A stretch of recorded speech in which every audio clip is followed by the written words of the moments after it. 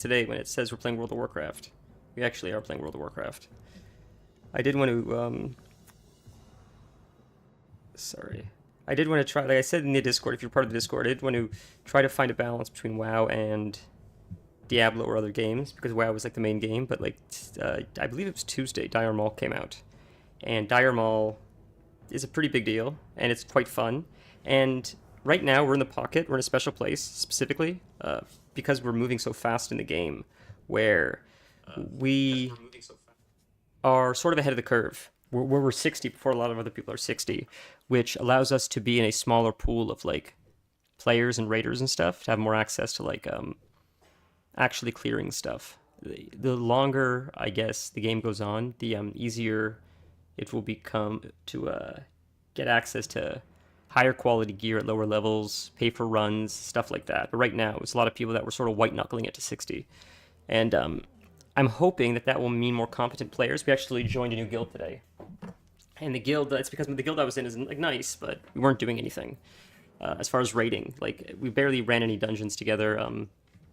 I surpassed most of the people in the guild, not because like I'm some pro player, but they just sort of stagnated, didn't log on for a few weeks at a time. The guild master hasn't been on in like 2 weeks at least.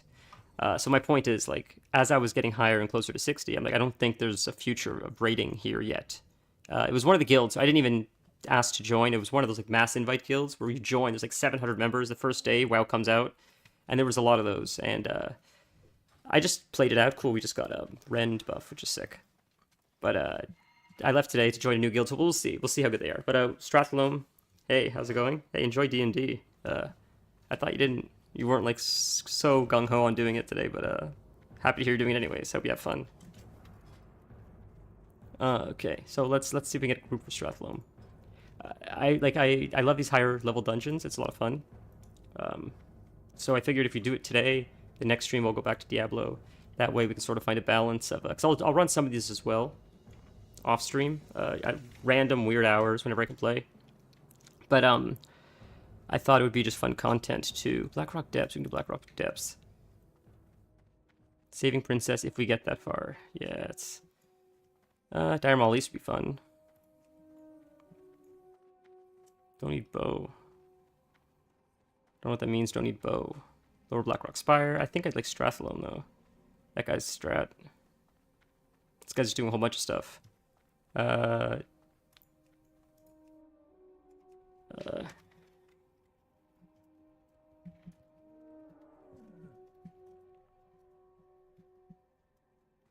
See if that group wants to run strat. They say they're up for a bunch of stuff, so if they want to run strat, then I'm like down to join that group.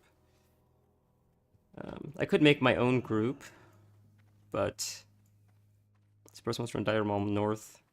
I figured like Strathalome has the most drops, so if we start with that, then it would be easier to just do other stuff, because you could sort of carry a little bit easier.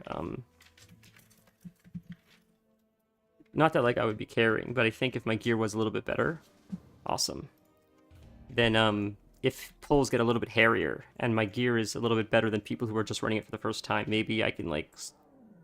I've done this, or other players have done this as well. Where like in Classic, if you have a little bit of a bump up in gear, sometimes you can like save a wipe by like playing creatively and sort of off tanking a little bit, because you're a little bit tankier. Because once you get into like higher level dungeon or raid gear, it's a little bit more forgiving if you make mistakes, from my experience.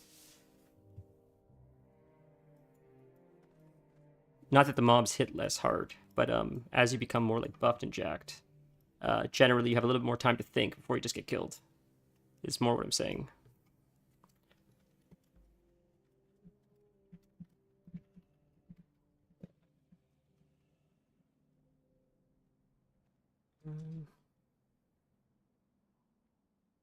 I'm trying to do all the quests now to get into strat. So, and I was always looking, like, should we do Scholo first? Should we do, like, I need to do the Onyxia attunement, which is, I think it's Upper Blackrock Spire. I've never done it on Horde. This is my first, like, 60 on Horde, so it's fun to see the difference. But looking at all the drops from all the different dungeons, like, most of Scholomance doesn't have a lot of great stuff for hunters, and, like, stuff that I would, like to roll on feels like dog shit to roll on, because this thing's, like, the rogue set, like, Shadowcraft Bracers. Shadowcraft Bracers are incredible for a hunter. Of course they are. Like, maybe it's not as good, or it's honestly probably just as good as like the hunter set, stat wise, because it's just like attack power and agility, which is like same. And yes, it's leather, but like there's no benefit to wearing mail in classic. They don't. There's no. There's like there's something that happens I think in retail where they incentivize you to wear your class's armor, because if you do, then it increases like mastery or something like that. But in classic, it's not the case. There's lots of warriors in leather. So my point is, like, I would hate to roll against a rogue, and I don't really want to do that. So Scholomance isn't great for drops. It's a few maybe, but if you look at Strathlone by comparison, like right off the bat, first drop, if this guy's a rare spawn, if he is up though, like that's crazy. And it is, of course, a rogue would roll on that too, but I think a rogue would be less salty if a hunter rolled on that, because it's not a rogue set. It's just like straight stats for both rogues and hunters, probably even warriors, honestly. But that's great. And then like you keep going, and there's some pretty good stuff. Like Mask of Unforgiven is lots of DPS classes, leather wearers and mail wearers. Even I think warriors are after that because the hit rating, it's awesome. If again, I don't know if the Unforgiven's always up. I think he might not always be up, but awesome. We're filling pretty quick. Yeah, but then like Timmy, I think, is it Timmy that drops the key? I thought maybe not Timmy, but the mayor or something drops the key. I thought maybe, I don't remember. It's been a while. But like those are pretty good. Those goulashes. I think one of the guys in the dead side also drops a bow, which is just like insane. The gun's not bad, but I feel like the bow is better. I thought it dropped in Strathlone, but dagger's not great. That's awesome. Like again, like yeah, maybe people are mad that that's like hunter gear, but like 23 agility, whether it's leather or not, is a very significant amount of stat upgrade for a hunter or a rogue. So I think a lot of people that don't play classic, that are coming from retail, are like Peacemaker's quite good, actually. It's a lot of attack power.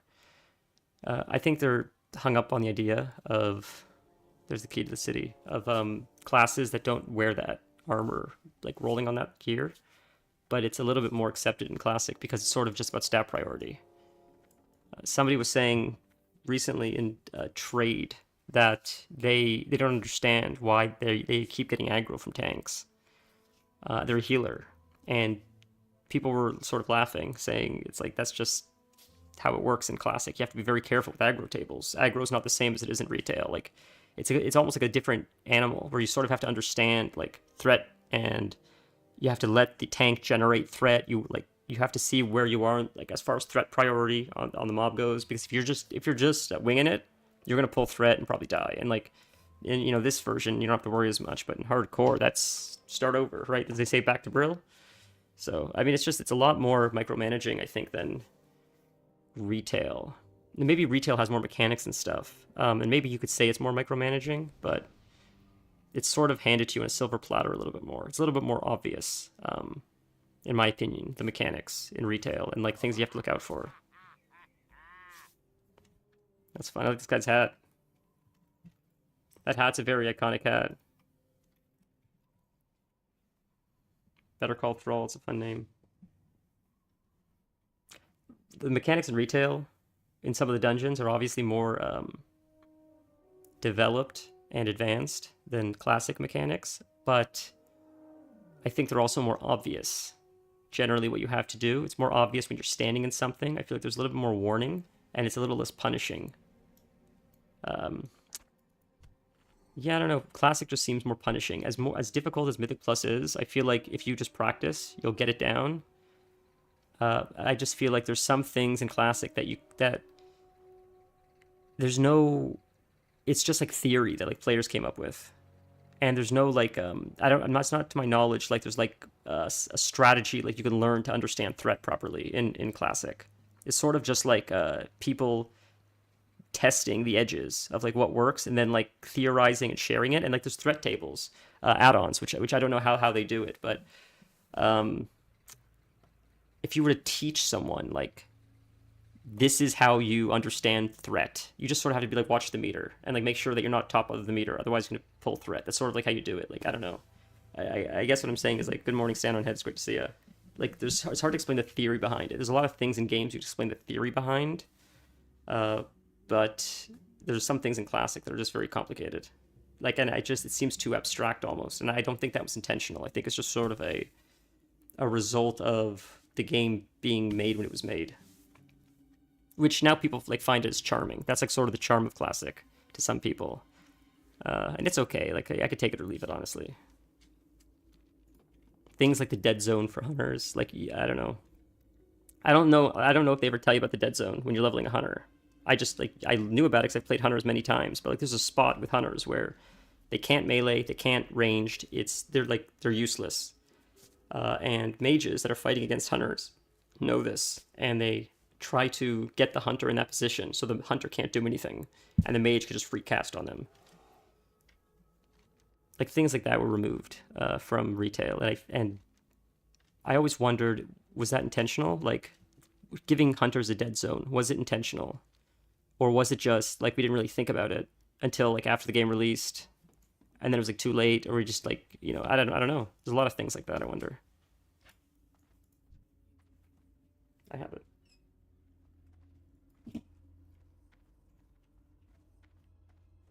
Someone's doing BRD. I was debating it, but we're in a group for strats. So that's awesome.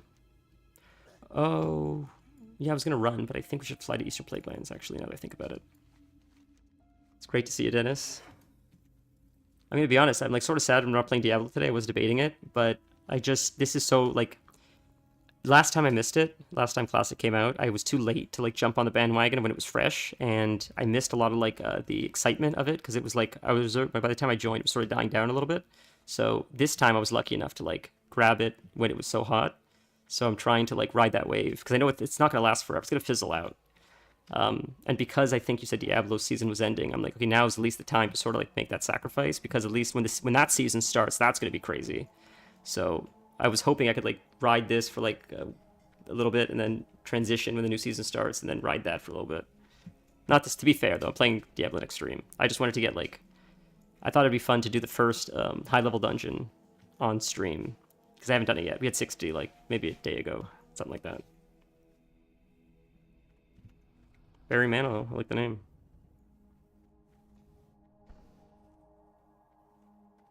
Man, the drama going on in OnlyFans is crazy, and I feel like you guys don't watch that stuff, but it's fun. It's so fun, and I was explaining it to the fiance yesterday. The reason why it's so fun to watch people play World of Warcraft is because the stakes are so high. They've spent like 60 hours plus, 30 hours plus, putting things into their characters to get them to level 60, to get them as geared as they are, running dungeon after dungeon, only to make one mistake, or someone makes one mistake, and it goes down the drain. Hundreds, thousands of gold, thousands of dollars worth of materials, 60 plus hours, all those lucky drops, like. So I guess when the stakes are so high, like you're always watching for one slip up, and it happens often, and often people are running out and freaking out, and I guess that's what you're watching for. You're watching for like the disaster that could happen, and it happened yesterday. So there's a lot of drama now because of it. It's 100% fine for the next season. Well, it's not for the next season. I'm playing it Tuesday. It's just because this just came out Tuesday, Dire Maul and all these dungeons. I'm like, now is the time to like do it while it's hot, because I feel like Diablo's gonna be exciting as well when it, when a season first drops. I remember it from Overwatch. Overwatch was the first game I played with seasons, and the game was at its best in my opinion. Like the first day of the season, but really the first weekend that the season came out. It was always just like there was like electricity in the air.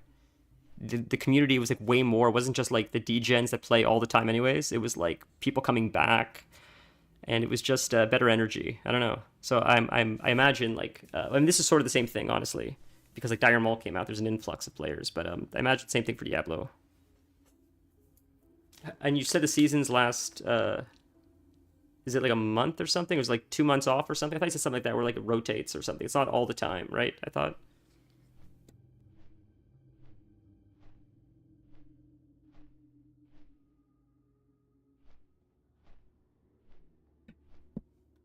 Okay, we're almost there. Oh, what do we need? I think we probably probably need a tank. Okay, that's awesome. We have a mage. That's wonderful.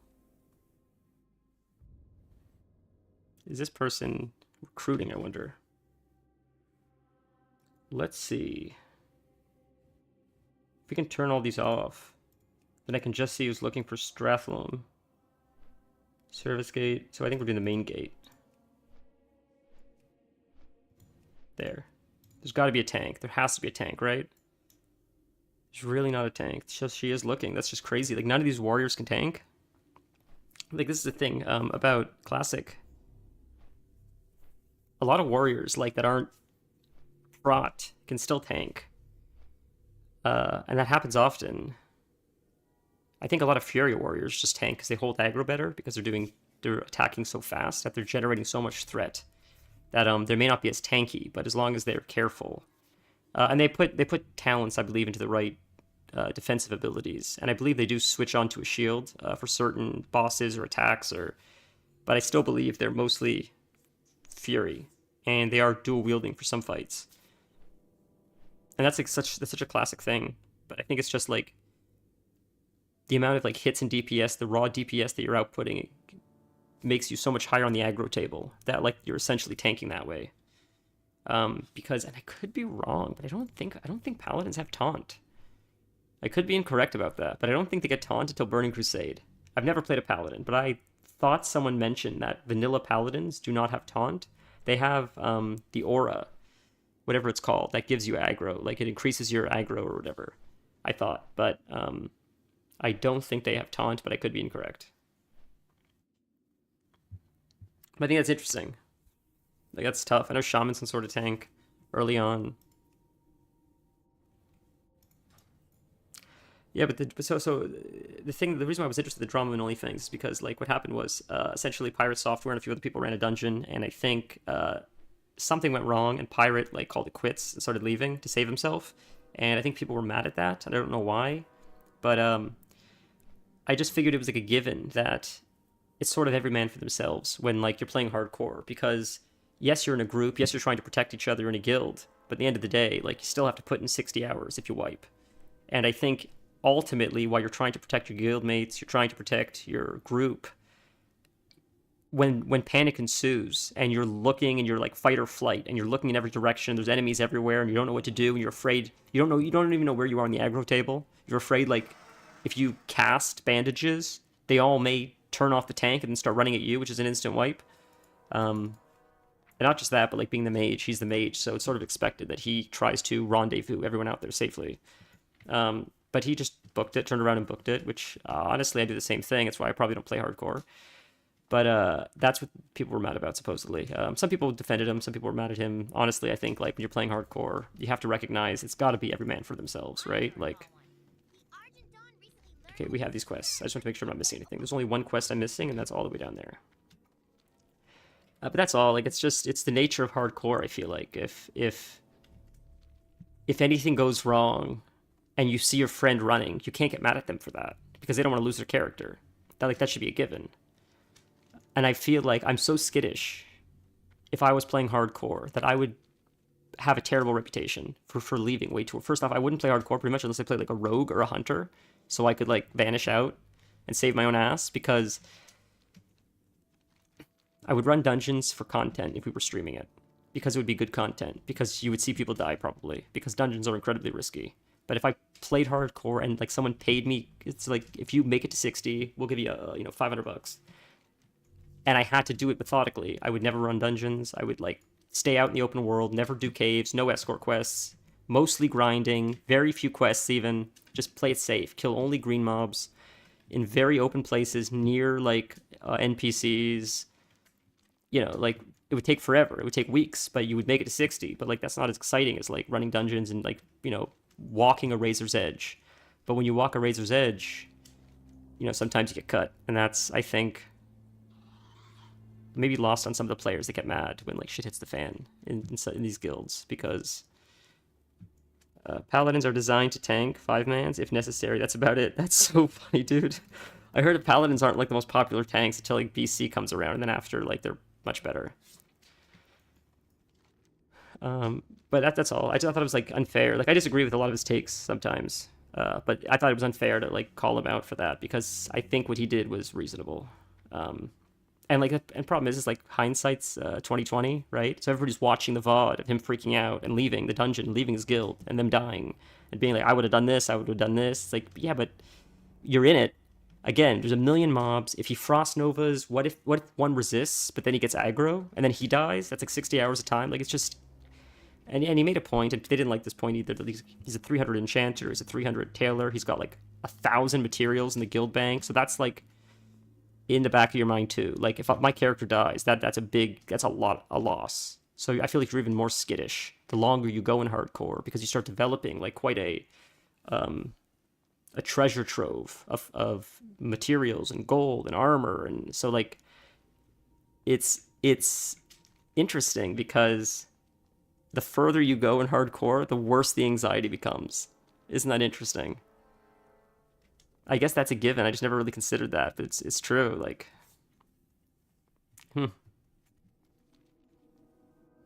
where is this Choroko guy? So, oh, this guy's in Dire Mall. I'm getting that quest. I got time. We're good. Awesome possum. Sick. This guy's in Western Plague Lands. This guy's in Dire Mall. So we're good. So that if he's in Dire Mall, then I hope he has level 55 food or level 55 water. So the cool thing about Dire Mall is, and oh, someone's shooting at me. Mages had level 45 water this whole time. And Dire Maul came out, and now there's a quest, I believe, for mages or a boss or something that you can kill. And it gives them level 55 water, which is, like, much better. For casters that have to drink every, like, 5 seconds, it's nice to be able to, like, drink once instead of having to, like, drink two rotations of water to fill up your mana bar. So that was a bit rough for a few weeks before Dire Maul came out. But now everything's going to get better again. Like, the best water was almost a gold for 5 because the Argent Dawn sells level 55 water and food, but it's like 60 silver for 5 waters. So these poor mages and priests are spending like 10 gold a day if they're running dungeons just to like get water. I don't even know what that means. I just copied it. A forum discussion. It sounded like the guy knew what he was talking about. You're so funny. I think you're right, dude. That's so funny though. Like he said, he just copied that. Like paladins aren't great tanks. They're mostly for 5-mans. I feel like that's the case for Classic for a while. And maybe Paladin mains are going to be like, that's not true.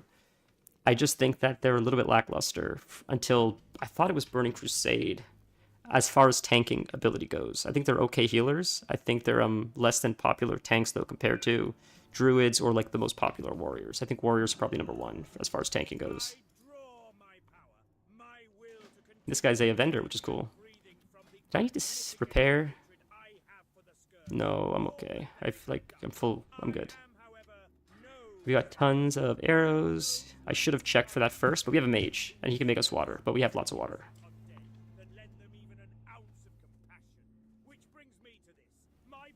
I learned my lesson, didn't touch those when I saw them. Yep.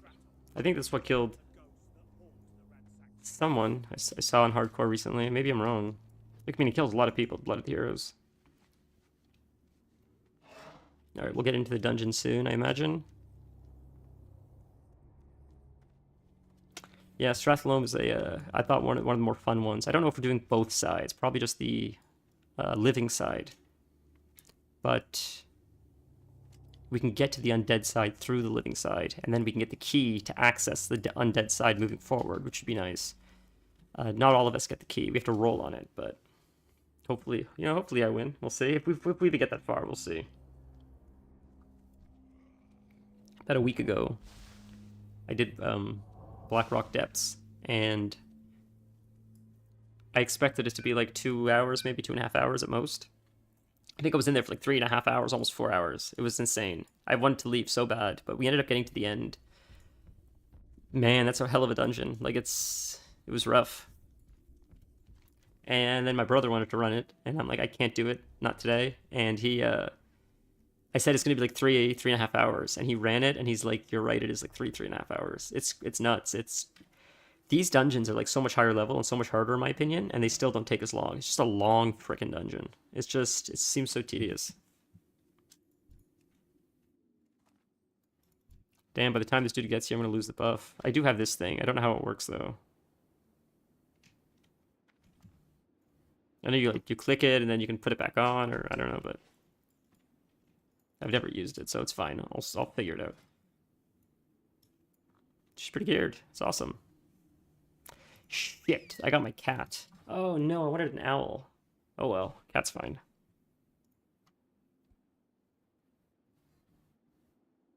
I have to say I'm craving Diablo. I've been wanting to play it, and I'm like I could play it offline, but I'm like I want to do the story online that like we've been following the whole thing, and I want to like that way if someone watches it, they can like follow along and catch the whole story. Otherwise, there'll be like gaps missing, which so. But that's a sign. That's a good sign. Like when because there's a lot of games which feel like there have been times, as much as I love Baldur's Gate, and same with Elden Ring, there have been times when like it felt like a slog, where it's like I want to get through this part so I can get to the next part, but I haven't felt that with Diablo. It's just like it's craving. It's like but it's a very dopamine game. It feels like it feels like simple enough where it's just like Super Smash Brothers. I've said that before. I think it's like a dopamine flooding kind of game. I don't know. These guys are in a guild together. That's awesome. I like seeing that because hopefully it means there's like some kind of what's the word I'm looking for? God, I can't think today. Not consistency, but cohesion. Maybe cohesion's not the word. They're working in unison. They're working together. They're working as a team. They're coordinated. There you go. Holy shit. How could I not think of the word coordinated? Good lord. Fried. Absolutely fried.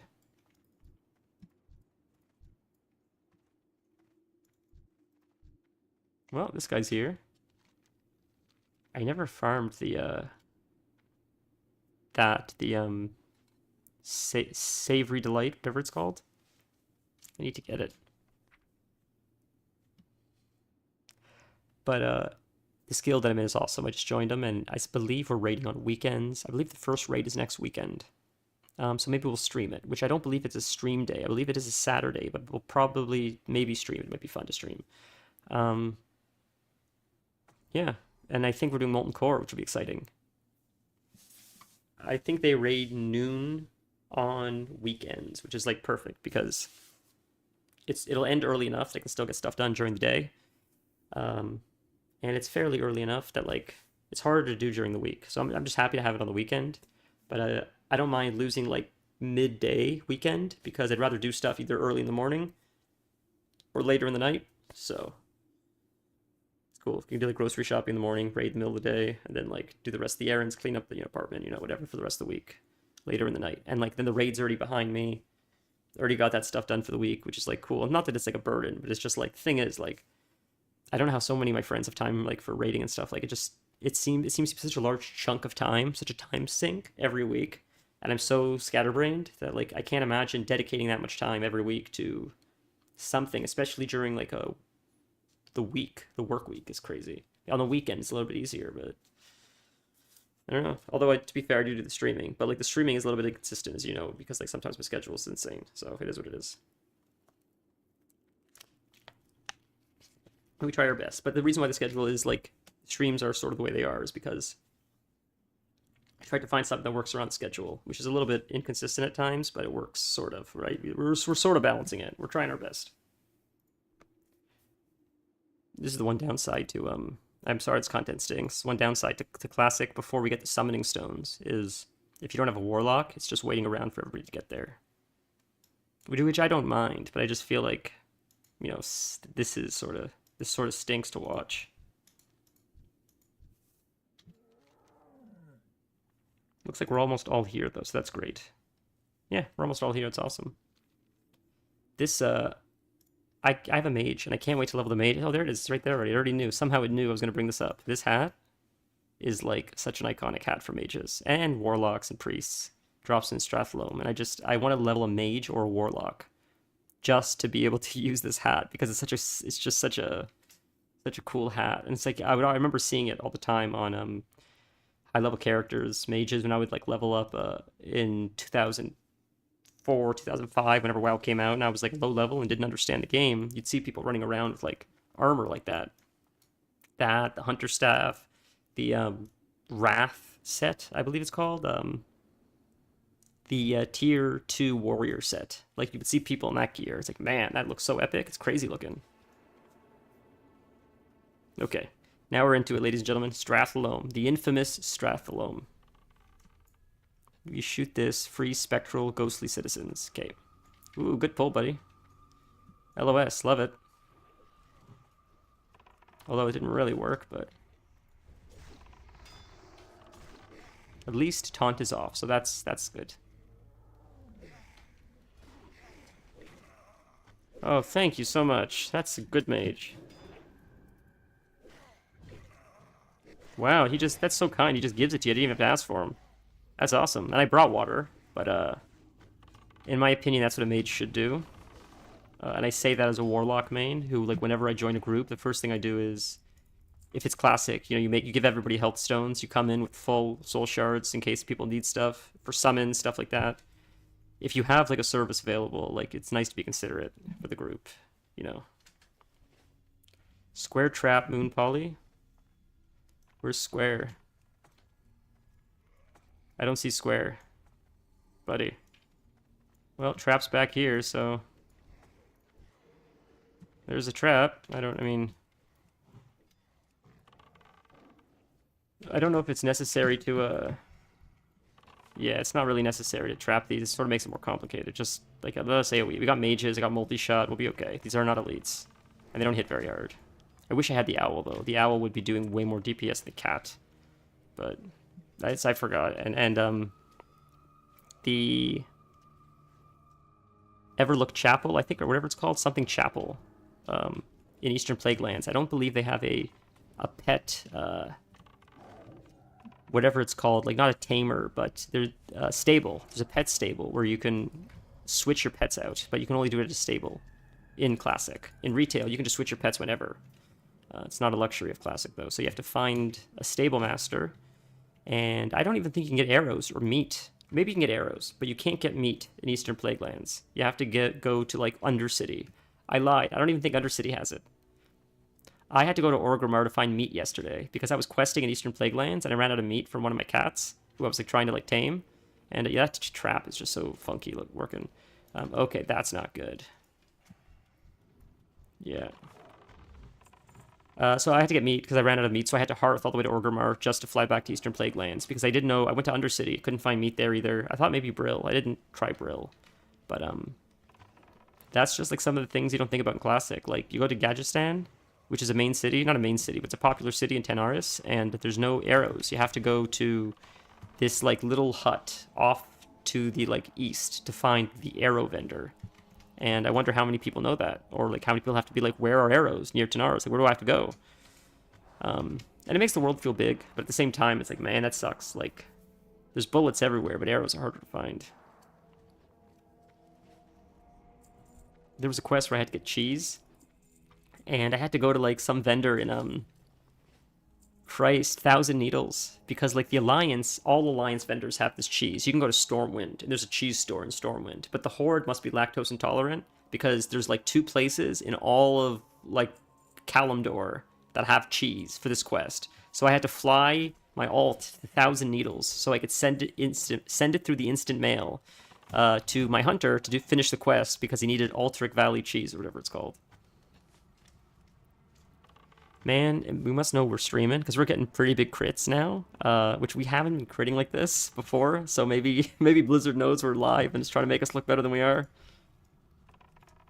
Like, once in a while it hits for, like, 1k, but it hasn't been hitting for 1k, like, very often. It's nice when you see that big number, four digits. Ooh, that was a totem that aggroed.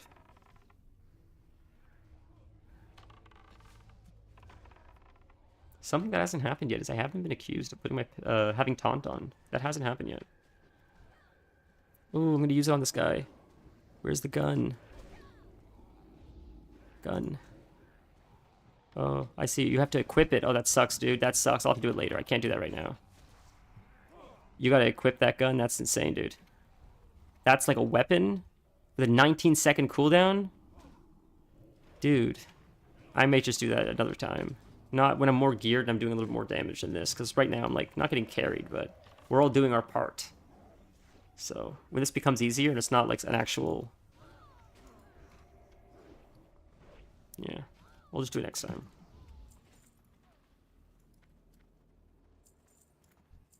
I feel like we're going to be running this a lot with the guild, and I still have quests that I'm going to need to, like, there are quests where you come in here, you do stuff, and then you leave, and then you come back.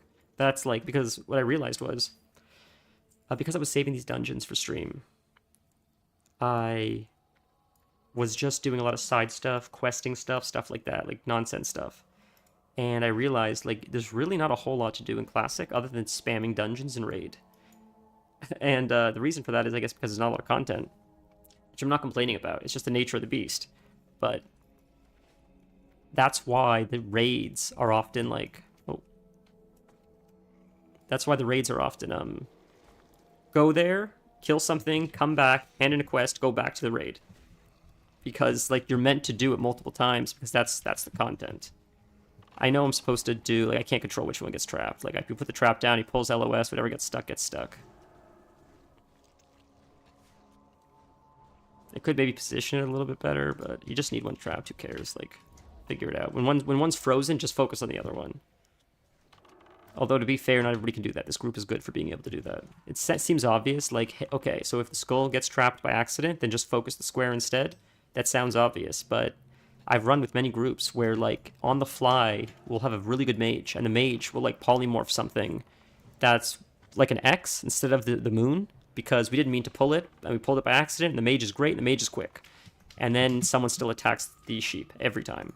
And the mage is like, you stop attacking the sheep, and the person's like, sure, and then they still do it. And it's not intentional. I think they're just, I guess they're not as quick to react as the mage is. The mage is, like, switching targets very quickly to sheep a mob, I guess, to help with crowd control and to help with incoming damage. And I guess the player that kept attacking the sheep, it's been a few different players, actually. It's happened a few times, with sheep specifically. Maybe sheep's not as obvious as trap, I don't know. But the few times that it happened, I don't think it was intentional. I think it was just, like, too slow to react, or too slow to realize what they were doing. But my brother plays a mage, and a few times I've done stuff with him, and it's happened. It happens quite often to poor mages. Poor mages, man. But yeah, he gets a little bit frustrated. It's funny. Ah, darn.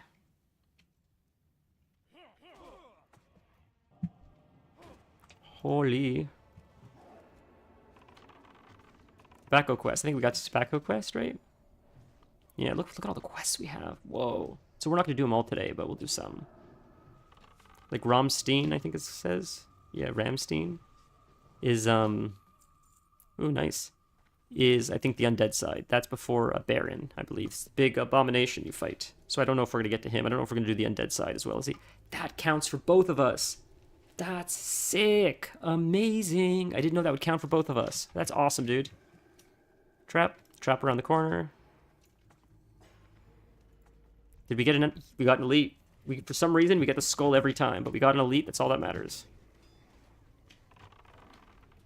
And look how good this mage is. This mage is able to blizzard without hitting the trap. That is crazy control.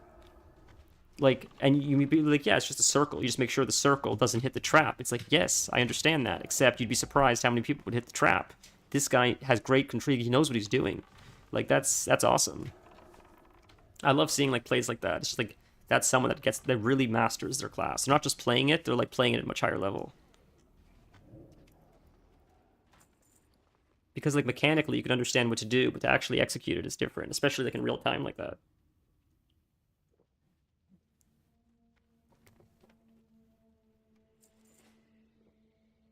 I do have to say I love higher level dungeons for this reason. It just, especially at this point, maybe because so few people are 60. Like, as I was looking for, like, raids and raiding guilds and higher level dungeons, like, I couldn't find many people, and I guess it's because a small group of people are, like, even in the higher 50s right now. And when I say that, there's probably, like, a couple thousand people that are, like, 60 or high 50s, I'm sure. But compare that to the entire player base, and it's a lot less than it will be in, like, a month from now even. Meaning it's mostly sweats that are 60. So you get proper coordination. Not so much funny business. People that know you're probably going to be grouping with the same people again, so be respectful. Things like that.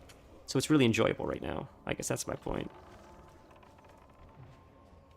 You know, the longer it goes on and the easier it becomes to level up, you start getting, like, for lack of a better word, more frequent degenerate behavior.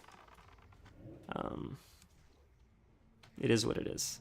So it's just nice to have this golden period where everybody seems to be getting along for the most part. It's funny because when Classic first comes out, everybody's so friendly to the point where, like, I remember my brother sent me pictures of this. There are quests where only one person at a time can attack it, so people were legitimately waiting in line in World of Warcraft to say, you were here first, you go next, and I'll go after you, and the person behind, like, it's crazy. Like, that's how it was when it first came out. And that's changed, of course, but it was just nice to see, like, I don't know. Seeing stuff like that is infectious, I think. I think it works both ways. When you see negative stuff, it makes you feel like negative emotion. But I think at the same time, when you see kindness, acts of kindness, of positivity like that, I think it also is infectious and makes you want to do good.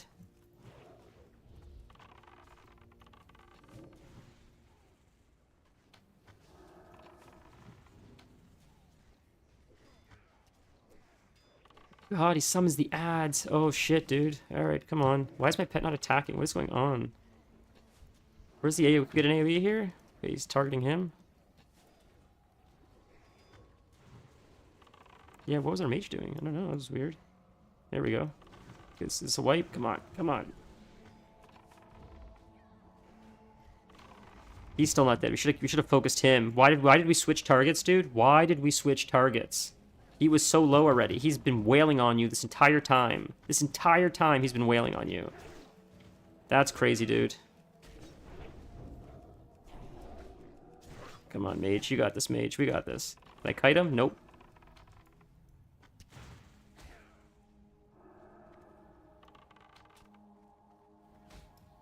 We pulled more. Okay, this is a wipe. How did all of that pull? That is insane.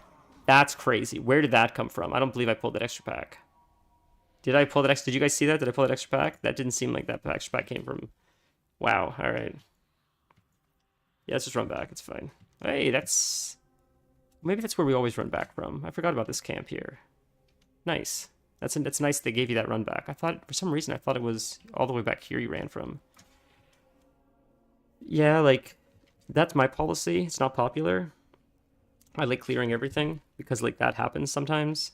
I know people say it's a waste of time, but, like, my logic is if you have to run back, generally it's longer than just clearing. If we clear their pack, maybe it's like a minute, 2 minutes at most. A run back is probably like 3 to 5 minutes. In this case, it seems a little bit less. Maybe it's like 2 or 3 minutes. But it's still a pain in the butt. Plus, if you die enough times, you have to run out of the dungeon to repair, to run back, and then kill the respawns. So it's almost like faster.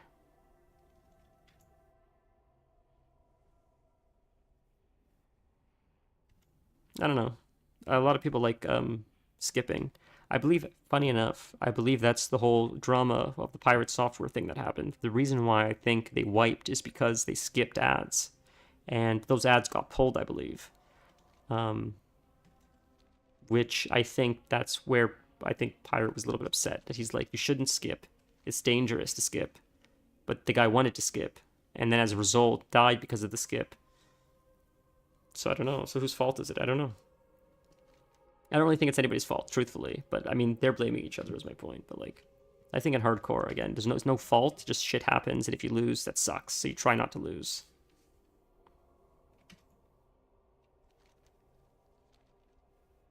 Yeah, but, like, see how quickly that went south? I could have feigned. I was trying to survive, though. I had the opportunity to feign a few times, and I probably could have survived it.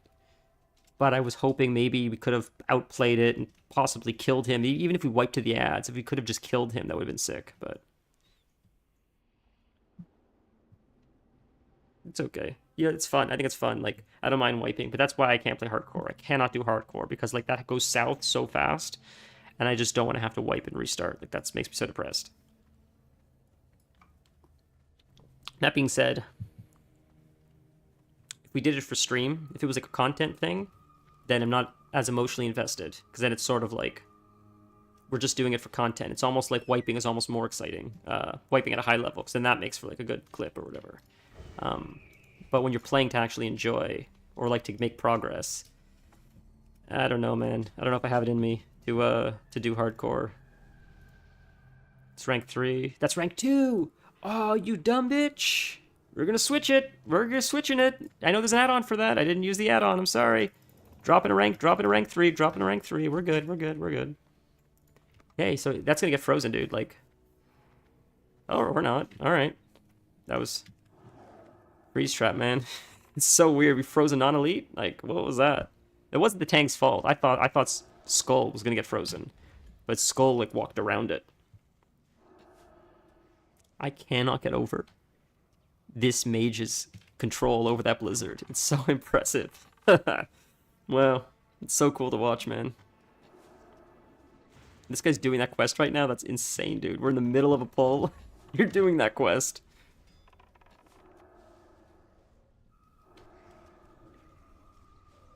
That's our healer doing the quest in the middle of a pull. I love it, dude. We don't need the heals. It's okay. It's just, that's funny to me. That guy's confident. I like seeing that. I'm okay with that. Like, that's ultimate confidence. And I don't believe we died because of the healer. I don't believe there's anything the healer could have done. I believe it was just a bad pull. And I believe if it was the fault was anywhere, not on any one. The fault was on the choice of switching the skull from the tobacco guy to the zombie. The tobacco guy was almost fully dead. I understand we got an extra pull, but if something's almost dead, put it down so it's not still attacking you. Because even if it's at 1% health, if it's alive, you're taking extra damage. Get rid of at least some of the incoming damage, and then we'll switch targets. Whatever's lowest, just remove that damage from the equation. Give us a little bit more survivability. That's my point. Oh, it's a rare time when I can multi-shot. Did he want me to trap that? I don't think he wanted me to trap that, but...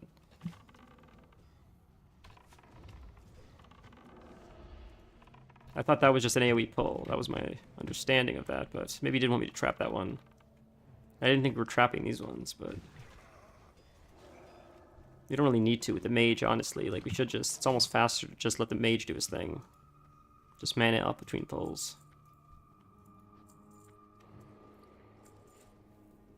How geared is this mage? Yeah, pretty geared. Good for him. You could tell. Mage is crushing it. Good for him, man.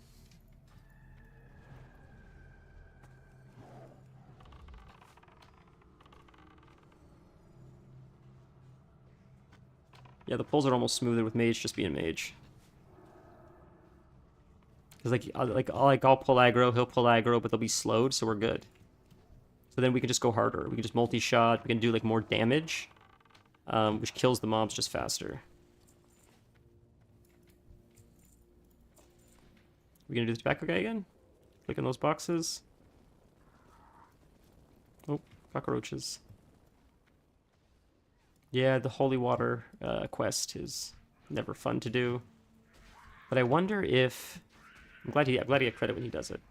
I wonder if I can just buy it, how much it would sell for on the auction house. Because I feel like it's flooded, the auction house now at this point. I don't need to do the quest.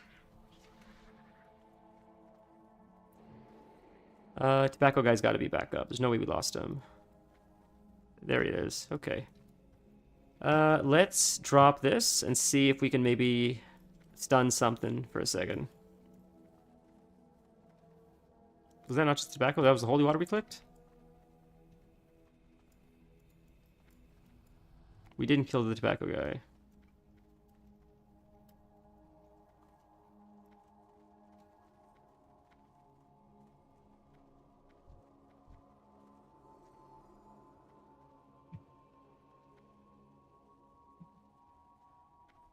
I don't see his corpse anywhere. Oh, he's doing this thing now. Alright. Hey, drop the AoE. Here we go. Come on, Mr. Tank. If you just pull him 2 feet behind, there you go. Okay. There we go.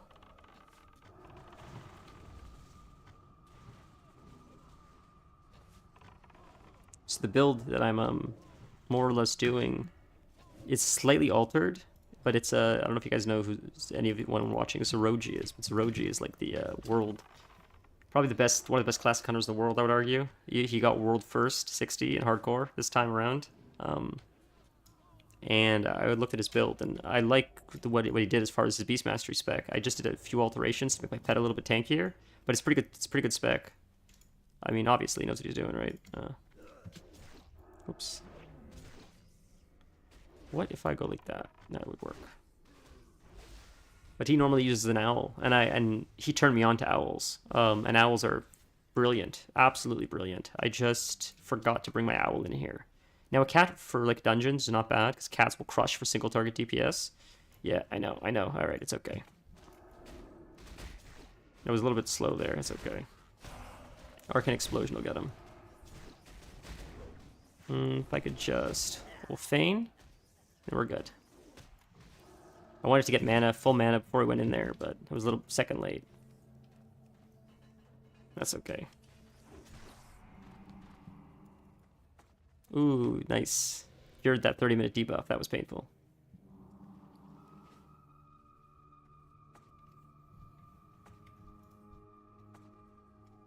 You guys having a nice day today?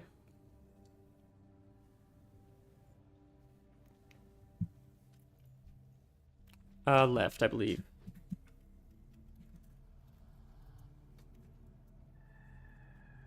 Right, I can't see, but I believe it's left.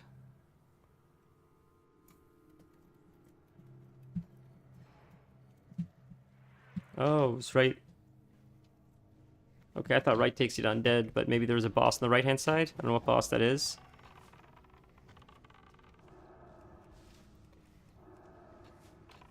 Is that an undead boss we're fighting? Or a quest boss, maybe? I don't remember Strathlum very well. I remember the undead side more than I remember the alive side.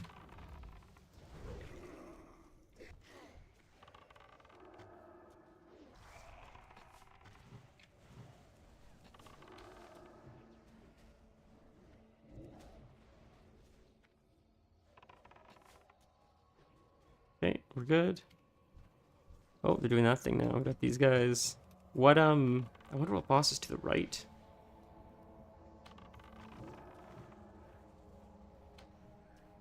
Okay. I gotta find, there is an add-on I remember I had last time during, like, the COVID Classic, which is, like, silly to call it that, but I don't know what to call it. The original Classic, which is not vanilla, it's different, that's why I call it Classic. But it would show you the maps of the dungeons, and I don't remember what add-on it was. I thought it was like Leatrix Maps or Leatrix Plus or something, but I guess it's not, so I'll have to find what it was, because it was really convenient to see the pathing. It won't show where your character is on the map, it'll just show where to go. Like, you know, this side is undead, this side is living. Unforgiven boss. Oh, that is an undead boss, isn't it? Am I crazy? Excuse me. Am I nuts? Oh. Alright, well, drop a trap. We got a trap drop. You gonna pull him in? Nope. Alright.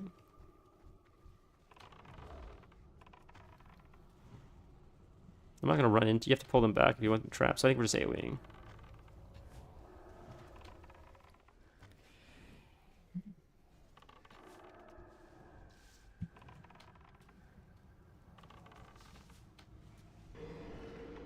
That's fun.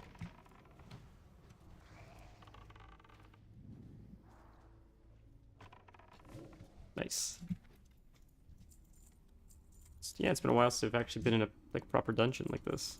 A little bit rusty. Need to shake the cobwebs off.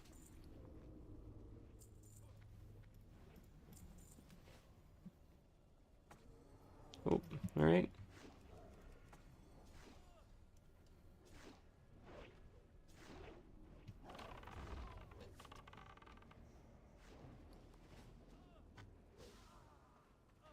Nice. Hey, not bad.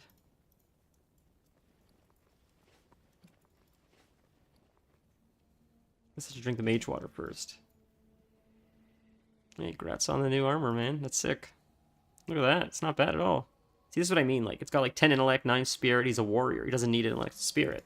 But like, you wouldn't get mad at him for rolling on that. It's got first off, it's the only plate wearer in here. That's one thing. But really, it's not even about plate. It's that it has strength, it has agility, it has stamina, it has a lot of armor. That's good for a tank.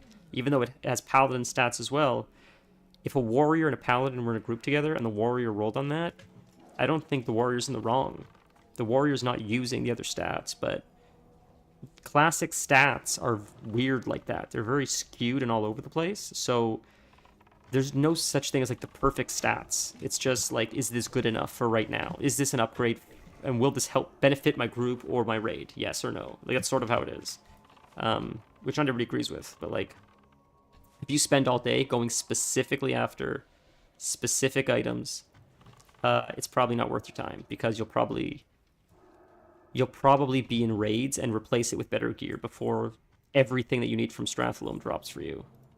Like, so just you'll be in some Strathalome gear, some Dire Maul gear, some questing gear, maybe something you bought from the auction house, and then you raid, and then you start replacing it with like tier, and you still run like dungeons in between, but like it doesn't always drop, or you lose against another hunter or a rogue or like a warrior. So, you know, that's just the name of the game. Like, the rogue's gonna want to roll on Unforgiven, which is who they were talking about. It's the Helm, I believe they're talking about, which is like coming up. Not that one. Is it this guy? One of them, anyways. And I'll roll on it too, and the warrior probably will roll on it too, because I've seen many warriors in the Helm. It's got hit rating, it's got attack power. Those are huge for like all three of us. All three of us need that for rating. We all need to be hit capped, and hit rating is very difficult to come by. So having a Helm that has hit rating and attack power is like, my god. So it's very sought after. It's probably why the rogue is here, honestly. It's partially why I'm here. Hey Jay, it's great to see you.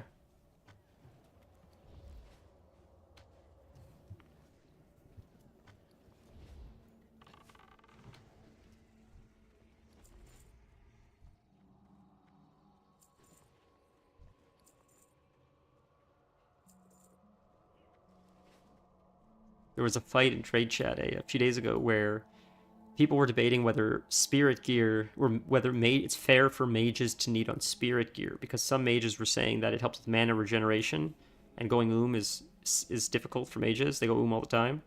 So some of them like to like invest in like spirit, or like they would roll on spirit gear for that reason. I think this is the guy we need. And people were saying that's like bullshit. It's like straight priest armor, and I don't know what the answer is. I don't play either class, so I don't know what the answer is. But that seems like a very classic argument, where like, I feel like both could be right, maybe. I don't know. I feel like there's like high-level mage gameplay, maybe you consider spirit. Maybe like mana regeneration like does come into like min-maxing DPS. I don't know. Wow, it's a lucky warrior. Very lucky warrior. So that's all. So it's just like, you know, gear's weird and classic. It sort of makes for awkward conversation sometimes. Because like, both of you could be right, and that could maybe be a problem. If you guys are like calling each other ninjas or fighting over it, or like you have a disagreement in the middle of a dungeon, I try to just, whatever happens, happens. Even if I'm not happy with the result, I'll just like keep it to myself. Because I'd rather at least finish the dungeon than like, you know, cause... And you just run it again. It'll drop eventually. And if it doesn't, I'll replace it in Molten Core or whatever, right?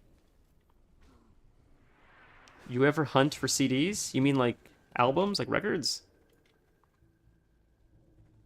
Is that what you mean? Like is that what you mean by CDs?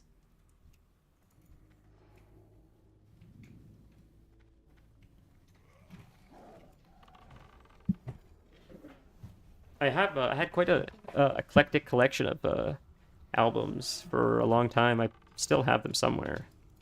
I just don't really listen to like my CD player anymore. I've certainly been certainly adapted very easily to the digital libraries of Spotify and all that. But there was something, you know, it's funny, we had people over this weekend and they were saying how much they love books.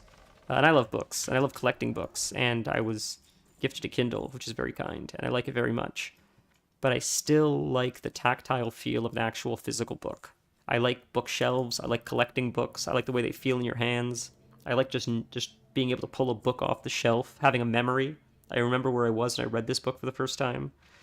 And I think it's the same thing with like CDs or albums or records, or it's the digital is sick, but at the same time, like, There's something nice about being able to like look at your collection, watch it grow over time, have favorites, remember what happened when you listened to that album for the first time.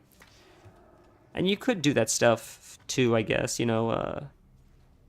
with digital, but just something about like the physical copy feels a little bit different. I don't know. I don't know.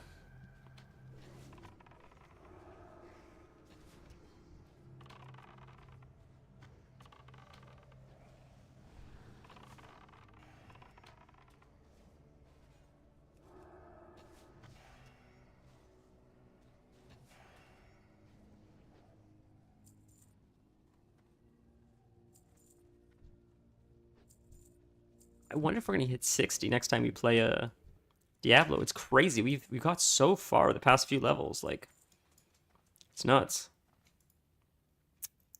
Man, they're all shit. Every single one is like just shit.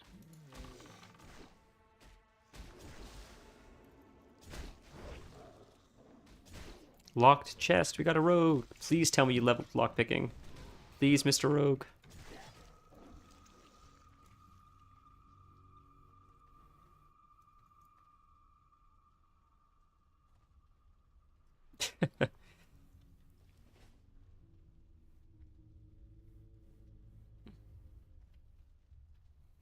Is that an add-on? That's weird, dude. Neat. Not great, but... Is she gonna get that chest? She get that chest? She opened a mithril lockbox. Can we get chest? Yeah, dude. There could be epics in there. Come on, it's Strathlome. Like, who knows?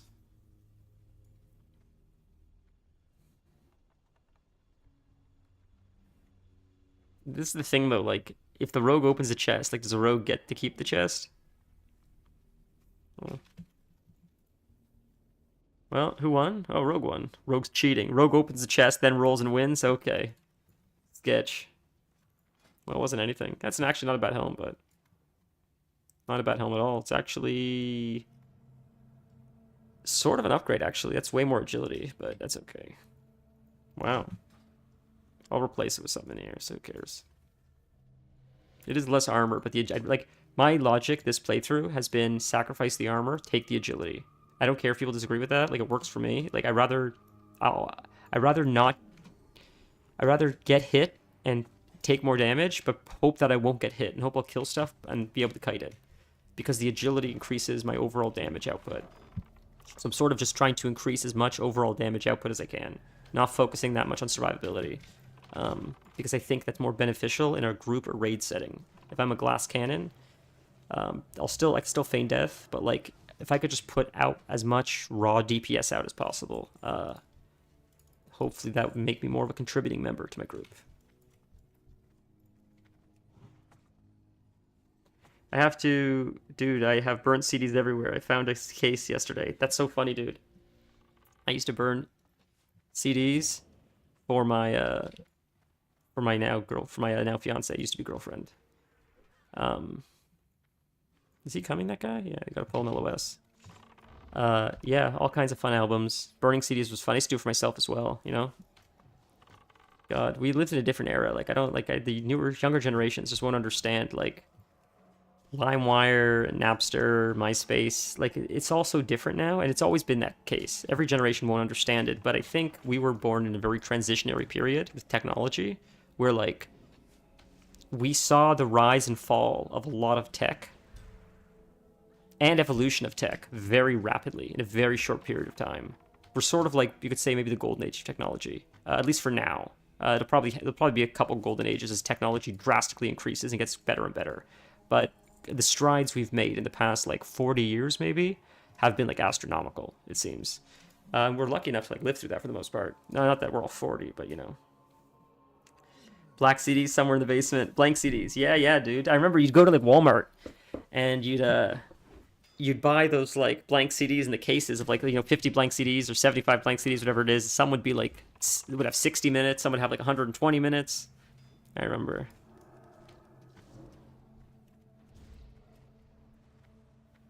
Yeah, I was burning CDs when I was quite young, actually. Allegedly.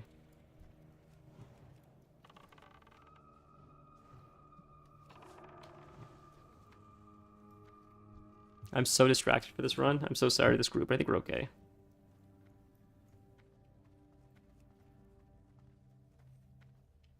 He's gonna LOS it, right? Or is he not LOSing?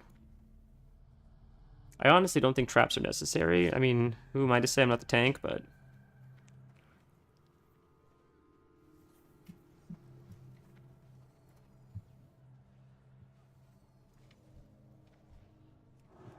we're not, okay.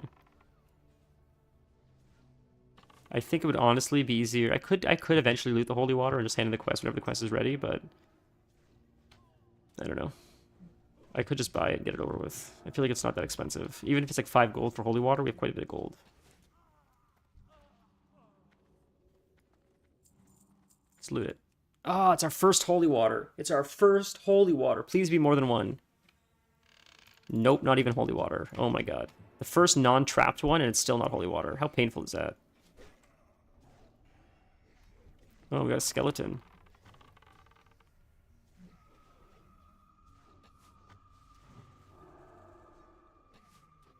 Not worried, it's fine. Just a skeleton. Okay, another one over there. Is that a trap? Gonna grab it? Trap. Knew it. Yeah, I don't think there'd be two real ones next to each other. Maybe there's no rhyme or reason. Maybe it's all random. It probably is all random, but I don't know if I've ever seen two like next to each other like that. CD burners weren't affordable until I was in high school. They were crazy expensive a few years prior. Yeah, like a CD burner was like a piece of tech. Like my computer had it built in, I believe.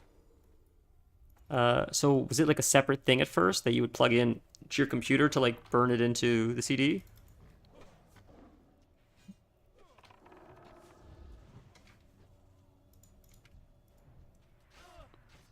If I remember correctly, I'm pretty sure my computer had it built in, I thought. I don't think I was using an external thing. But that's like all tech. I remember when DVD players first came out, and like Blu-ray first came out, like they're so expensive when it first comes out, and then it, like as competition enters, like it starts like leveling out the playing field of like pricing, becomes more competitive. I've never seen Timmy over here. That's insane, dude. I didn't know Timmy could be up here. I didn't know where Timmy was. Normally he's like over there, so I thought that was strange. Wow. So Timmy doesn't drop, or does Timmy drop the key, or is it someone else that drops the key?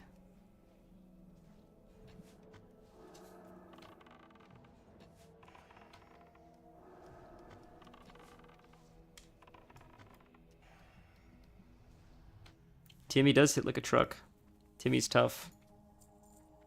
It stinks, but that's good for the healer, or, I mean, maybe. Yeah, I forgot I should have that. I don't have the thing. If I loot it, can I do it? Can't loot it. You already took it. Okay. We'll replace that with that.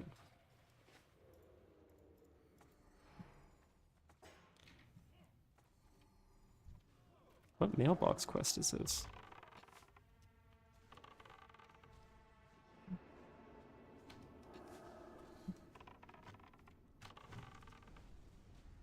My first computer was before USB ports, though, so the 2x CD-ROM drive plugged into the sound card, as was standard at the time. I don't recall a standalone CD burner for consumers. Not sure the ports on the back of the computer could transfer data fast enough. Wow, that's crazy.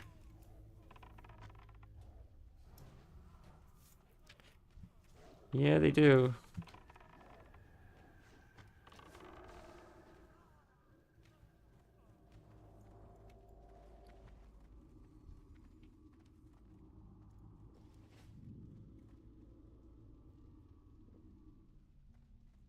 Wow, so when was your first computer, if I may ask?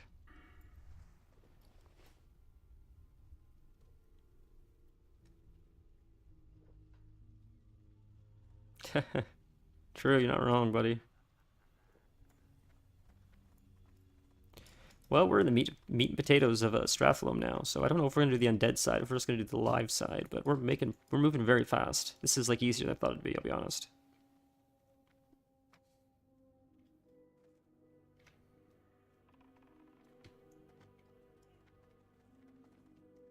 Picture frame quest. I don't think I can because that's a chain, but I'll try my best.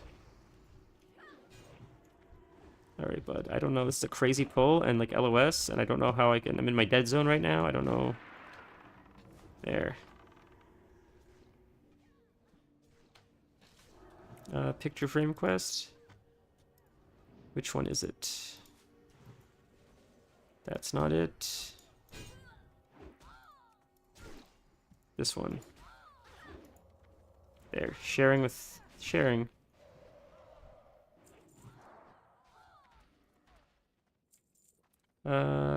Resic completed.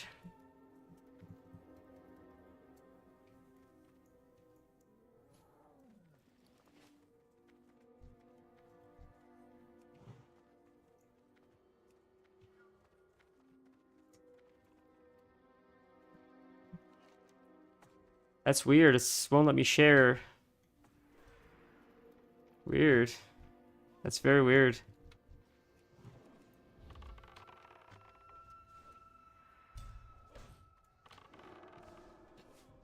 Hey, look at that. A nice compliment. I think it was mostly for the mage, but...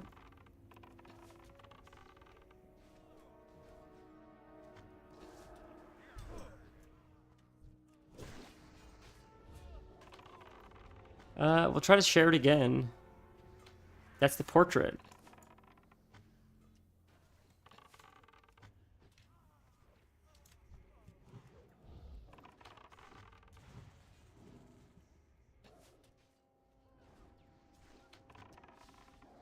Yeah, return the painting to Tyrion Fordring. Oh, already on the quest. My apologies. Yes, yes,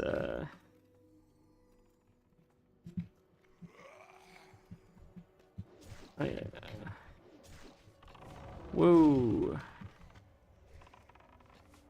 What is that? What's that about? Why did they... Does that always happen? Pats? Or is that from something?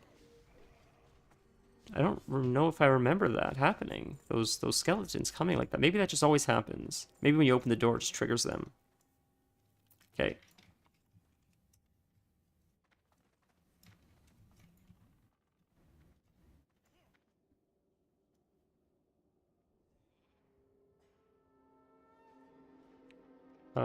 Alright, alright. I thought we were gonna pull around the corner. That's why I put the trap there. So once they come... So if you pull LOS, they come around the corner, and the first thing that runs around the corner gets trapped. But we can do it this way, too.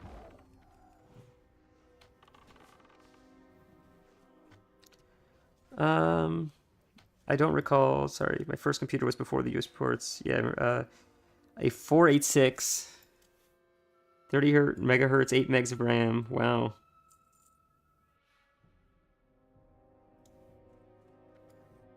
Our first computer was compact. Sick.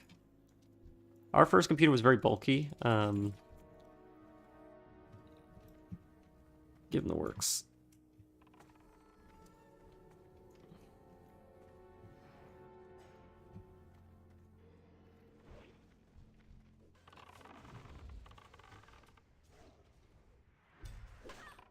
I think it's risky to pull the way he's pulling, so I was waiting. I was waiting to see if he was going to pull LOS, but hey, that might have been a biggest crit yet. That's sick. Just because if we get a runner, and I can daze the runner, but if my daze misses, then the runner's running into ads, and we get a nasty pull. So like it'd be safer to just pull LOS because we have all the space to play around. And plus, if you do an LOS pull, they all group up, which is like makes it easier to AoE. But it's fine. It's not like we're not doing it. Just it might just make it a little bit of a cleaner pull, a little bit of a safer pull. And I think the next room might be the hallway where Soda died. I could be wrong. Not that we're going to die, but it was very unlikely how he died, to be fair, but I think it might be the next room.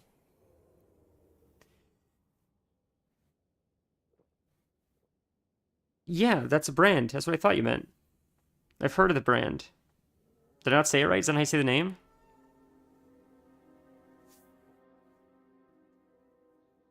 There was also, like, Gateway was another one. Is Gateway and HP are not the same? I remember Gateway was like a cow or something, right?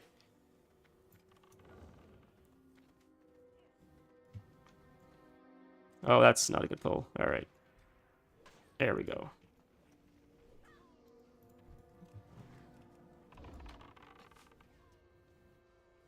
I'm sorry, I'm a terrible hunter. I gotta get better.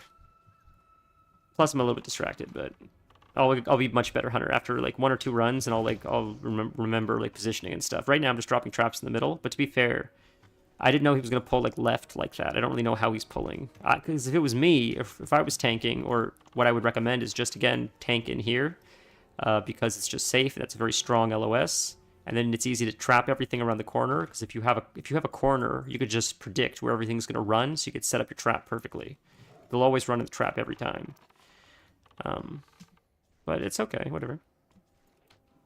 I think in Season of Discovery, you can throw your traps, which is crazy. Like, that's awesome. I can't imagine how different the game would be if you could throw your freaking traps. Like, Jesus.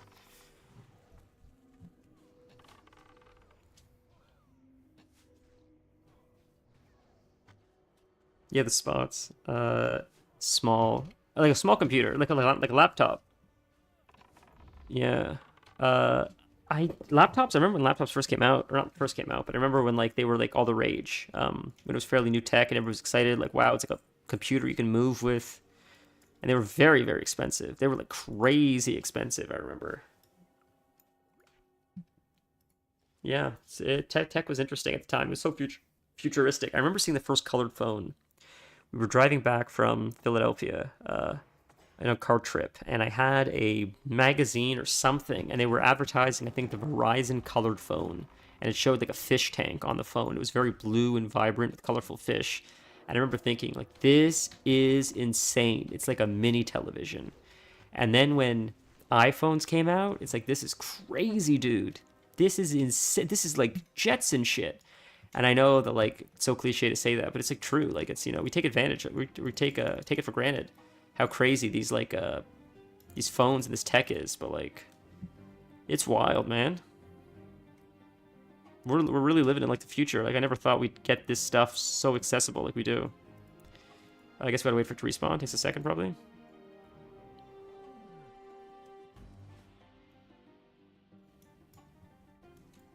that a quest? Is that another quest?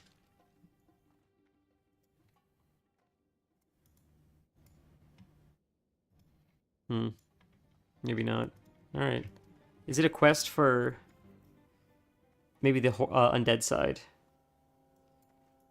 Yeah, but just seeing like FaceTime is sick. FaceTime is crazy. When you see FaceTime,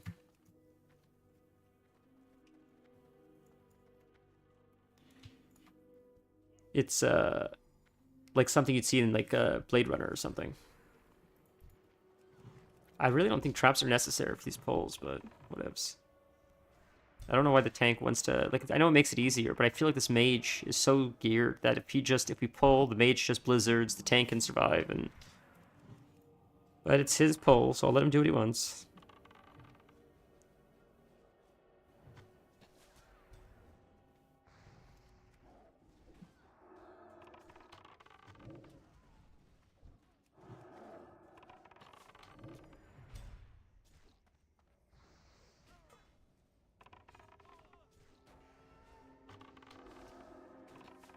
Man, this mage is crazy. This mage is like I have a mage, like level 20.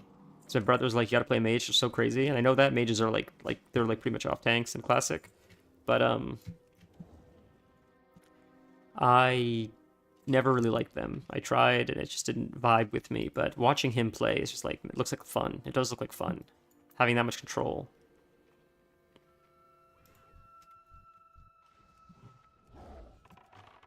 We watched a movie yesterday and today. I think we fell asleep, so we turned it back on today. Called Carry On. Have you guys seen it with Jason Bateman?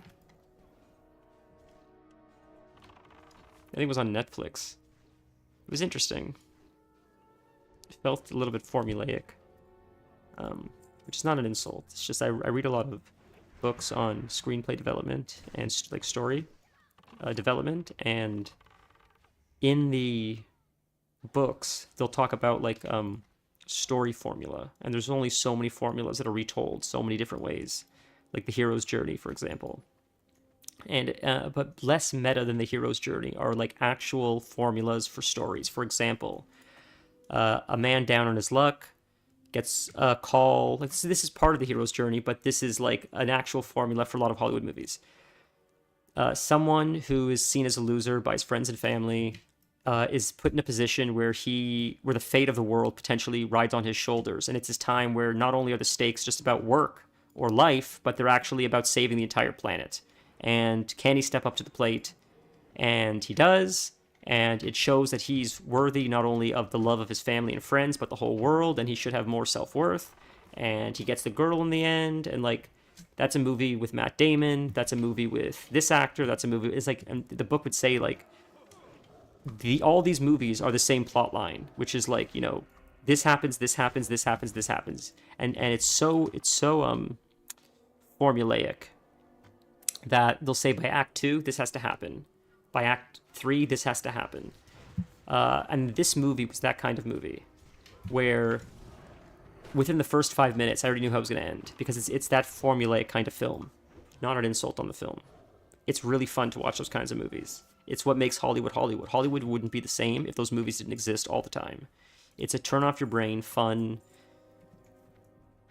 action, silly movie. You know, bad guy, not, like 80s kind of movie. That's what it felt like an 80s kind of movie.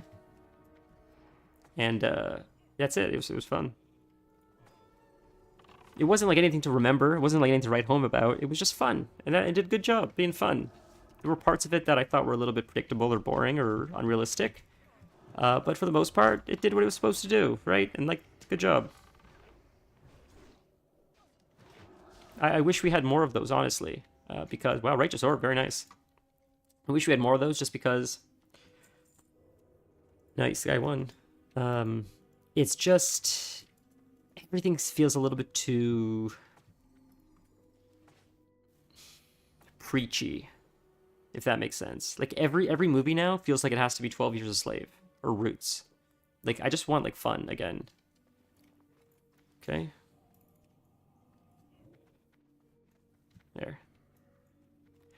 But everything that comes out, even movies that are meant to be, like, silly or fun, there's usually a scene or a part where it's, like, preachy. Where they have to, like, share a lesson. It can't just be, like, just, like, mindless entertainment. And this movie was mindless entertainment. And I think everybody, including those subjected to, negativity currently because of whatever reason they're facing in their world, even they don't want to always feel like a victim. Even they just sometimes want to just turn off their brain and watch Tom Cruise be really cool.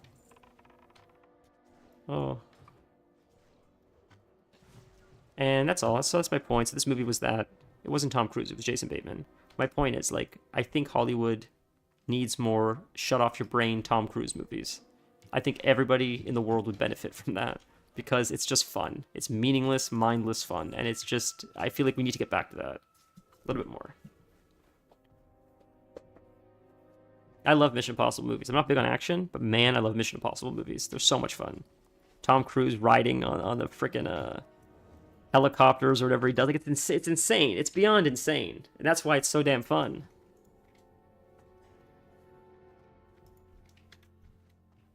Like James Bond. I loved Pierce Brosnan as James Bond. He was such a fun James Bond. Daniel Craig's not bad. Daniel Craig just doesn't have that... I don't know what it is. I don't know what it is about Brosnan, but he's just... He's more suave, in my opinion. Something about him. He's more Bond than the other guy is. The other guy, whatever his name is, I just said, Daniel Craig. He's a good actor, but he seems like... Holy shit, there's no way that's better though. He's a good actor, but he just, I don't know. He just seems like he's like a professional cyclist. I don't know what it is. I don't see him as like James Bond. Not Raw? What's Raw? What do you mean Raw? What did I miss? Oh. Like, that was not the best trap. Could have been better placement than that, but...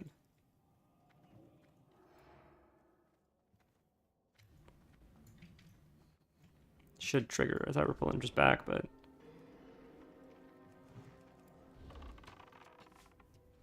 Sorry, I'm distracted. Sorry, buddy. Although, to be fair, I think one sheep is plenty. Like, we need to fight one mob at a time, but...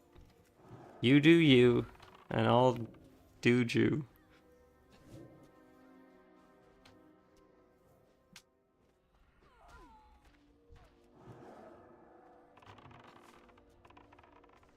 This is a very distracted run.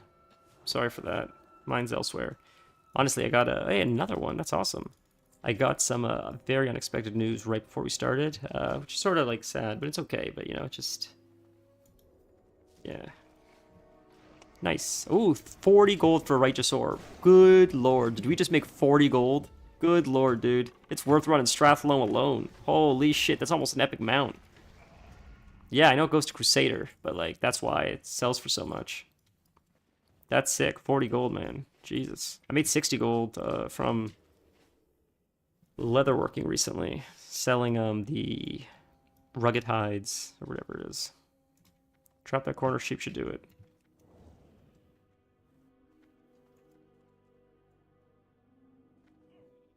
Sorry, I'm keeping distracted by this fucker. Talking, it's my fault. I'm not used to trapping, I'll be honest with you.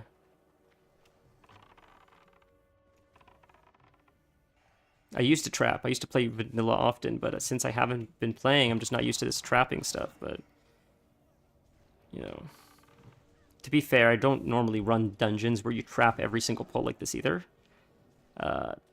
Generally, at this point, we're tanky enough that we could just, like, maybe one sheep if needed even, which I don't even really know if we even need the sheep because, like, these guys are so jacked. This mage, this rogue is just crushing it. This mage is crushing it. It's a very strong group. Maybe me excluded, but...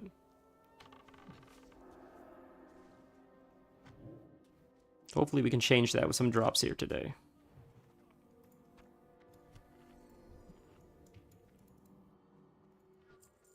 Now it's the cannon boss, right?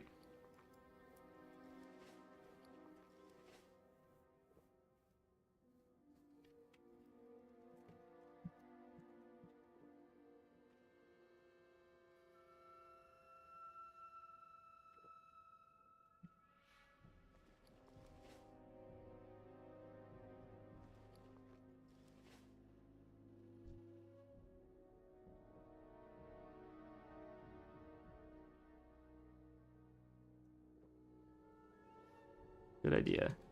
That's a very good idea. You tank him there. We're all supposed to stand over there. Nobody should... if you stand back here, you're going to get murdered.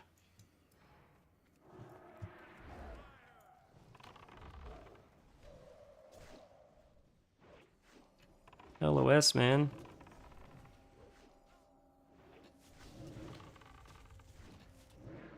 Someone doing the cannons? I can't see because I can't... it's the only way I can attack this guy. I'm not seeing any ads yet, so we're gonna quickly... I can't grab them yet, so we're good.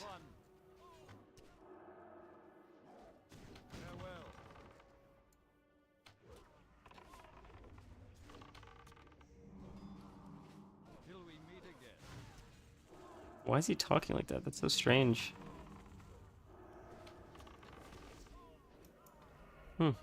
Hey, nice. Yeah, trinket's not that great. Could just... there's a few of them. You want to use the cannonball? LOS them. Good call. Or just run into him, that works too. Hey, we won that random trinket. That very strange trinket.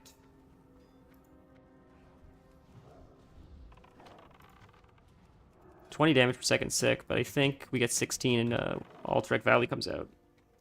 Which I thought was supposed to come out already, but I guess not. Blizzard says, like, Battlegrounds release on Tuesday with Dire Maul. Battlegrounds are not out yet. I went to Alterac Valley in well, I think it's Alterac Mountains. I went to the Alterac Mountains to go see if I could queue for Alterac Valley and buy bullets. And when I did, there was no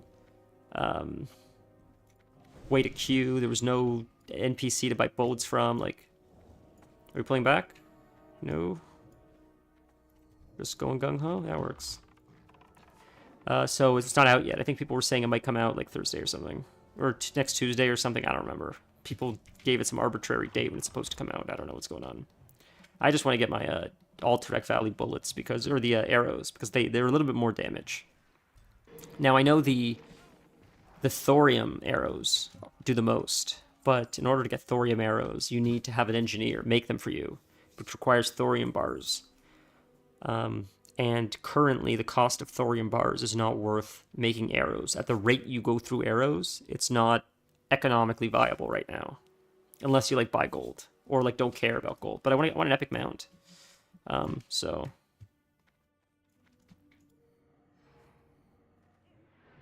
He's running in. Like, how are you gonna, like, what is this? What are we doing? Why are we trapping? You're running in. What are we doing? I don't understand what the point of the trap is. I can't run the trap to them. Like, it's insane. Are we just trapping this guy now? That's what we're doing? We're just baiting this guy into the trap. Like, it's so strange. It's so strange, dude. Just, I don't know. It just seems so, like, unnecessary.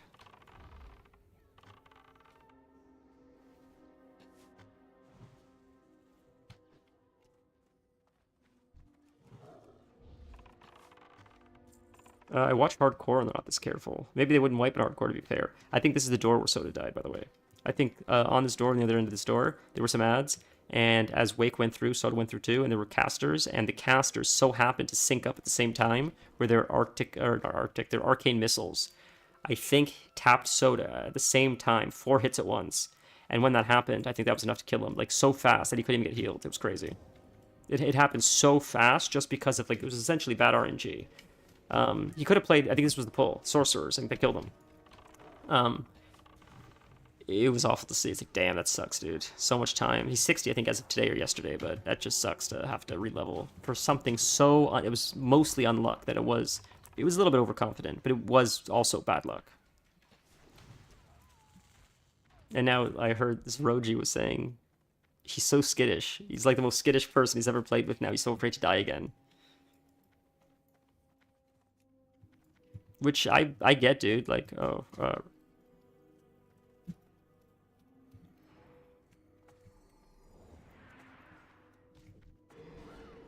sure, dude. I gotta give him like 30 arrows or whatever. Yikes, dude. Just give him the arrows next time. Like, that's insane. Like, I brought my arrows. I know you gave me some. You gave me like 30 arrows. I'll give him like 30 arrows. It's just, why didn't he think to bring arrows? Jesus. These guys are overcomplicating these vanilla dungeons a little bit more than they need to be, honestly.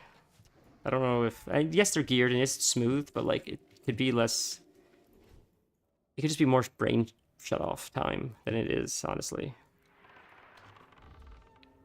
Just pull mindlessly, like, we're not gonna wipe.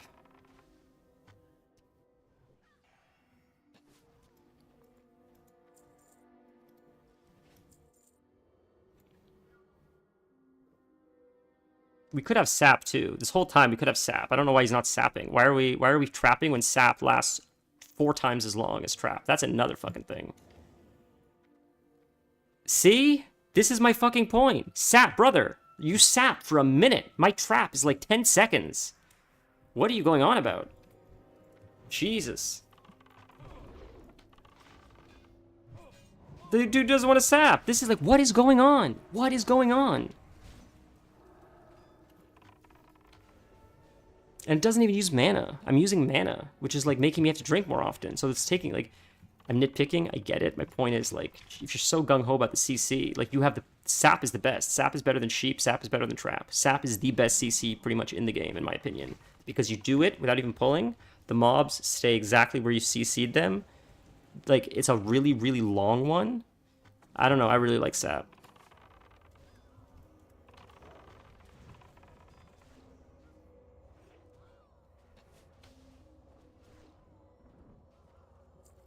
I don't think that was a recover. Was that a recover?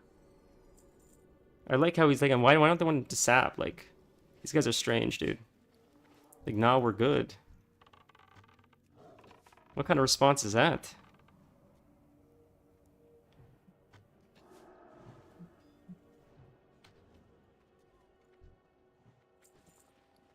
I've met some strange-ass personalities. That's coming from me. I'm strange as hell, man. You know I'm strange as hell. But I've met some strange-ass personalities in Classic WoW.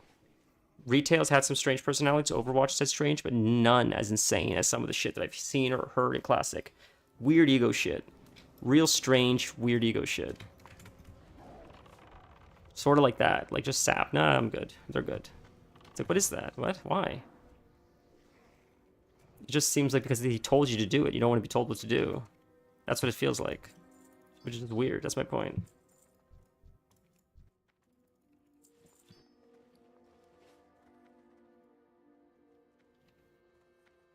And he asked for a sap too, and they didn't do it, and then he had to pop his defense, and we're on the last boss pretty much. Balthazar, I think his name is. It is a good group, though. Just a little strange, but... The one thing that I really like about Classic is that, like, rating is so simple. It's so simplistic. Even, like, Nax, even the highest level of rating in Classic is, like, dog shit simple compared to retail. And that's what I love about it. Because the mechanics just aren't really that complicated. It's not like retail mechanics are like 1,000 times more complicated. It's insane. Retail mechanics are crazy, which makes it fun. It makes it very interesting, but it's a completely different game. That's why, like, I think it's funny that these like elitists on these elitists in WoW in Classic specifically. It's like you have no idea, man, what it's actually like with these like kids, like literal kids, like 12, 13-year-old kids are coming home from middle school or high school, and they're logging onto retail, and they're raiding with their guild, and they're doing, like, insane mechanics for their guild, which is way harder than, like, your endgame Nax. And they don't have the same ego that, like, some of these vanilla players have. I don't know. It's like, look, it's fun to raid, you know, Nax or whatever, but it's just not, like, anything to say, look how great I am at raid Nax. It's like, it's just Nax, you know. Yeah, it's hard, but, I mean, it's doable. Lots of people have cleared it. I don't think it's as hard as the Lich King. I don't think as hard as... That was insane. That's probably one of the hardest fights, in my opinion, probably of all time. At the time it came out, the Lich King fight, mechanically, was insane. It's still pretty insane. To the point where when it comes back for Anniversary, it's like mostly hordes of bodies, because everybody wipes on the Desecrate, is that what it's called? And the Valkyrs pulling people off like nobody's business. Gahoon was another one. If you know Gahoon from Battle for Azeroth, those mechanics were stupid. It wasn't fair to make people do those mechanics, because some classes couldn't do it. And my poor friend, as a priest, I think he was a priest, had to do the mechanics. And it was just so dumb that he had to do the mechanics, because it wasn't meant for a priest to do the mechanics. But their demon hunter, who should have been doing it, couldn't do it. So my friend had to do it. And, it's just... My point is, like, retail brings it out in people, where it just brings out, like, the sweat out of everybody. Because retail, by nature, is just, like, a harder game. Because the mechanics are just more intense. Classic is cumbersome, but it's not more difficult, if that makes sense. There's a lot of nuance to learn in Classic. But mechanically, it's not harder. Mechanically, it's a lot easier. It's fairly simple mechanics. Onyxia flies up, she flies down, she breathes the fire... You know, she fears, avoid the eggs. But some of the retail mechanics are like, you have to match the colors with the thing on the floor. You have to do the puzzle properly in a certain time. Like, they're crazy. Like, real high-level shit. Where, like, in my opinion, the average player base of retail, even with all the convenience of retail, is still probably better, pound for pound, than someone that only plays Classic. Just because the base level of existence at retail is more or less requiring you to do mechanics, even in, for the most part, the simplest of dungeons. And it's gotten to the point where the mechanics are so prevalent, you don't even consider them mechanics anymore. And you say things like, well, we can just ignore the mechanics. Well, you're not ignoring the mechanics. You're just doing it so second nature that you don't even realize you're doing mechanics anymore. That's like the nature of retail.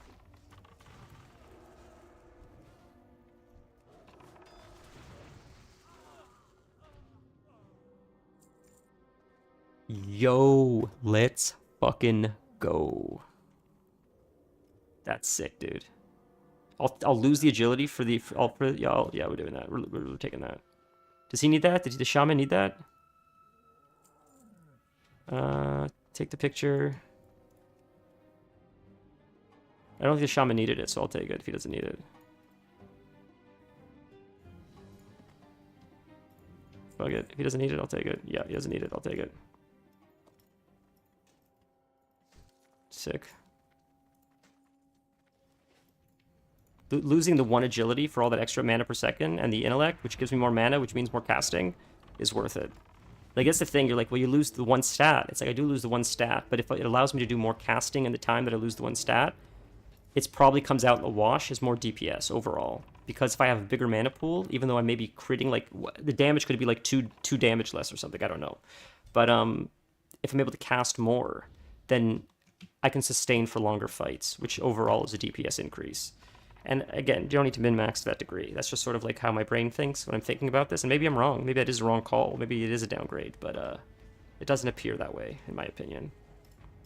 I first checked though to see if the shaman needed on it. It is. I think it would be fair for both of us to need on it, honestly. But because it is, oh, it restores health per second, not mana. I thought it was mana per second.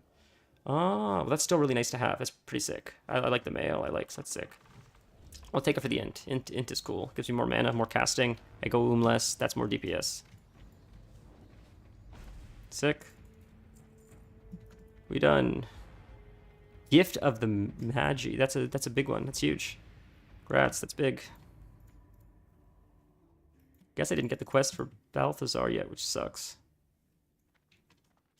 Nice. How much does that sell for? 6 gold. That's insane, dude. Wow. Well, that's a Strathlome run. Good job, guys. Don't know why the guy didn't sap. That was weird.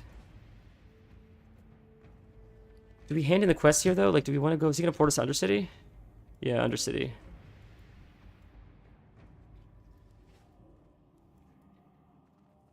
All right. That went smoother than I expected. I will be honest with you.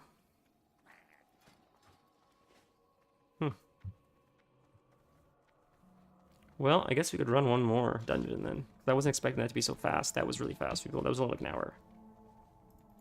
Wow. Right. Yeah. That was a bit strange of a run, but good run. So, another strat right now. That's funny. Just run it again.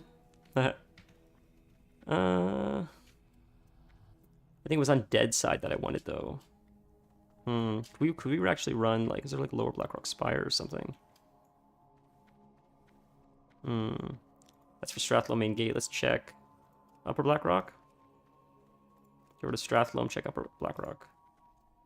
Yep. May I join? That one, I may join. Mage for CC. That was a group right here. That guy's doing it too. Sick. Well,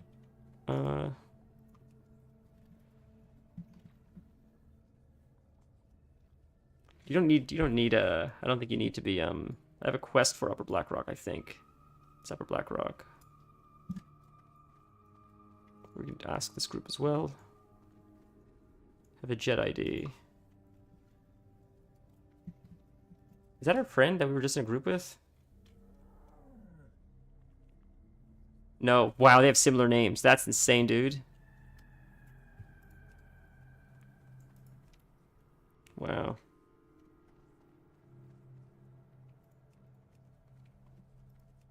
This guy's group 2. Guy captain.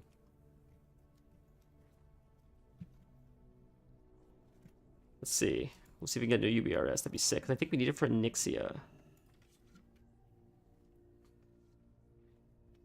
That guy Phil? He gone, that group? I think he's Phil. I think he's gone now. I think his group's gone. Alright, that's weird. What else? A lot of non-groups. Let's see what else. People, LBRS, it's another one we can do. Let's see. Any groups for Lower Blackrock Spire? Need a tank. Need DPS. Warrior Mage Priest. Whisper Potato for invite. Prove you can read. You're not a robot. Okay, fuck it. Potato. Potato. That's weird, dude. There's not a hunter in the group, so that'd be sick if I could join that group. Could just make a group.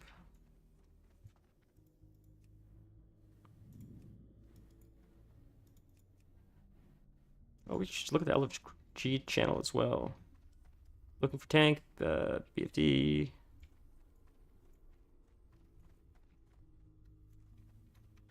Ooh, BRD. BRD's fucking long though. Hunter Mage.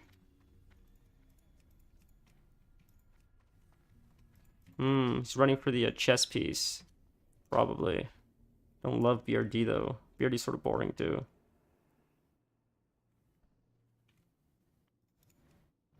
Let's see what else. We'll find something else. Arena. Yeah, I just don't care about that stupid chess piece. I'll replace it. Looking for 2 more Dire Maul East jump runs. Dire Maul East. What's Dire Maul East have? Can't remember all the different dungeons. Dire Maul East. Nice arrow, actually. Hit chance arrow. I don't know if we're skipping that stuff, though. Okay, it's not very good. That's not great. That's pretty good helm, actually. I wonder what we kill here. Oh, I got an invite to UBRS? I think it's LBRS. Sick.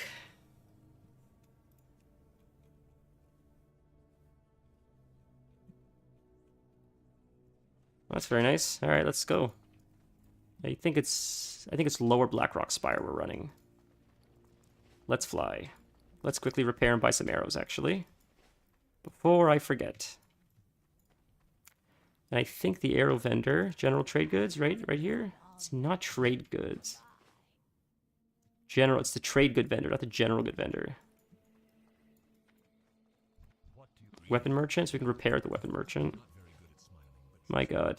Heavy armor merchant, heavy armor merchant, like, it's so confusing. General trade supplier. You've got the arrows, right? You don't have the arrows? Who's got the arrows? If it's not the general trade supplier, and so it's got to be general trade somewhere else. We'll go to Thorium Point, because that definitely has it. So we'll fly there. At least we repaired. We're good on mana, right? We're good on meat. We're good on drinks for now. So, okay, we'll fly to...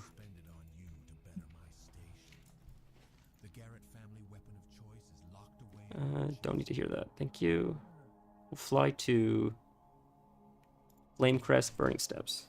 Because there's quests there for, I think, Lower Blackrock and Upper Blackrock. I could be wrong. But also, we're going for arrows, hopefully. There's no arrows there. There's got to be arrows at Thorium Point, so we'll see. They're all there, huh? They're all there. Wow. So it's going to take a minute to get there.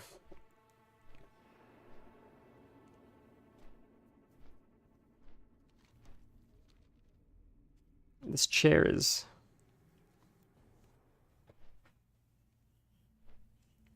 The back piece is loose, and it fell out yesterday or the day before, and I tried to fix it, but... Speaking of, by the way, I actually fixed my mouse.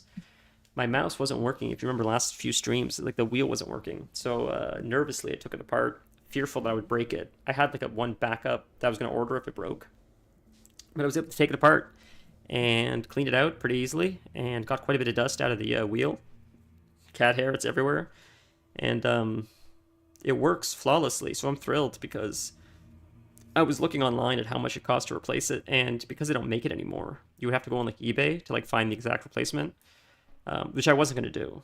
I was just curious how much like people were reselling it for, and even used versions. A used version of the mouse is like $250. It's crazy.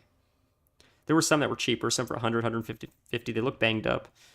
It's just nuts. Like, it sucks that LG stopped making it, but I guess there wasn't a market for it.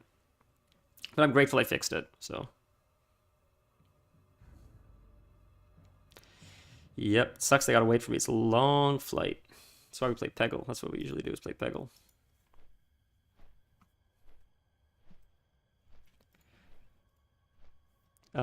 The Lower Blackrock Spire, I think it's Lower Blackrock Spire we're running. It's pretty long dungeon, but it's fun. I mean, it's tough. It's certainly a tougher one. I think Lower Blackrock Spire is a lot tougher than, and a lot more unforgiving than Strathalome. Yeah. That was strange that the guy's like, you could sap. It's like, nah, don't worry about it. That's just, I know I'm hung up on that. It's just so weird. I encounter stuff like that all the time, and I'm just, I guess my mind is like, what's the backstory behind that? Like, is it just like, don't tell me what to do, or is there more to it? Is there some kind of like backstory to why they don't sap? Something happened one time when they did, or they don't know what they're doing, or like, what is it? I don't know. I'm just curious, I guess. It just seems weird to just say no to that. Like, it's more than just, I don't know. I feel like it's more than just don't tell me what to do. And I'm curious what that more is. Oh, it is a bad one.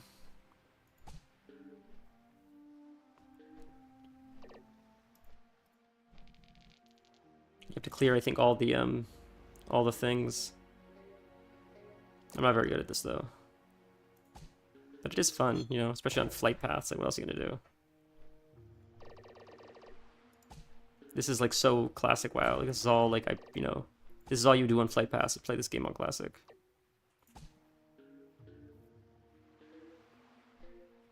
Because the flight paths are so painfully long, it's crazy. Nice, free ball. So we are in the wetlands, it looks like, right? Rathi Highlands. So we're going to the wetlands soon, so we'll be there soon. I'm gonna see if there's actually a quest even in the Burning Steppes for this dungeon. If there isn't, we don't even need to fly there. We could probably go closer. Let's see. Mother's Milk. That is... I think that's Upper Blackrock, not lower. I think that's all upper. That may be lower. Mother's Milk might be lower. Egg Freezing, I think, is upper.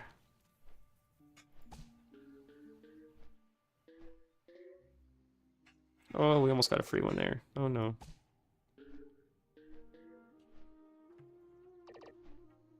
Well, I think next stream will be a little bit less, will be a little bit more energy because we'll be playing Diablo. And Diablo's way more of like a higher energy game than this. I was excited to run some dungeons, and I figured, like, why not do it on stream for the first time? So that's why today's a little bit more of a chill, like, Sunday stream, but then Tuesday we'll be back to the insanity of Diablo. The fast-paced ADD insanity of Diablo. And to be fair, the story is crazy. Like, it's actually a really awesome story. I thought it would be cool, but I didn't think it would actually be good.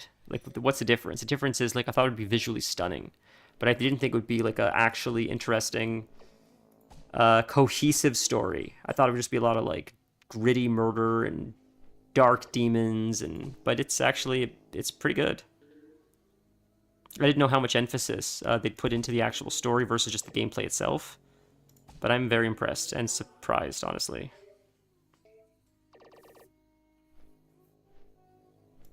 I don't know if that's always been the case for Diablo games, but it seems that way based on when I was talking to, like, Dennis, and him and Torn were explaining the story. It seems like from the very beginning, the story's been pretty well developed. So that's pretty cool. I guess Blizzard's just always cared about story. Maybe that's what's made them Blizzard to begin with.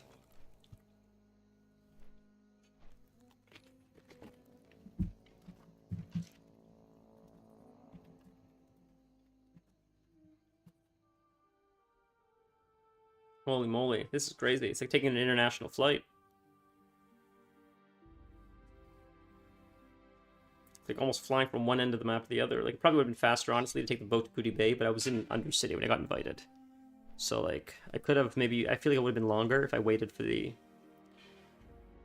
I could be wrong, but I think the boat to, like, Booty Bay, the boat to Ratchet, I think all those boats, I could be wrong, but I think it's a 3-minute time from departure. So if you miss the boat, if you're running up the dock and you miss the boat, I think if you set a timer for 3 minutes, it comes back at the 3-minute mark. I could be wrong. I thought it's 1 minute at... Maybe it's 2 minutes. I thought it was like 1 minute at dock, 1 minute to travel, 1 minute at dock, 1 minute back. Maybe not a minute back. I don't know. It's either 2 or 3 minutes, I think. Something like that, if you could do the math. So with that in mind, let's say I missed the boat. That would at least be like 2 or 3 minutes. I don't know how much longer this is to fly directly versus having to wait for the boat and then fly that way. I'm not sure. I'm not a doctor. I just play one on TV.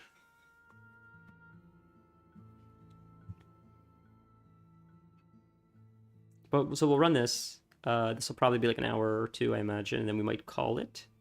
But then we'll be back with Diablo for next stream. More excitement. If Dennis is available, we'll play with Dennis. You know, that'd be a blast. It's been a blast playing with him. He's so much fun. Certainly makes the stream more entertaining than when I do it alone, that's for sure. Yeah, and I look forward to it, honestly. Like, that last boss fight was a blast. That was crazy.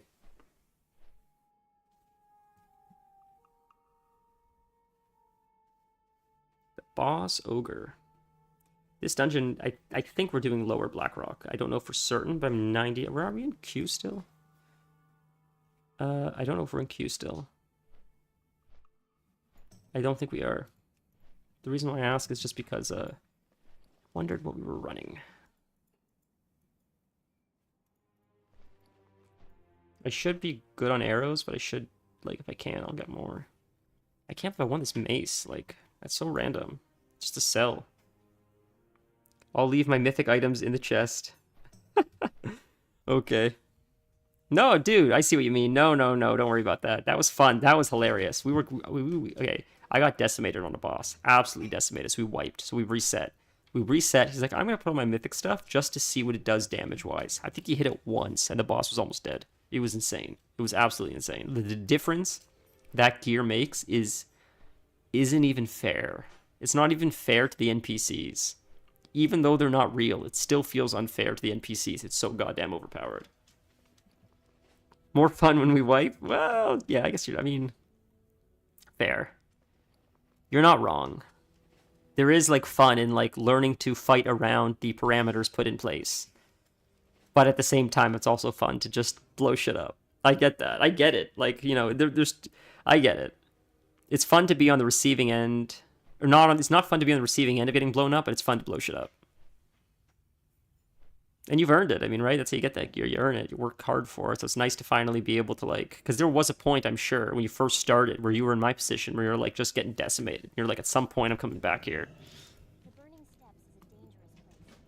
Scholars like me will do almost anything to advance our knowledge. Adventurer, I've been working hard on a new device. The egg oscilloscope. It's designed to project a burst of cold energy at the egg of a black dragon and freeze it. So there's nowhere to get bullets here. Fuck me. I heard that high up in Black Rock's spire, the dragons have a rookery where they hatch their eggs. All right. You'll have to go to test the egg oscilloscope, and then let me know how it worked. And don't worry, frozen dragon eggs should be harmless. It's the unfrozen ones you have to worry about. Believe it or not, there are people out Ay. there willing to pay for the most vile of domesticated beasts. I'd send Bijou into the spire to try and... So which one is we're running?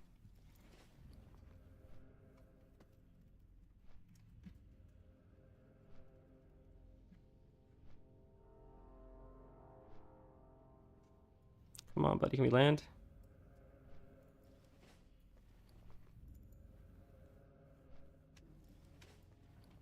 Holy.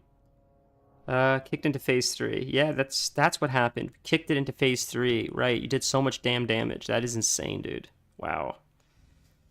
So we'll sell a few things. We do have...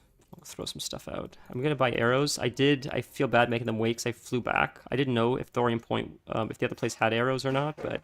Better I don't make them wait when I run out of arrows. Better they wait now. And then we go in and we just finish the whole dungeon in one run. But this is a long dungeon, so I want to make sure that I have full arrows because I would hate to run out in the middle of the dungeon and have to run out. And I don't even know if that's possible because it's such a long one. So better to be prepared. Make them wait an extra, like, 20 seconds. That way it's like a full clear and everybody gets what they need. And to be this honest, I would rather be waiting on someone that's, like, doing this as well than the other opposite, you know. This guy does sell arrows. Thank God. Sell that. We'll sell that. We'll hold on to everything else. If I need space, I'll get it. Coming. Let's go. There probably was I probably could have not had my cat. I probably could use an owl as well for this dungeon, but it's okay. Again, I'm so quick and rushed, and I got streamer brain because I'm live right now, so I'm, like, half distracted. That's why that last run, I need to work on this. This is a big issue I have. I get very easily distracted because, like, a million things happen at once, and my mind's in a million places at once. So, like, when I'm streaming, I'm, like, focusing on, like, being on, reading chat, you know, for lack of a better word, being presentable. What does that mean? Who the fuck knows? While playing the game, and the gameplay lacks a little bit because I'm, like, trying to, like, maintain that distraction, which I think is, like, a skill you develop over time. But we're not there yet. That's why I'm a little bit chaotic at times. But I felt like I was, like, a little bit delayed with some of the traps in that dungeon. But at the same time, to my defense, you could have sapped it as well. So it's not like I was holding the group back. But I do notice that. I have the self-awareness to notice that, like, when I stream, I'm a little bit, like, scatterbrained. More than... I'm already scatterbrained when I'm not streaming. Honestly. All the time. Big scatterbrain. So streaming just, like, turns it up to, like, 20. Which I'm not complaining about. I love it. That's why I do it. But It is something I've noticed.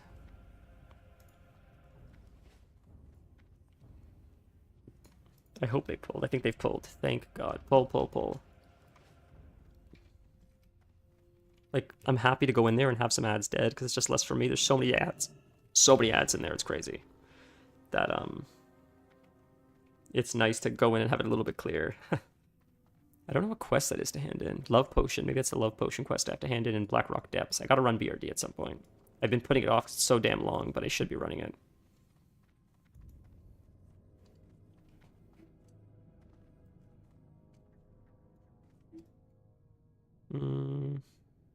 This is the way to do it, right?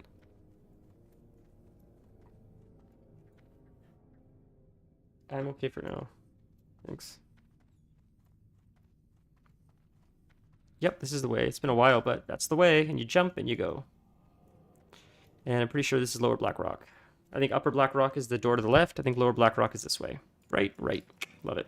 They cleared. Let's go. And then I think you go down here.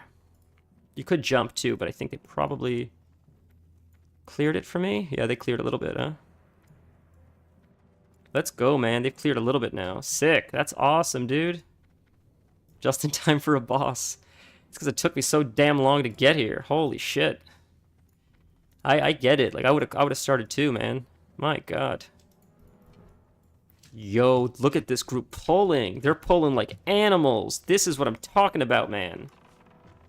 We just lost our healer. Okay, we gotta pay attention to the imps, guys. We only died because we're not paying attention to the imps, but we'll still get it, I think. We'll survive. Or not, we're wiping. Okay. We just gotta watch those imps, but we'll get it, like. But my point was, if we were on the healer properly, as we were supposed to, then that would have been a great pull. And it is still probably a pretty good pull.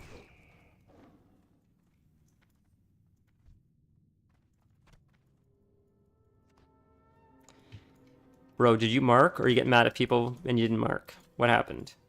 If you didn't mark, and you're getting mad because you expect them to do that, you can't, that's on you, dude.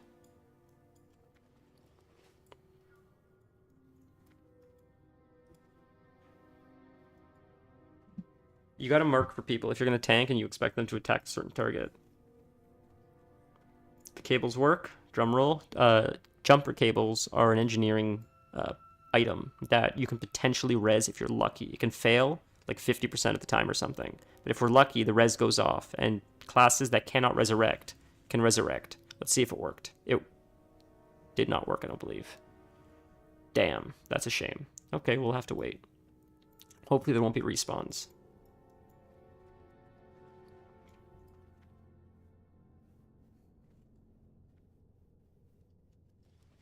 This is so classic. This is an item for a quest. Why can you sell it on the auction house? Like, it's insane. It's absolutely insane. Okay, I'm gonna quickly bio if this guy's actually AFK for a sec. Unless he's actually running, or is he actually pulling? What's the deal? Is he actually? Oh, maybe he's actually pulling. Never mind.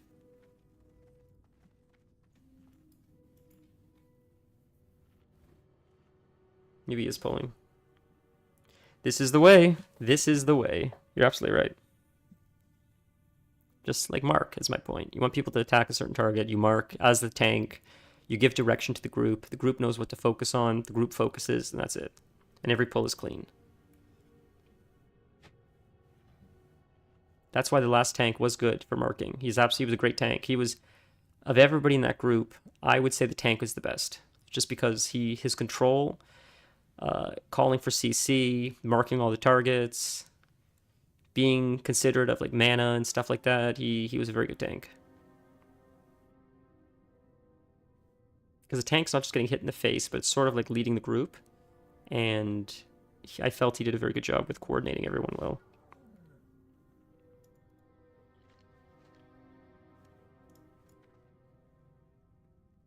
Okay. We're AFKing. Quick P.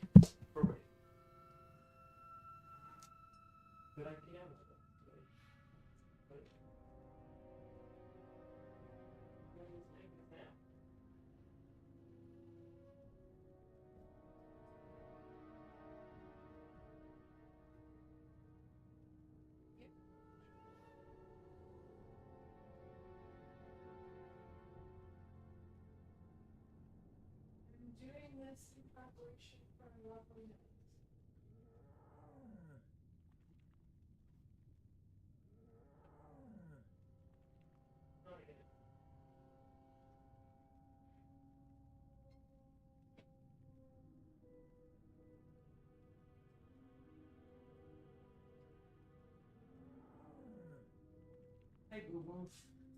Okay, sorry, boys. We're back. We're back. We're back. God, you know, I feel like the WoW streams don't have the same vibes as the like other streams, which I'm gonna try to fix because I do love WoW. So it'd be cool if we can get the same like energy, and I don't know what that is, or if it's just me being crazy and self-conscious. Maybe that's what it is. But I just feel like I know you guys aren't WoW players. That's what it is. I'm trying to be considerate of you guys, but I don't know.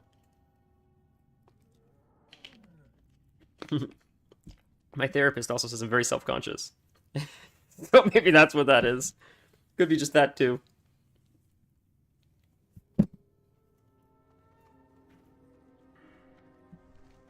I'd hope the ads aren't up yet, right? Like,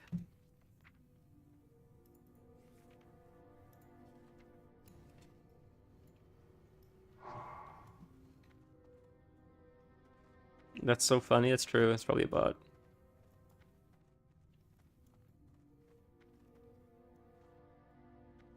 This is how you play Feral as a hunter.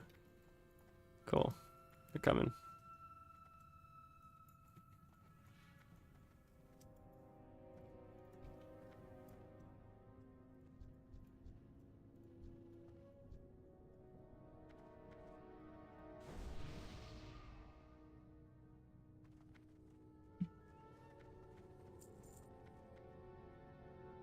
It's Dennis. I'm just being transparent. Hey, god damn, these mages! What are you fucking doing?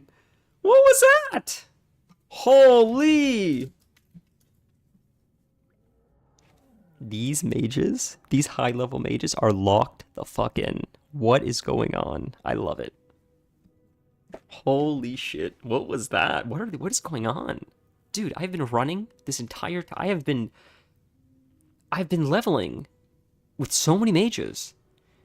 And the only person that gives me water is my brother. No one is giving. Now we're doing these high level dungeons and we're getting like, it's crazy, man.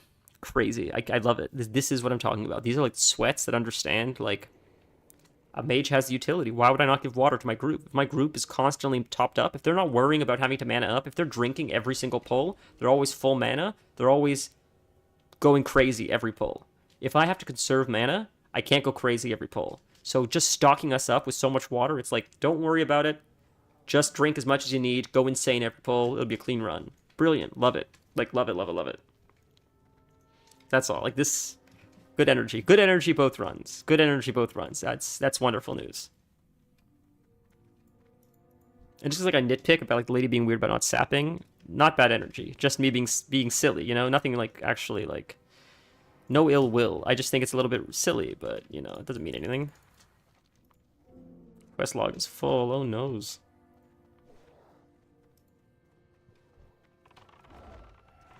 What quest can we drop? Zapper fuel. Fuck it.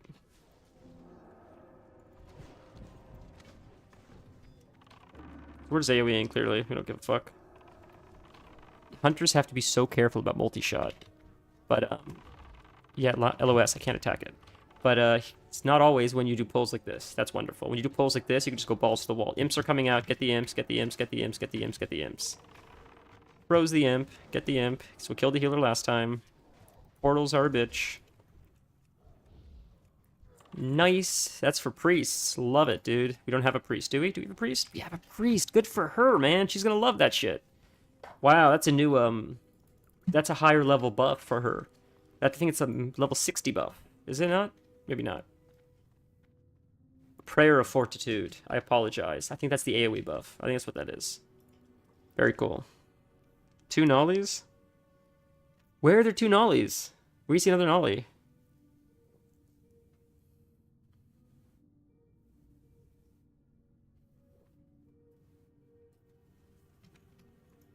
It's peck and a pull. Fucking pet. Okay, you go here. We go around. We can't go around that way, buddy. We have to go this way. Am I fucking stuck now? Am I actually stuck? Are you kidding, dude? Are you joking?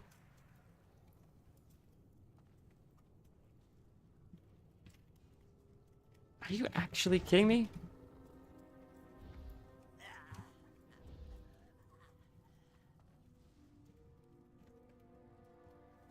This is insane, dude. Am I actually stuck here right now?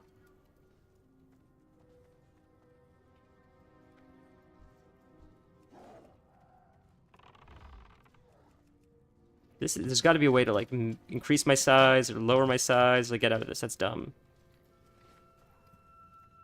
What the fuck, dude?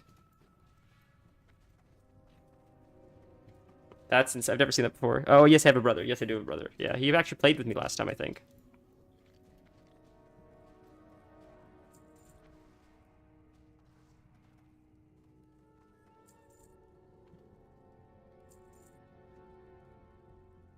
He died to run back. Like it's like dumb. What the fuck, man?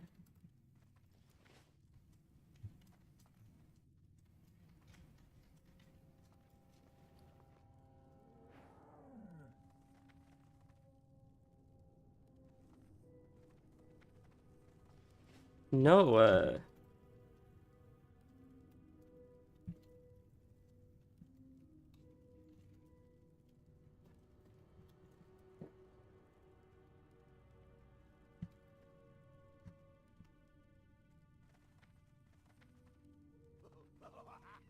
I've never seen this before.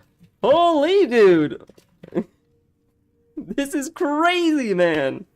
This is insane.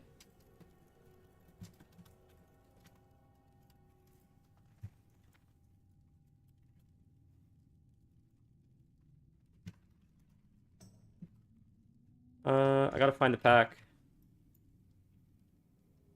Can I target it? Hold on, let me eyes the beast.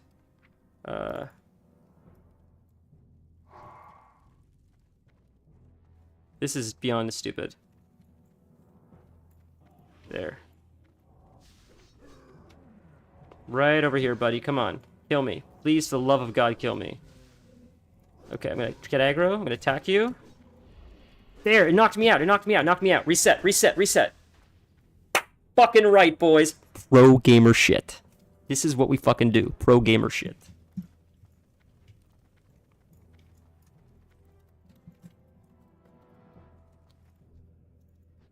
Jesus, dude, that was nuts.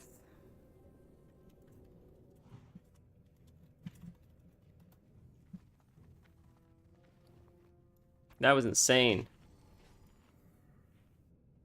That was crazy. I've never seen that before.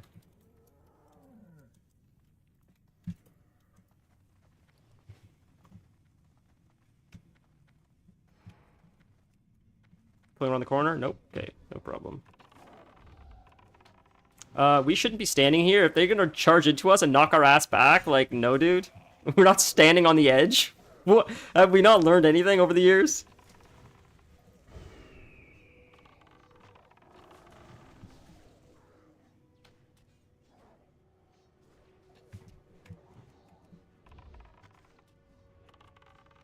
Yeah, my brother was playing a mage though, so we were leveling together. He was actually ahead of me because I was playing a lot of retail, and when Classic first came out, and I made a character to catch up with him, and I was trying to catch up with him.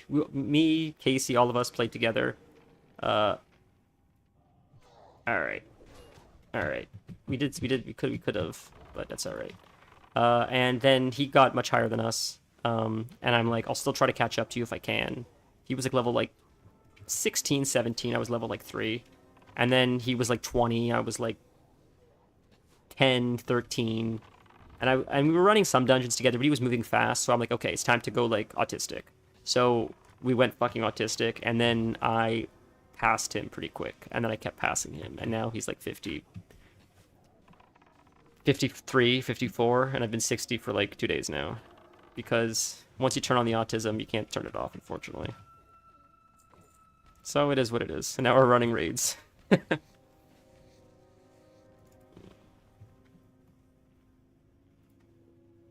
Like, so degen. Like, I mean, so grindy. So much grinding. Playing, like, crazy hours. But it was fun as hell, like, you know. Yeah, it was fun as hell. But we were playing crazy hours. especially like on the weekends. When the missus was gone, she was visiting her family.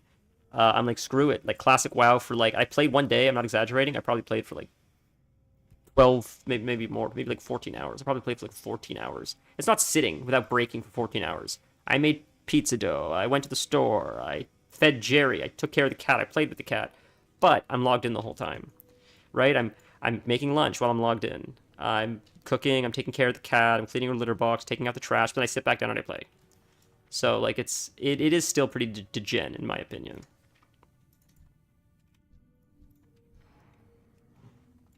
My logic has always been like, as long as responsibilities are met, as long as the pets are taken care of, degen.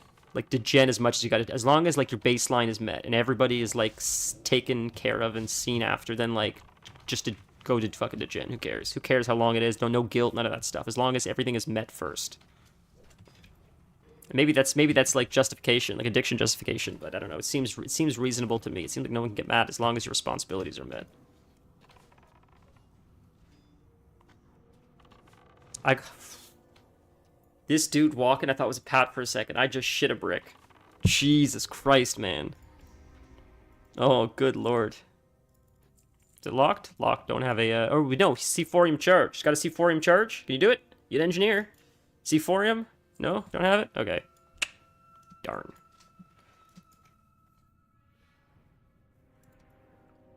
We're gonna switch out the good water for the cheaper water. The amount of people that have wiped here is crazy. In like, OnlyFangs, I mean. So many people have wiped to the ogres. It's crazy.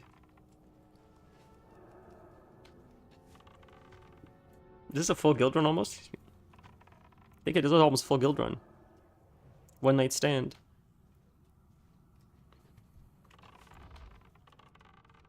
I haven't asked to run with my guild yet, truthfully, because I joined them today. And I said, like, I have the Onyxia quest, so like a lot of us are on that or doing stuff like that, so we'll probably get it done soon. Our first raid is next week, which is exciting, which I hope to stream. But I need to find a way to isolate Discord so they're not on Discord, because if I ask them today, you guys want to run a dungeon, they'll probably be like, hey, hop on Discord. But it's like, I'm streaming. I don't want to, like... First off, I don't want to tell them I'm streaming. But secondly, I don't want to have to, like, ask, are you guys okay being on stream? I want to be able to, like, isolate Discord to a separate channel, so I'll have to figure that one out. But, yeah, I don't like telling people that I stream, really. I think, like, a few people know. Like, you guys obviously know. I mean, of my immediate family or friends, though, I mean. I don't know. Just feels like... It's the same thing with, like, the writing. I promote my writing to, like, strangers, but I don't, like, tell anyone that I do it in my immediate family. Because, like, Mark Norman, a comic, said that comedy or, like, a lot of these, like, businesses are weird, where, like, no one takes you seriously until, like, you fill arenas, and then all of a sudden everybody's like, I knew you could do it. But it's like one of those things where like you feel like an idiot telling people like I'm a comic. Well, you're getting paid $5. You're not even getting paid. You're paying to like perform for like 6 people at 3:30 in the morning in some dive bar. That's you being a comic. It's like, well, that's the come up. That's like part of it, you know. But it's still, you sound silly to say it. I don't know. It's just like, I don't know. That's the way I was raised. That I'm part of that group where it's like it's silly to like share your dreams with people because like. I don't know, dude. I don't know. Some people that want to break free from the 9 to 5 and want to try to pursue something, and maybe if they're fortunate enough, can maybe make enough money that like they could do that for a living. Like that's everybody's dream, I think, or most people's dream. But it's something that's like still not very talked about, or it's almost like talked about in shame. Like, oh, you want to be an actor? You want to be an artist? Oh, it's like all right. It's like, well, wouldn't it be better though? Like, who doesn't want to like make art and get paid for it instead of like working at like Canadian Tire? Right? I get it. I get why people want to be singers and stuff, and like, but it takes a lot of courage to put yourself on YouTube and sing and try to make a song, and your friends make fun of you. So it's tough. But what if it does work and it does go viral and people do like your music? And then imagine not having to like get up at 6 a.m. to get yelled at by some lady because she drove over her husband's nail gun and to put a hole through her tire, and it's your fault that you don't have the proper tire size in, and it's the middle of winter, and what you gonna do? How's she gonna drive to her cottage now? And it just sucks. I get it. It'd be better to make music. I get it.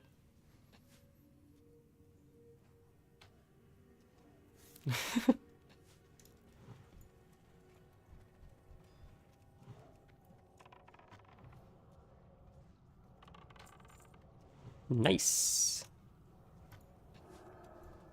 Should I do the mage first? So enforcer. Okay, he's gonna die? Yeah.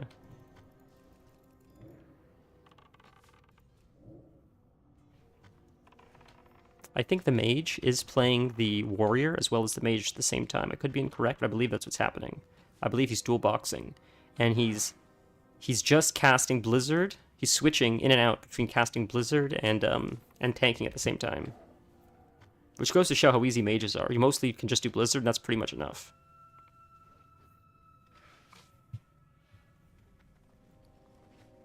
Okay, mana up, boys.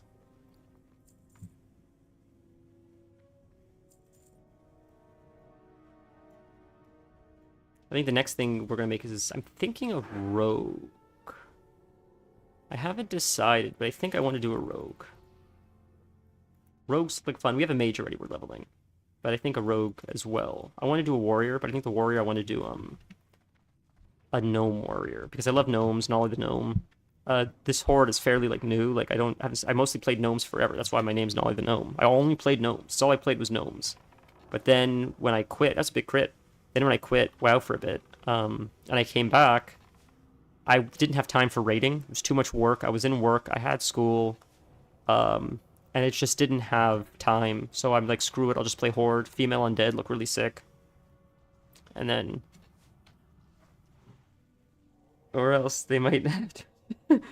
Yeah, that's just it, dude. Right? That's just what it is. Like, it's not that I'm like shitting on people on the 9 to 5 grind. It's like there are many people on the 9 to 5 grind who have a creative side, or appreciate the creativity.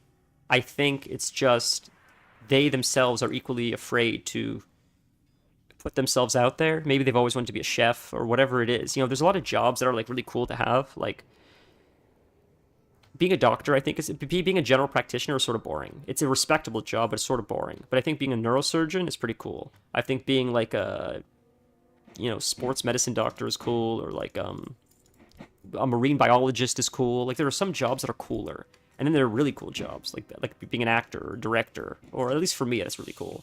An artist, a sculptor, like it's like, wow, that's cool, man. That's almost doesn't really seem like work at that point. A video game developer, like that doesn't seem like work, right? If you're a video game developer, like yeah, it's a lot of work, of course, but it's like a pretty cool job as far as like development goes. You could be like I'm sure you could use your skills doing other stuff too, like software development for like accounting software. That's not as fun as video games. So there's like degrees of how cool your job could be. And I think people that are working like Canadian Tire or wherever, no disrespect to them, a lot of them probably have aspirations of something else. But I think there's also that fear of like,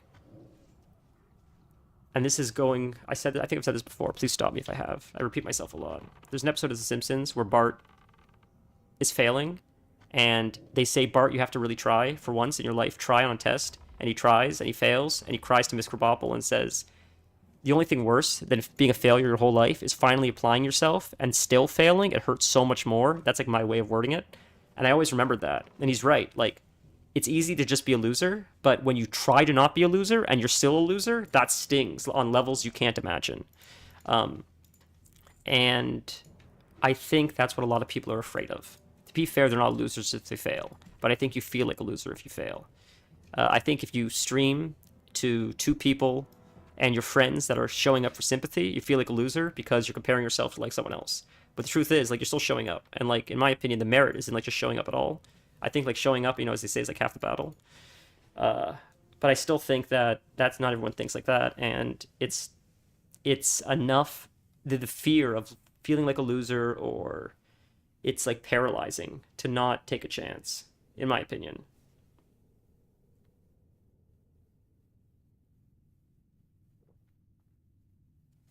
Dennis, you're not getting into a fight at all. No chat fight at all. That's all. Like I think that's just a lot of people that want to like deviate from that are fearful of it, because if it does blow up in your face, it's sort of sketch. And it feels bad, and you feel like a failure, and you're not a failure, but it feels that way at the time. I don't know. That's just my thought. There are people that are happy working 9 to 5s, and I respect them. It's not like you have to do something else, but I think there are people that are resentful because they don't want to be doing that.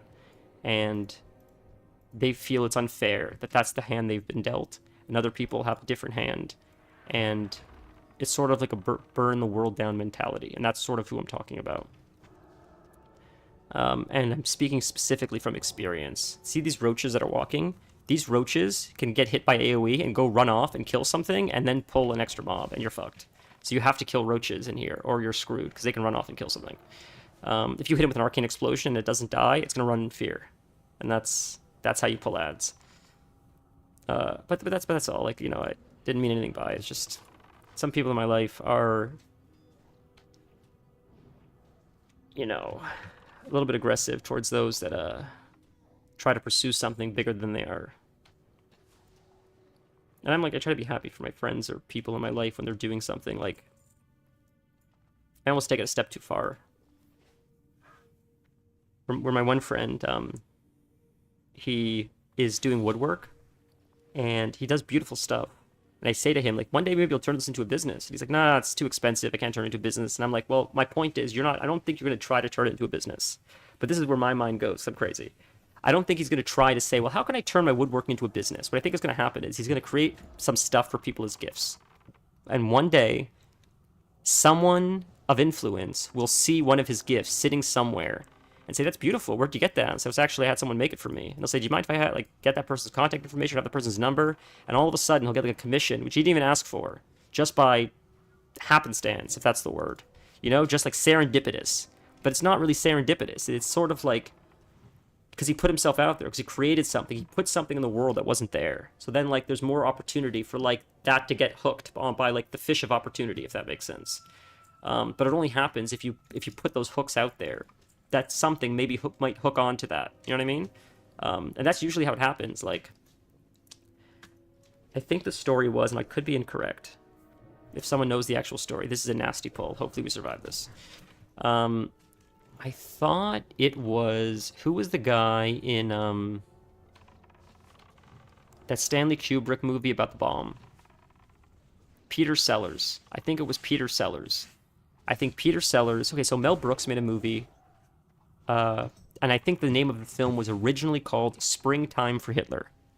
And the studio said, Mel Brooks, you're brilliant. We love you as a writer. You're a very good comedic genius. But we cannot sell a movie called Springtime for Hitler. You need to change the name. So I think the movie sat on the shelf, never being made, for a few years. Peter Sellers, who's a famous actor at the time, I believe, was having a party at his house, and he loved film. So he played a film for everyone that just so happened to be this Springtime for Hitler movie, which no one saw. It was a private screening. The movie wasn't out, so he had it because he's part of Hollywood, so he had access to it. It was like dusty, like people forgot about it already. He put it on, everybody loved it. It was Peter Sellers' favorite movie. So they called Mel Brooks and said, we want to make Springtime for Hitler.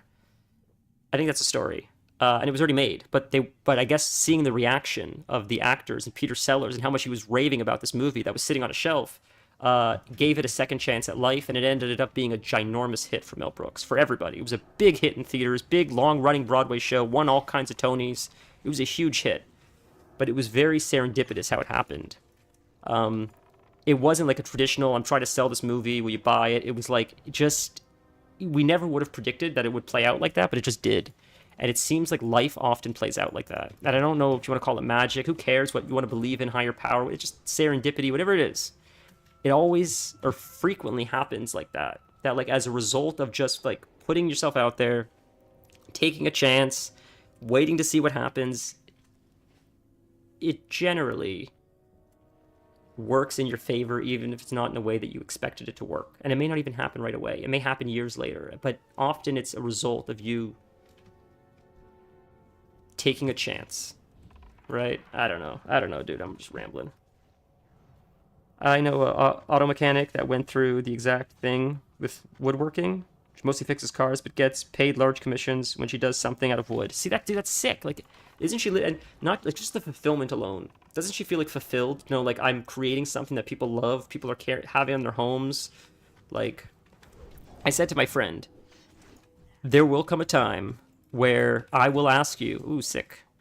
Where I will ask you for a custom piece. Like, you know, when I'm fortunate enough to buy a home, you know, when that day comes, I would love a custom like desk for my computer made by him, because like I'll always have like a piece of him with me He'll have put his like signature in it, and it'll just be nice to know like instead of buying it from IKEA, like it's made with like love and artisan craft, and I don't know. Just I'm into that kind of stuff. Rambly stream today, boys. Rambly stream. What else is new?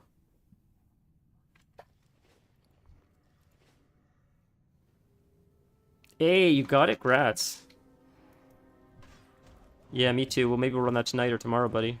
I'm down to run it. That's part of the Onyxia quest, I think.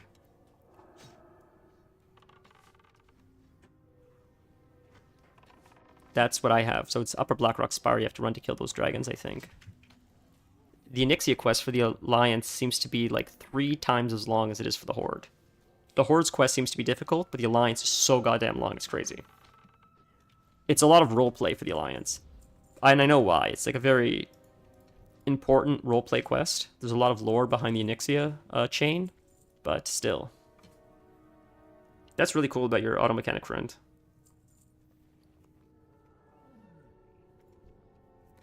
I gotta throw shit out. I got too much shit here, man. Throw that out. I'm gonna throw out a water too, maybe. No space for anything. Boss coming up to our right. And some bosses with killer drops are coming up very shortly too. That's sick. We haven't actually... We did actually... I lied. We did get something new, right? What did we get? Right, the belt. We won the belt. Are we not getting the boss to our right? Is there not a boss to our right? Am I crazy? I think there's the girls in that room. I think the Hex, the whatever she is. The priest or something.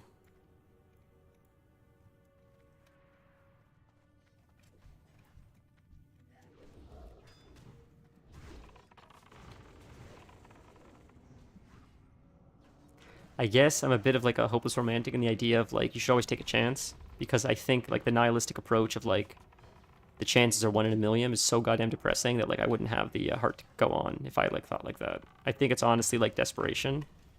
That like at least if you put yourself out there, there's a potentiality to think something can happen. Because like just being nihilistic, like it's the same outcome. I feel like either way, whether you believe one way or the other, like whatever happens happens. But at least if you have more of a hopeful approach, I guess it makes the bad days a little easier. I guess is what I'm trying to think. Maybe it's pure copium. Don't get me wrong, boys. Like, you know. Hey, Aaron, how you doing, buddy? I was just talking about you. Your ears burning? God, what are the... I just finished talking about you and your woodworking. I guess it was anonymous before that. Before I just said it was you. It was anonymous, but now I guess everybody knows it's you.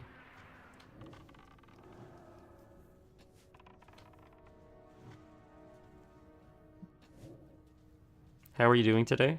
I believe you were building a shelf, right? At one point today, right? You were fixing that shelf that came crashing down. They're always burning. Yeah, you're very talked about man. You're very popular.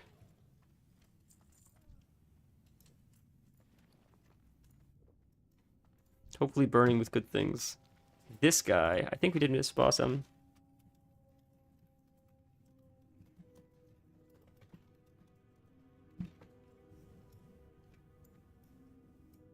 Maybe I'm wrong. Maybe I don't remember it yet. Do you guys not need it? Okay, if you don't need it, you don't need it. Fuck it. Ah, right on. I didn't know. I didn't know what he was doing. I don't mean to tell the guy how to do his run. Just I can't remember. It's been many years since I've run this. At least COVID, which is at least, was that like 4 years maybe? For 2025? I guess not technically, because it was in March. Was it March 2021? I can't even remember when it was anymore. It felt so long ago at this point. Jesus. Usually, people say what it has. Sick, dude. That's amazing. You did it already? Did you build the whole thing in 1 day? That's insane, man. Holy. Thorium lockbox. So I've been told, I don't know how true this is, the thorium lockboxes contain the best gear. That's where you can get like Flask of Petrification, Blade of Wizardry, all that razzmatazz, shugs and jazz, I believe is in the thorium lockbox, which is like the highest level lockbox I believe you can get. This pull is insane. Here we go, boys. Look at that chaos. And he's gonna get CC'd. I think these guys CC as well. This is an insane pull. If he survives this, and this guy's playing the mage at the same goddamn time. He's playing the mage at the same time he's playing this guy. What's up? Give me 30 seconds. Go ahead. One sec, guys. Oh, please don't die. You good? Okay. We good? Alright, that dude is crazy. The fact that that dude's able to switch back and forth, play the mage, and survive that pull while tanking, like, this guy's pro gamer shit. This guy's on PGS. It's just glued up and rough. Need to make face trim and doors. Then the lower cabinet. Wow, that's still pretty good, though. Very impressive.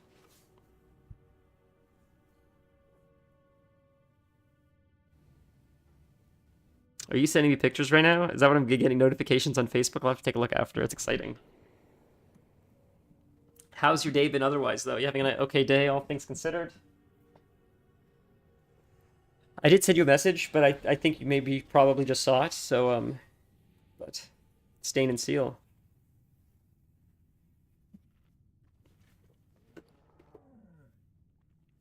Stain and seal. There's a joke there somewhere about LA riots, but...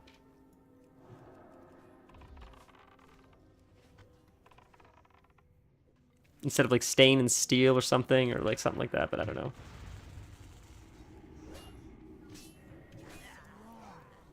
That's why I was trying to make it to him too, and I was just too slow. I was too damn slow. My fault. I was distracted. He got a long CC. It's the Shadow Hunters. That's what I was going after. I believe I was trying to kill the Shadow Hunters because I knew they CC'd. I think it was CC. The Shadow Hunters are the fucking worst, man. I think we gotta.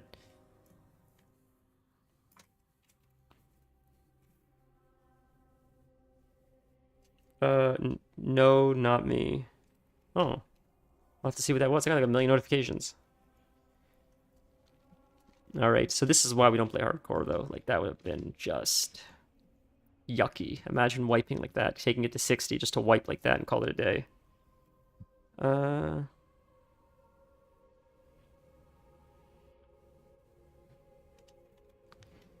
That sounds like a lovely, lovely day. Lovely plan.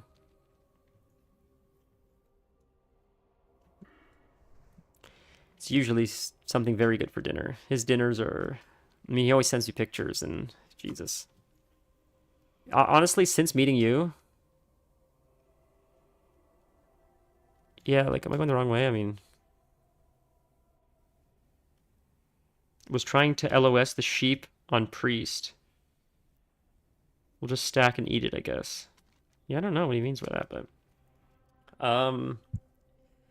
Chicken stew with flour dump. That sounds awesome. When you and Torin, you guys send me stuff, pictures of your food, like it made me, it turned my brain on to like, oh, food can be more than just like sustenance. I eat so plain.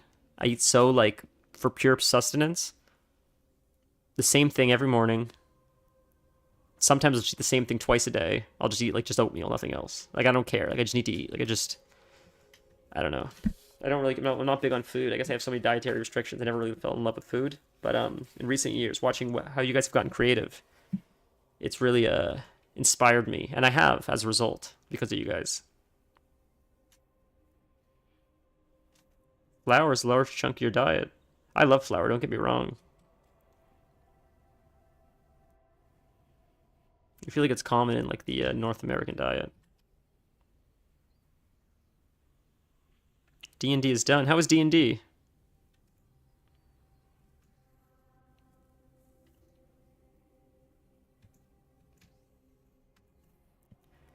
You'd be the supporter to pill form food in the sci-fi... Oh, dude, you have no idea. If I didn't have to worry about food, if I could pop a pill and just be, like, satiated like that, I probably would do it. Yeah, I probably would do it. It's just for pure, like, sustenance, honestly. Don't get me wrong, I like pizza. I can eat pizza until I get sick, which doesn't take very much because I'm lactose intolerant. But... then there were a few foods that I do actually really enjoy, but I don't get pleasure from food the way I know a lot of people in my life get a lot of pleasure from food. Like it's oh, my pet's still MC'd. That's so funny. Food is like the most dangerous drug because it's so like you need it. It's like other drugs, like you don't need other drugs, but you need food.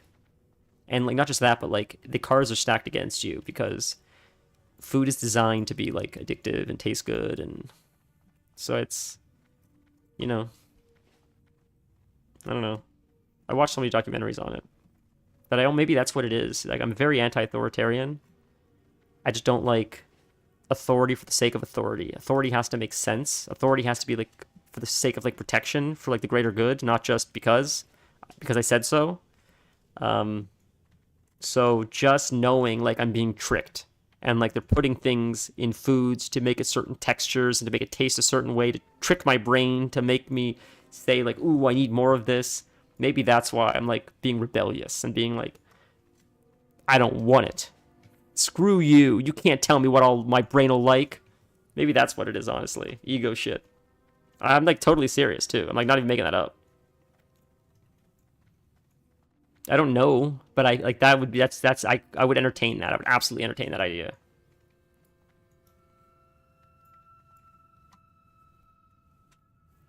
Uh we're ruled by damn dirty apes. Yeah, I love it, dude. Where did you guys go? What the fuck? You guys go this way? Whoops, okay. We did go this way, right? Am I crazy?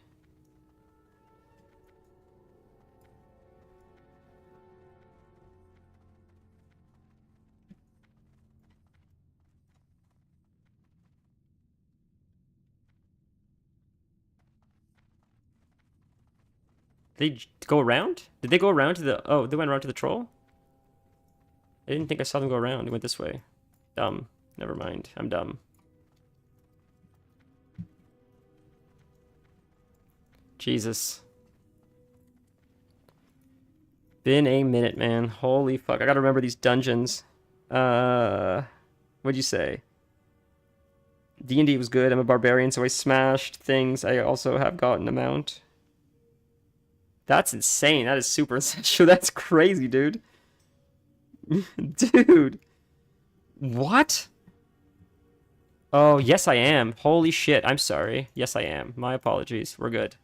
I fixed it. I fixed it. So, okay. There's someone who is a very nice gentleman. Would you message me? Oh, yes. I said it offline. There's a gentleman who I'm friends with. He added me. Who I didn't really want to add, but I felt bad because he's a little bit special needs. But he doesn't know boundaries very well, and I don't want to tell him no, and I feel bad. So I just appear offline sometimes when I see him online, because no matter what I'm doing, no matter what time it is, no matter how much I say, I don't have time right now, he just keeps asking, and I don't want to have to say no. I feel bad. So I just, if he doesn't even know I'm online, so that's sort of why. But yeah, I was appearing offline. He's a really nice guy, and I don't want to remove him from my friends list. You know, he means well. He's just so that was why. Dude, you are so fucking funny. Aaron just messaged me saying, "Don't call me out." Oh my good Christ, dude. That's so funny, dude. I thought we were fighting I attacked the Shadow Priest of the Hunter like an idiot. We should have killed... I saw Shadow, and I thought it was a freaking Hunter, and it's the freaking Priest. That was my stupidity. We should be killing the Shadow Hunter first. Because the Shadow Hunter, I believe... I lied! It is the Shadow Priest! I lied! It's Shadow Priest that does it. Yeah, my Feign Death was on cooldown. My fault. I thought it was the Shadow Hunter that did it. It's the Shadow Priest, so it was okay to kill her first. I had no idea it was the Shadow Priest that did the CC first. Sick. Hey, how did you like it? Did you like Warlocks? Is it fun? You enjoying it? I love Warlocks, especially right now. I think they're really strong. Like, I haven't played a whole lot of Mythic Plus, but they seem to synergize very well right now. From at least I play Demonology, and it seems to like, I like the way the talents work. It seems to be quite strong. I haven't tried Mythic Plus though, so I don't know how well they perform, but the rotation seems good. I mean, what are you playing? Like Affliction or something, or?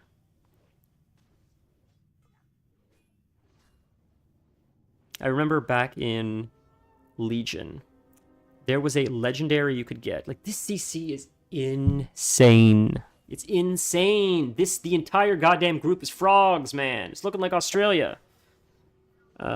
Demo is slow as fuck. Yeah, correct. It takes like half an expansion to cast a Chaos Bolt, but it's because Chaos Bolt also hits for like 300 million. Or it used to, I mean. That's why I sort of like... this is what I always hated about Warlocks, personally. Is that an upgrade? Nope. That's got everything on it that that leather wearers don't need. Like, what is that? That Doom Shot is sick. Those shoulders are dog shit. That I could, do Affliction. I could grasp Affliction. Yeah, I think it's not Demo. You're saying Demo, Demonology. Oh, I thought you meant Destro. Demo's slow.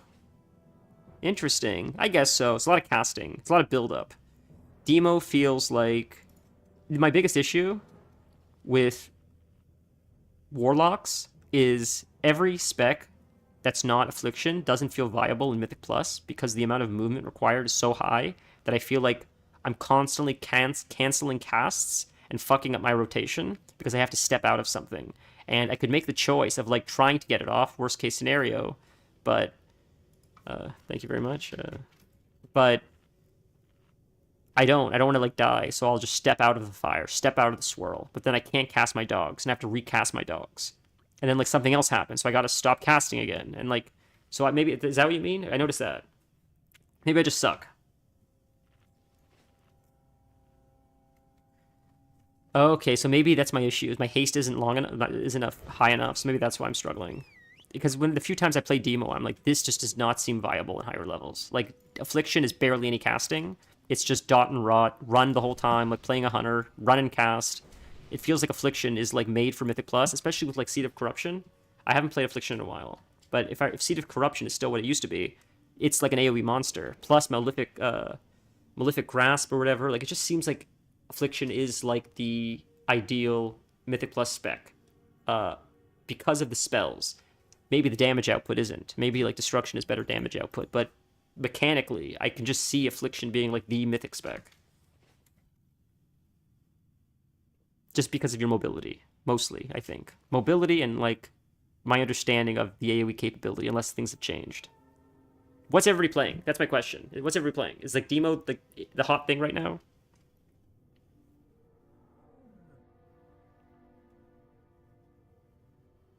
I like Demonology just because of the demons. And Destro looks sick. And I'm just tired of Affliction because I played it for so long. I played Affliction like almost all forever. And I switched and missed the Pandaria because Destruction was so disgusting. Plus, the green fire was just awesome. It looked so cool. I love green, but okay, dude. This is my understanding. I could be wrong. I think Warlocks are one of the most underplayed classes for whatever reason. I'm not sure, but I believe that's why they made every single race be able to be a Warlock. Because they're like, Warlocks are so underrepresented. If we make every single race in the game have the ability to be a Warlock, it should just increase the chances of Warlocks in the game. It's crazy. I tend to play non-meta like Survival. Yeah, you're crazy. Survival... A Survival Hunter is as rare as a female dwarf. There's like 3 female dwarfs in the entire existence of World of Warcraft, and you're one of them.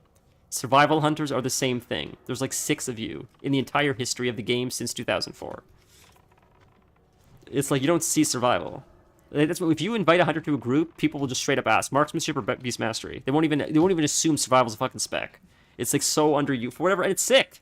It's a sick spec. It's better than it's ever been, in my opinion. It's like, in Classic, it wasn't developed. In Classic, you can tell they didn't finish developing it, but they've changed it dramatically, and it's awesome. And it looks sick. It looks so cool, man. With a 2-handed weapon? Are you kidding me?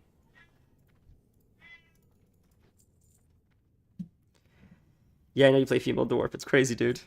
It's crazy. Like, it's so you play like is it intentional? Do you intentionally look for the most like underutilized classes or races and do that, or is it just how it happens?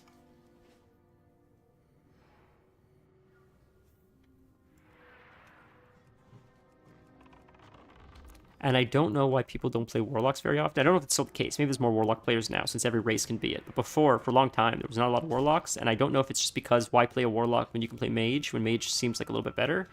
But I don't think they're anything alike. I think they're like super different. So I think it's just like maybe I don't know. People thought it was a dot class, but it's not. Like it's sort of a dot class if you're Affliction, but the rest isn't really dots. So I just think it's I don't know. I think people are just like afraid of what they don't know. I think that's what it honestly is. To be fair, I don't see a ton of Paladins, especially on the Horde. That seems like a fairly on the Alliance. There's a lot more Pallies, and I wonder if that's just like a relic from Vanilla, where like Tauren can be Paladins and Blood Elves and the other guys, High Mountain Tauren, I think can be Paladins, as well as the Trolls.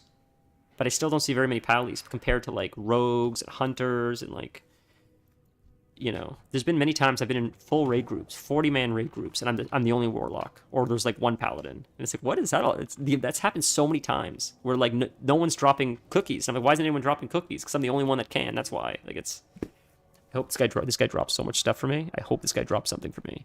He has so many good drops. This guy. Let's see.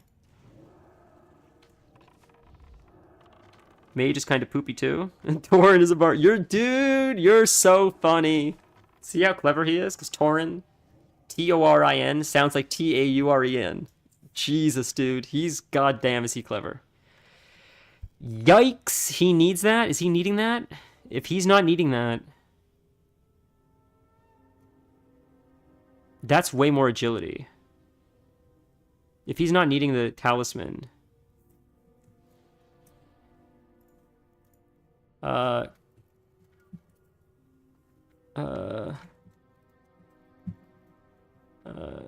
right did pass, right? Okay. Awesome. So I'll take it for the agility. That's pure agility. The dodge is dumb, but like it's just I want the agility. The agility is more. The agility is a straight 1-to-1 increase in damage. But I want to make sure he didn't need it first because it's dodge. If like, even though the agility is like directly an upgrade, the dodge is more important for him to have than for me to need it away from him. Like it would be more beneficial as a tank. That's why I asked. The cat is screaming her freaking head off. I think it is technically time for her dinner, but Casey's gonna be out soon. So, and to be fair, her bowl does have food in it. What I love so much about this cat, and I don't know if everybody's pets are like this or just her. It's not that she doesn't have food. She's saying, I'm starving. It's my dinner time. I'm hungry. She's saying, we have a routine. We're at this time. Put more food in my bowl. Whether there's food in my bowl or not, I want to go through the routine. I need that dopaminergic kick of the routine. Because if I don't get that routine, I don't like it. And that's all it is. There'll be a pile of food in her bowl. Because she's been sleeping all day. Normally, that's not the case. She normally, by this time, has no food in her bowl. She's hungry. She wants to eat. But today, for whatever reason, she was sleeping all day. So her food is sky high. Now she'll eat it throughout the day, but it's so funny with her. That's just routine. Like literally, and I've done this just to try, just to see if it would work. I would take her bowls, not put anything else in it. Just pick it up on the counter, put it back down.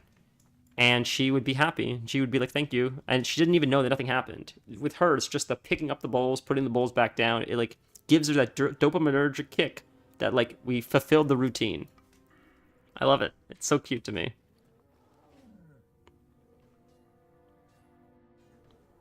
How often do you guys replace your pet's waters, by the way? Because like I'm like literally every time I go, this is not an exaggeration. This is not an exaggeration. I do it like a good. If I'm home all day, her water's getting replaced almost every hour. Just because I walk by and I feel like I kick stuff in it, I feel like there's like dirt in it, or like I'm just being like OCD. Like well I'm here, I could just replace it again, so I just replace it again. Like literally every hour. I'll replace it like 20 times every day, no exaggeration, for the past 15 years. But I feel like that's definitely overkill. But how often do you guys replace it? I'm wondering. Like, I don't know. I'm like, I'm home. I can do it. Why not? I would. If water's on the floor, it probably is gross.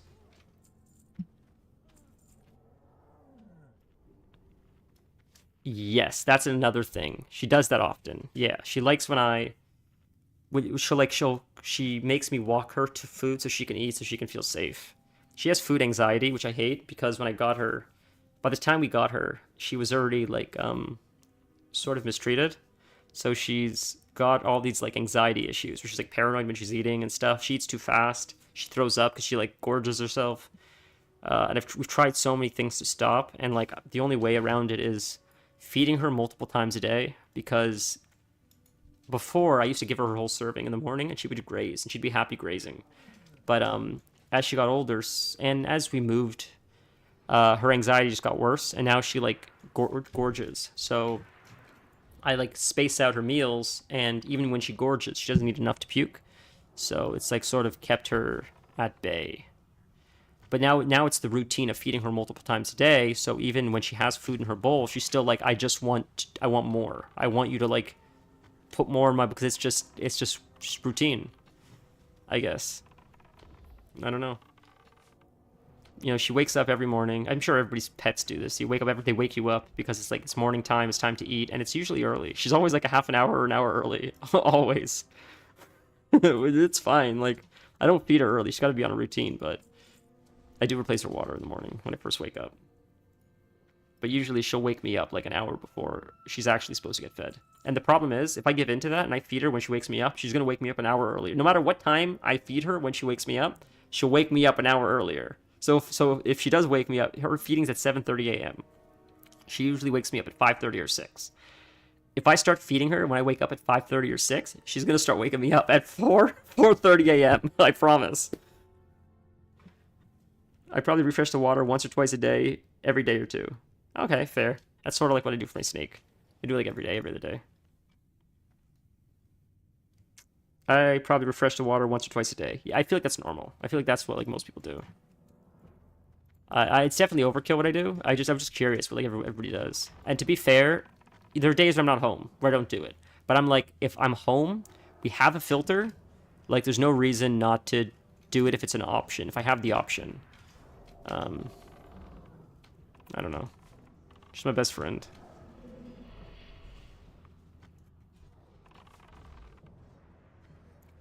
Like, to the point where, like, I've gotten in so many fights with people over this cat.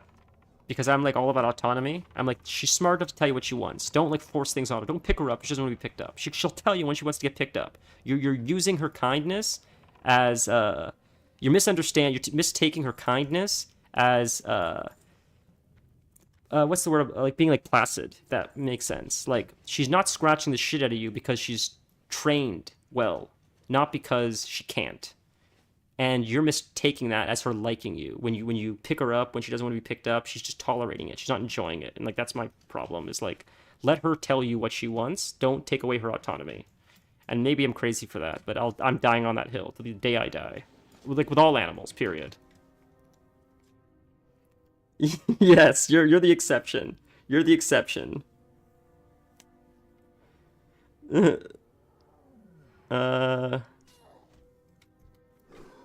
Sorry, I'm reading chat. To be owned by a cat, we were hive-minded. Not in a bad way. No, dude, look. It's a pleasure. It's a fucking pleasure to be, like, owned by a cat. Like, to be owned by an animal. My god. Considering the bullshit of, like, dealing with people, like, what a pleasure it is to, like, have to be at the beck and call of an animal that, like, is affectionate and grateful and, like, oh my god. It's, like, the best, it's the best feeling in the world. One of my cats likes to dip her paw in and lick the water off, so random specks end up in the water. Dude, Maine Coons do that a lot. I don't know what that is. I've heard that. I've heard almost every Maine Coon cat will... They dip the paw and they drink like that. And I don't know what that's all about. I've heard that so many times, though. And just other cats. Like, all cat breeds do it, but I've heard it specifically like a Maine Coon thing. Oh, they almost all do it. I don't know. I feel like there's like an evolutionary thing there. And Erin, she does like you very much, but like she's very selective with who she likes. It's a very small group of people she tolerates. And my brother's one of them, and you're one of them. And what's weird is, like, she doesn't see either of you as much as she sees a lot of other people. But the first time she saw you, she took to you. The first time she saw him, she took to him. I don't know if it's a scent thing. I don't know what it is. She just picks people, and she, like, likes them, and she remembers them. And you'll come back now, you know, years later, and she'll still remember. I don't know. But it's nice, right? Isn't it nice to be, like, accepted by an animal? Isn't, like, the best feeling?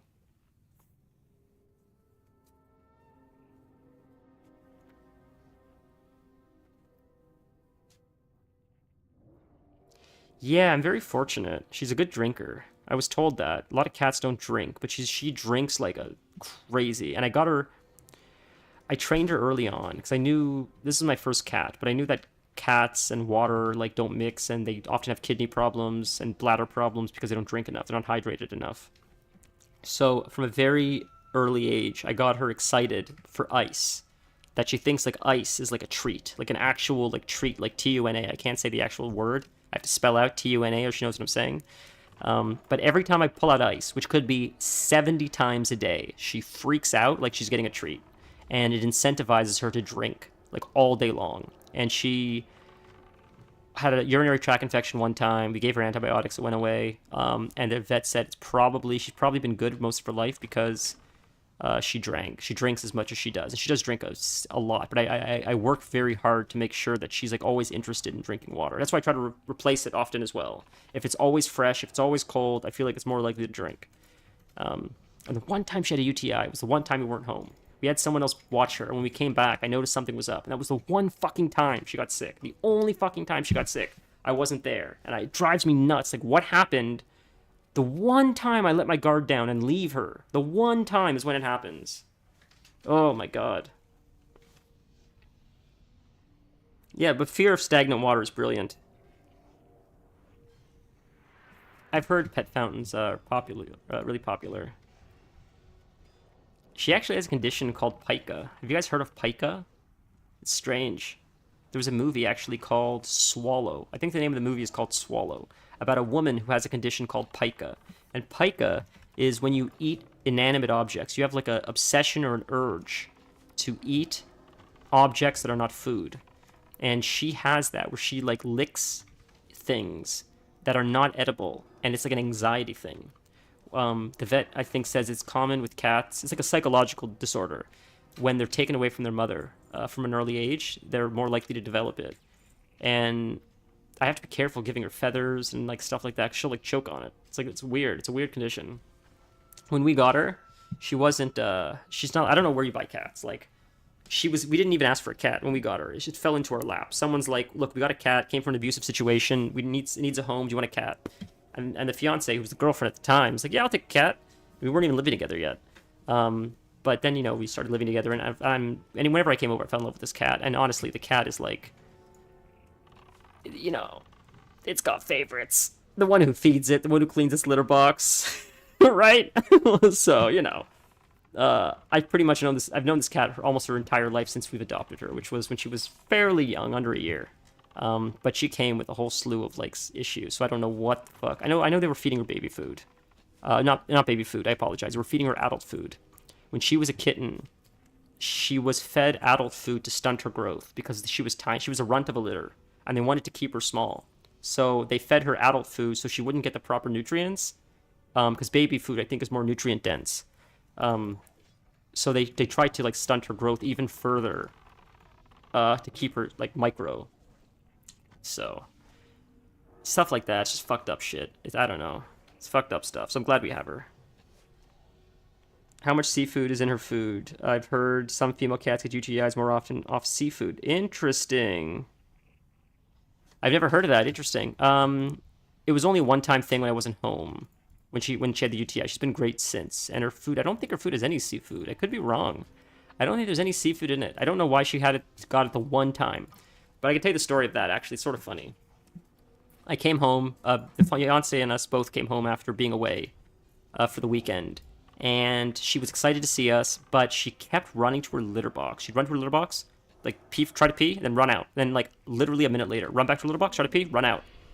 The second time that I saw that already, I'm like calling emergency vets. I'm like, something's wrong. I got to figure this out. I'm like trying to find a vet that can see her. It was late at night. It was like 9 o'clock at night at that point. I'm having like a fucking panic attack.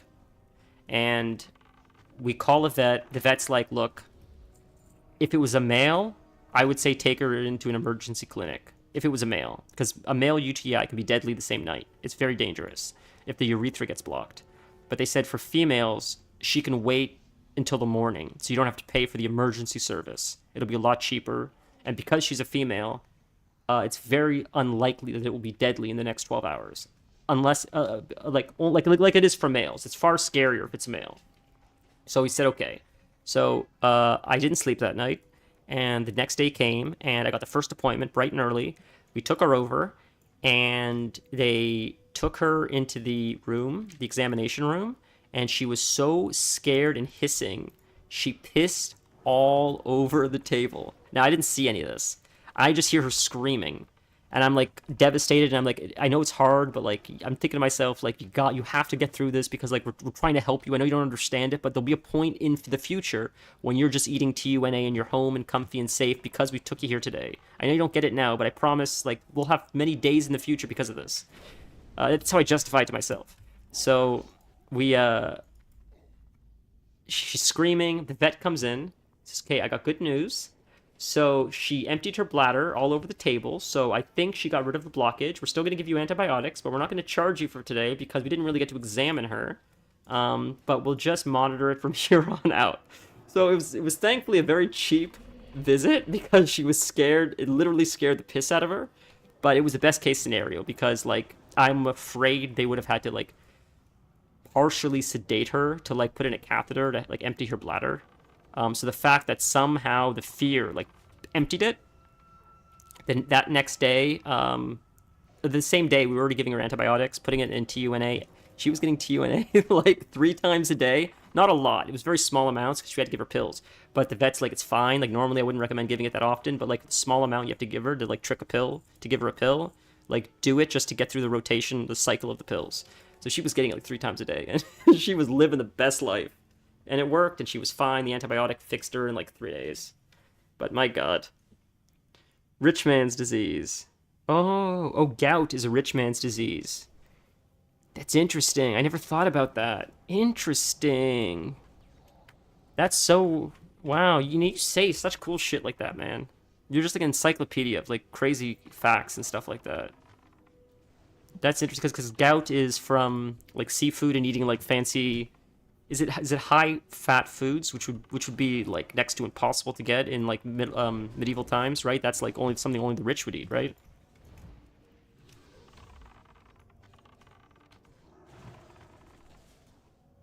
Things like cheeses and milks and stuff like that, like things that are high in like protein and fat, which are like very good for, I think, sustaining energy. Very important for sustaining energy.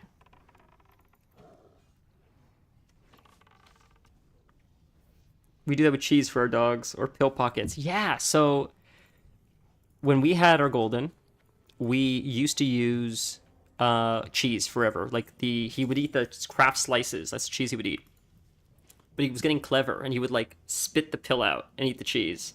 So then we got the pill pockets, and that seemed to work really well. The pill pockets didn't exist when we first had our first dog, or we weren't able to find them. And then as he got older, we started finding them everywhere. And we're like, oh, these are great. These are way better than cheese. But then Riley, our dachshund, dachshund, whatever you want to fucking call it, wiener dog, when they had to give him pills, when he had like an infection or something 100 years ago, a long time ago,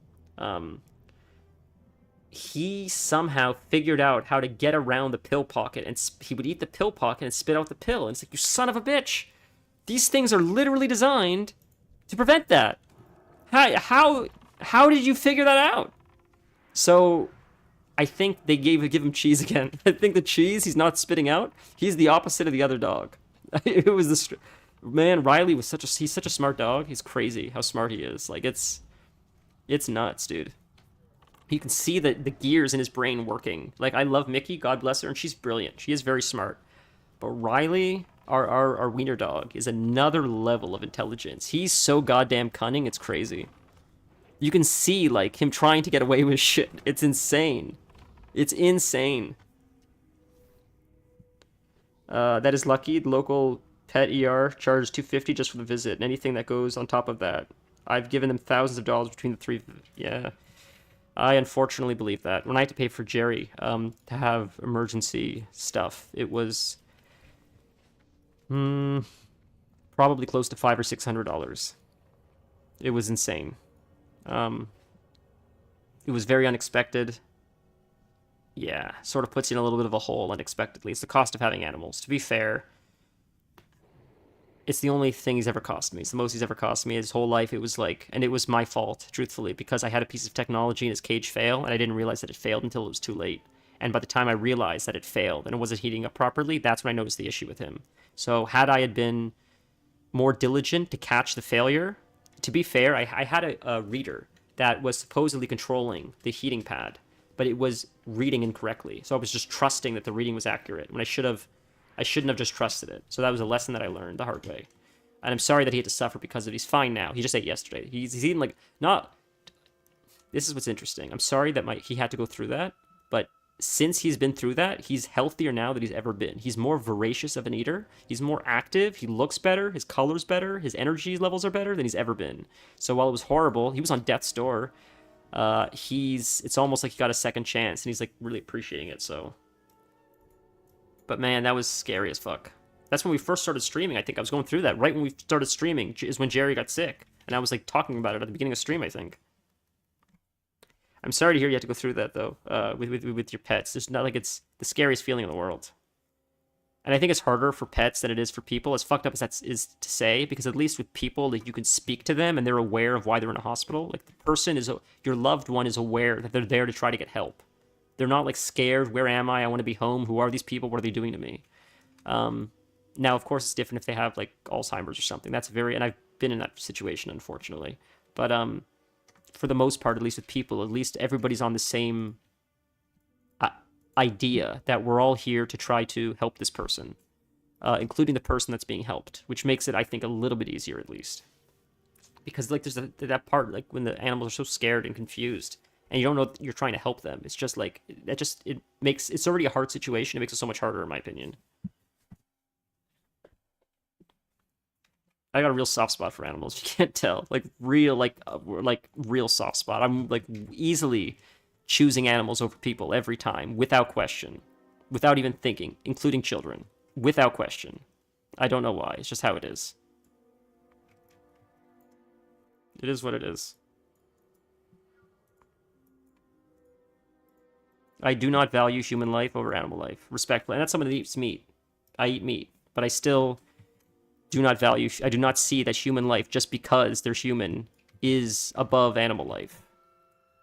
And I eat meat, but I understand they eat meat too. It's like part of the game, right? Like we all eat meat. So I'm not saying that I don't eat meat. I'm just saying that like I highly respect the autonomy of animals and love animals, and they bring me a great deal of happiness. And this is a very sketchy pull. We're gonna try to kill what we can, and then we're gonna feign death, because this is gonna be a wipe. But we'll try our best to kill what we can. Can I kill that last mob before I die? Nope, feign. Feign. Oh, it's gonna put me out of the feign. Come on, don't run back to me, you son of an onion.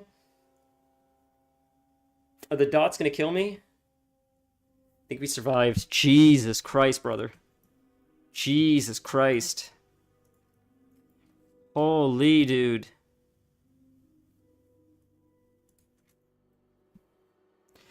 Oh.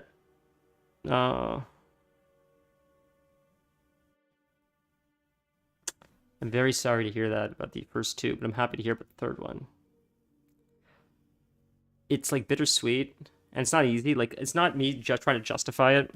I think it's just me trying to cope because I can't handle the truth of like finality. But I try to cling to the idea of like the life that we provide for them in the short time that they're here is like, better than any life they'd ever have anywhere else. We give them so much care and love and attention that we made their time on this earth special. But I gotta stop talking about this because I'd be very sad. Like it doesn't take much with animals, man. Holy fuck. That's all. Yeah, that's all. Yeah, I got some sad news sort of related to that today. It's sort of increased fire damage dealt by 1,000. That's crazy. It's sort of I wouldn't say it ruined my day. It just put a damper on it because it's like it's not like, even when an animal lives a very long, healthy, happy life, it's still always too short in my opinion. It's just never enough time. It's never enough time, ever enough time. 100 years would never be enough time, right? Like, so that's all. It's just the unfairness, I guess, of life. Onions attacked my eyes and insulted my mother. Dude, you're not wrong. Jesus Christ, dude, you're not wrong. Holy. That's why, like, I just straight up won't watch movies.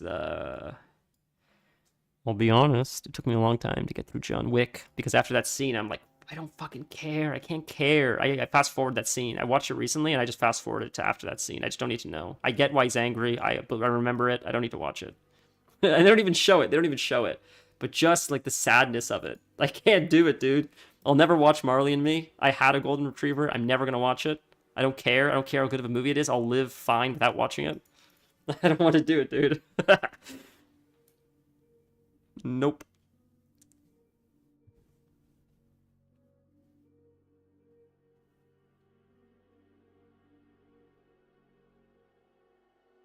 Oh, that's smart. I also heard chewing gum. I heard chewing gum is pretty good for helping with that. Um I've never tried it though, but I wonder. And it's the sulfuric acid. Is that what it is, right? I think that's what onions release, and that's why it burns your eyes. I could be wrong. I thought it was sulfuric acid that they naturally contain. That the gas is off when you cut into them. But I could be wrong.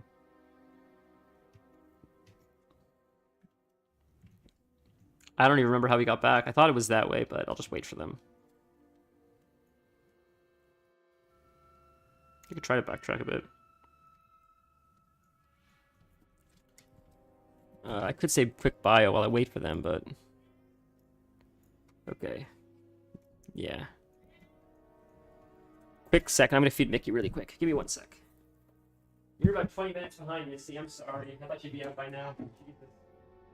Yes, Missy. Come on. Come on. There's so much goddamn food in your bowl. It's insane, dude. It is beyond insane. It is beyond insane, dude. You know that? You are crazy, dude. This bowl is filled with food. What is going on?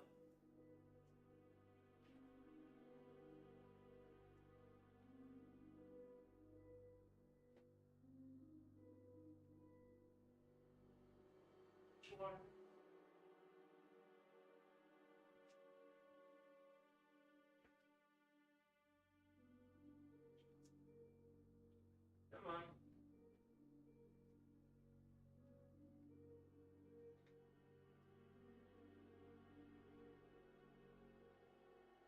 Okay, we're back. Sorry, friends. Uh, I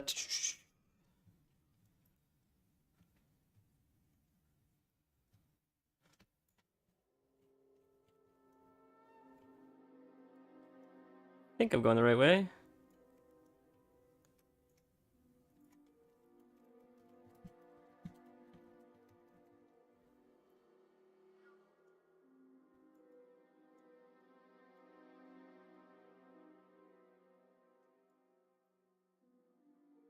Hmm. Man, I do have to pee again, but I'll try to hold it in. Sorry. Apparently holding a garlic clove in your lower lip also helps. That's insane. Like, who's doing this stuff, though? That's crazy, dude. If you have a sharp enough knife, you won't cry cutting onions. Interesting. I believe that. The freezer thing's interesting. It's very interesting. Is this where the goblin is, by the way? She is here. Maybe we can just jump down to the goblin. Goblin quest. I won't lie. I needed money. Kibler pays very well. You got my loyalties. Why do you think I'm down here? That's crazy. Goblin, exotic animals, something. Okay. Find the belongings. Return them to her. Go to as soon as you get to the big room, go to your right. This way. I know where I'm going. I was hoping they'd come by now, but I guess they're fighting ads.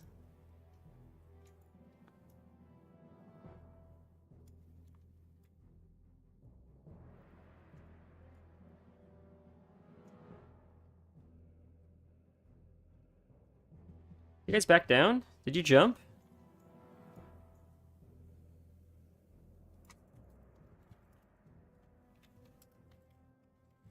Jesus. Alright, we're dismissing the pet.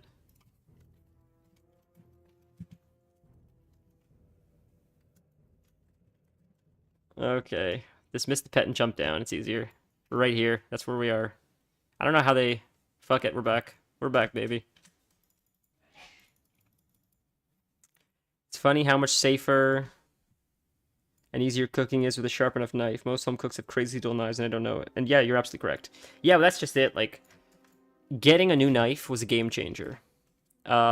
It's funny that like you think like a sharper knife would be more dangerous, but I think it's actually safer because you're less likely to cut yourself if you're not like struggling to like slice through something and you're like you slip. Yeah, yeah, good knives are huge.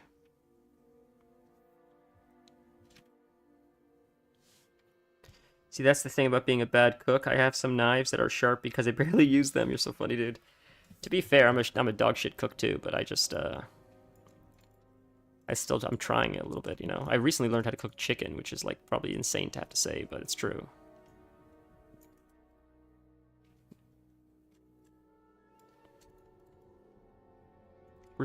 Brother, don't skip these guys. These specific mobs that he's skipping give you so many good drops.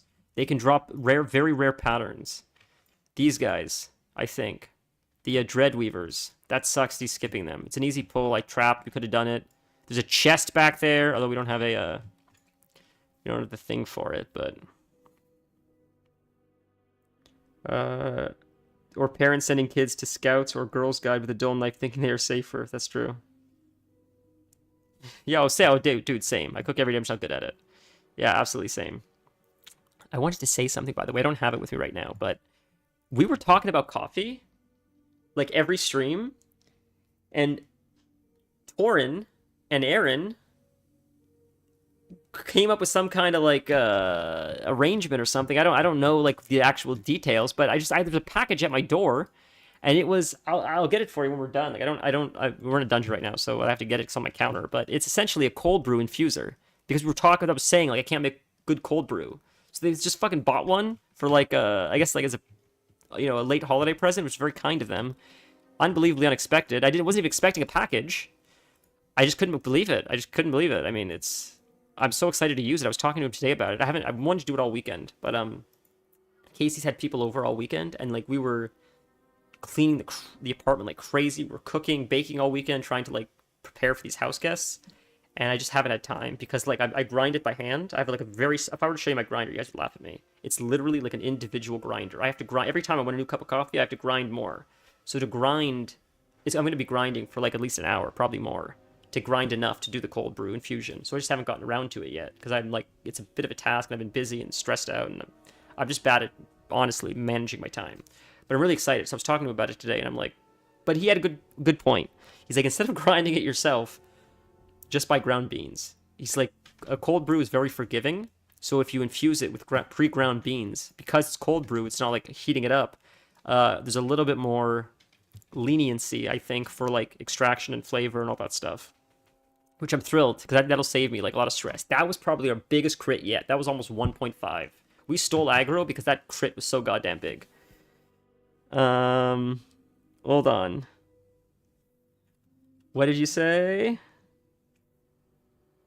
Pre-ground is already stale. That's what I thought, but it's like, that was my fear, that like, it is a little bit more stale. It's just, I don't have a grinder yet. I need to get an electric grinder to grind like a mass amount of beans for like cold brew, or it's like insane. I think I forgot to get the quest for this spider. I think I fucked up, actually, because I could have gotten a spider pet by doing this. I fucked up. But we'll run these again. Hold on. Sharpen so many knives in Boy Scouts for other kids because the parents didn't know or understand. Yeah, it's very kind of you to do that. Just got your mailing address for your better half. Don't get a grinder. You're so kind. I mentioned pre-ground from a good place like Starbucks or Costco. Buy it and grind it up front. Oh, that's what you mean. I misunderstood. I feel better about that. Okay, so what you're saying is, what are we getting stunned by? There's nothing here. What is going on, dude? What's exploding? Go to Costco and buy beans and then use the machine there, grind it for me all at once, and use that for cold brew. So I'm buying fresh beans. That makes sense. I think I could have gotten this quest and I forgot to do it like an idiot. we'll have to come back. We'll be back here many times. I'm sure Jared will want to run this anyways. It's my brother. Friends don't let friends buy pre-ground coffee. Full transparency. When he said it, I was a little bit shocked, but I thought what he meant was now I understand what he actually means. But what I thought he meant was like because cold brew, because of the way it's infused, because there's no heat, you don't taste the staleness or the flavors that would be more present in a hot brewing compared to a cold brewing. But he didn't mean that. That was my interpretation. What I believe he meant was buy the beans as whole beans, and they have machines there. Or you can ask Starbucks to grind it for you, and then you have freshly ground beans that are already ground for you. Don't buy supermarket. I don't know if Starbucks will ground for you, but at least getting it there, you can figure out how fresh it is. Yeah, you're right. You're right. I misunderstood. I put words in his mouth. He is much smarter with the culinary arts than I am. He was thinking so high level that I just assumed like I put my like ignorant assumptions on what he was like, I get it now. Man, he's so smart. Yeah, I appreciate that tip. That's very smart. You guys are crazy sometimes. You guys say shit and it's like, god damn, like just to have that brain for a day. It's crazy, man.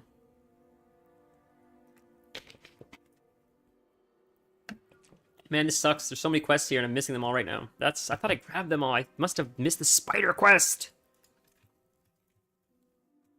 We're almost done though, so. Only pre-ground I buy is Highland Grog. I remember yeah, Jungle Gyms. Isn't that like a Walmart kind of joint? Or like a Costco kind of thing or something? Ooh, nice, dude. Nice. Very nice. Nice-oo. Wow. Venom Sacs, which are for 1 poison effect. We're gonna hold on to those. Oh, it's duration of 56 minutes. Damn. That would have been nice to have.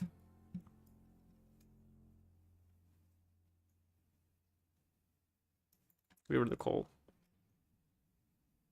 We have food. We have lots of food. Lots of stuff here, but...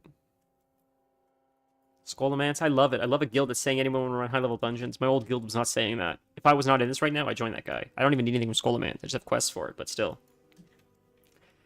What quests do we have here that are actually spider quests?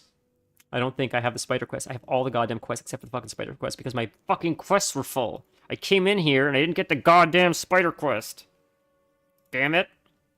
Dummy. Ugh. Alright, next time. Good grinding source, 12 ounces is crazy if you get ground from a good source. Yeah, totally, dude.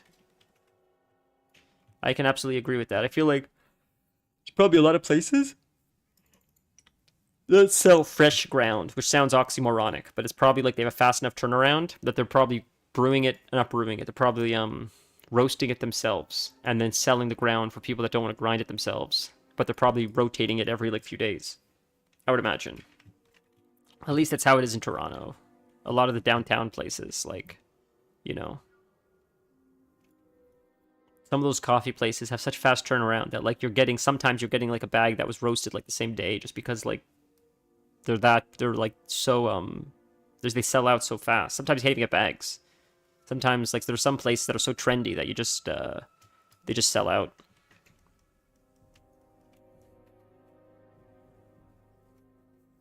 I don't normally go at those places. To be fair, a lot of those places that are that popular often sell lighter roasts, which I'm not really a fan of. I've tried them so many times. Just not for me. Not the way I drink coffee.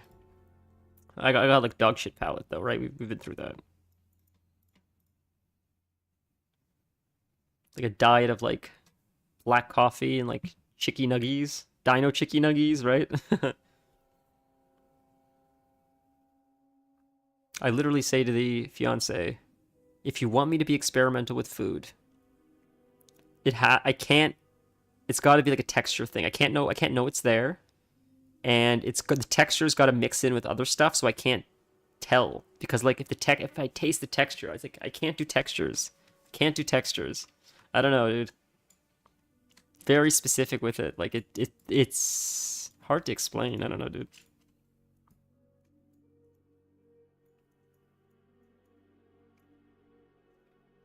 Sorry, I saw you just said something. 1 sec.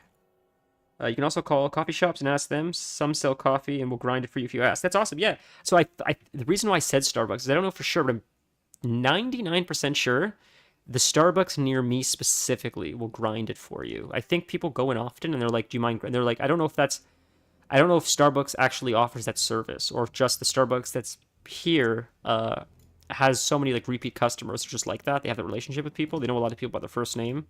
So maybe it's just them just offering that service, but not Starbucks offering the service. I don't know. But yeah, I certainly have seen like at I don't go to Costco very often, but I've certainly seen at like our grocery stores, they often have like grinders that you can use. What do you guys use to clean grinders, by the way? Like, do you guys buy those pellets or whatever? I know you buy those like denture tablets things that you put in grinders, and like it grinds up the tablet, and the tablet like absorbs the oil. Do you guys like use that stuff, or do you just like dish soap? Like, what do you do? Yeah, that's sort of me with mushrooms. I struggle with mushrooms, but I'm like that with texture with a lot of stuff. Not just texture of like food though, even like touching stuff. Like I don't know. That's like some stuff I just can't do. It gives me the heebie-jeebies. I don't know how else to explain it.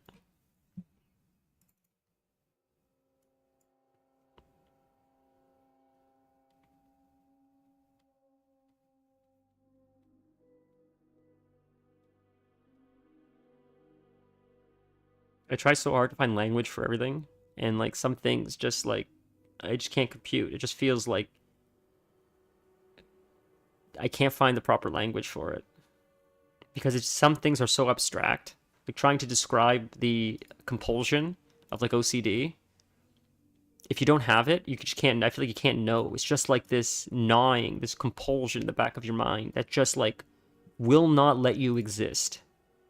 It takes priority over like breathing and existing until you like give into the compulsion, whatever it is. That's what OCD feels like, and I feel it still doesn't feel strong enough the way I'm describing it. It's like so that's just what I mean. I try to describe some things. It's just I don't know where we're going with this conversation. I'm just rambling. Depends on the grinder, the crappy blade, chopper. Oh no, I mean like if you're talking about like a conical burr grinder, like how would you clean like a conical burr grinder? Pretty much never clean it because it sucks. The nice burr grinder I could take apart and clean. Very cool. So when you take it apart, you just use like dish soap and water. Is that how you like take it apart and clean it? Rice. You clean it with rice. Wipe it down after we have it long enough, but I'll get the grinder tablets. Interesting. Rice. Interesting. I never thought about rice. Rice absorbs the oil, huh? That's clever. Shit.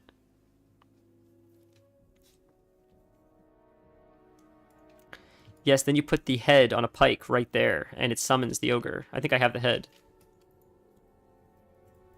Do we have pike? Okay.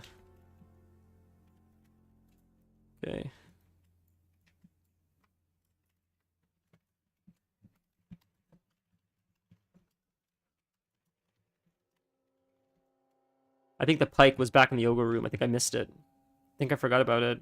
Okay, great. So he has the pike. I think I have the ogre head. So I think we can summon the ogre boss, which not everybody does. People don't even know about that. So we're doing like some extracurricular shit because it's pro gamer shit. All day long, just PGS. That's what we do. It's just PGS. Depends on the grinder, the crappy blade. Oh, I read that. Sorry. Okay. Damn, I would give up this cat to tame a warg because the wargs in here have a very high level Furious Howl. Furious Howl increases attack power of the whole raid, and they have the highest rank in here of Furious Howl, so it would be beneficial to tame one. But I don't want to give my pet up because he's quite difficult to obtain, so I'll have to do it next time.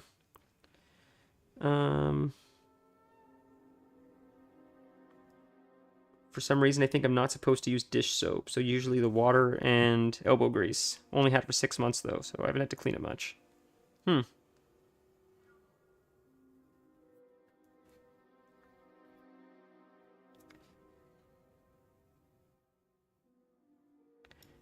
That's 6, so Starbucks is maybe the answer. Thank you, man. That's wonderful. Yeah, I believe it or not, I was like, I don't know if the word is, maybe the word is apprehensive. I won't say embarrassed. I don't feel embarrassment.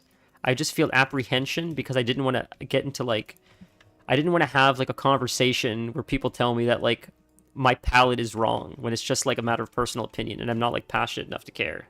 I'm just like, when I drink dark, what's it called?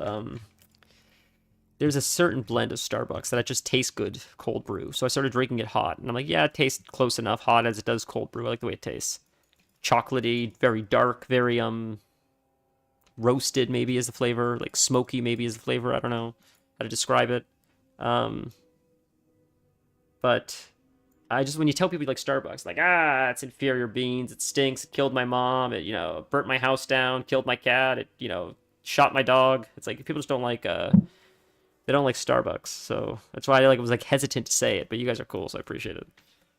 I'm just look. I've had really expensive stuff too, but it seems like the more expensive stuff you pay for, generally, you're also paying for nuance and flavor. So generally, I'm not finding as many high-level coffee places making dark roast. It's often very light roasts, blonde roasts, flavorful, fruity roasts, acidic roasts, stuff like that, which is like the antithesis of what I'm looking for, if that's the correct use of that word.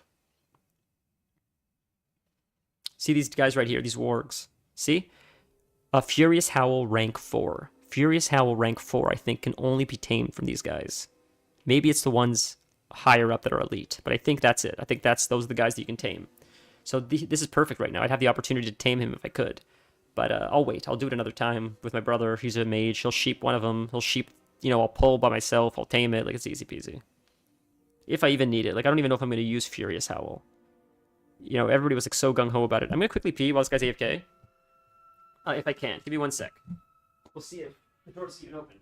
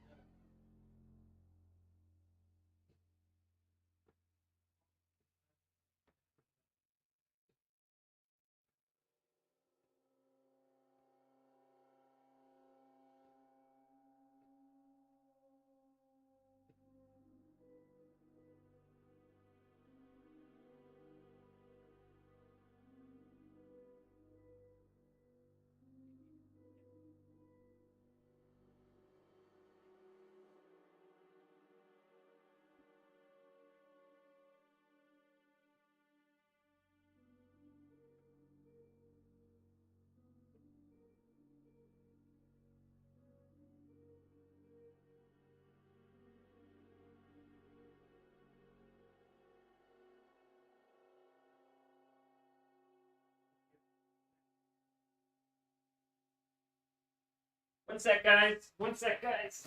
Just gotta grab something. 1 second.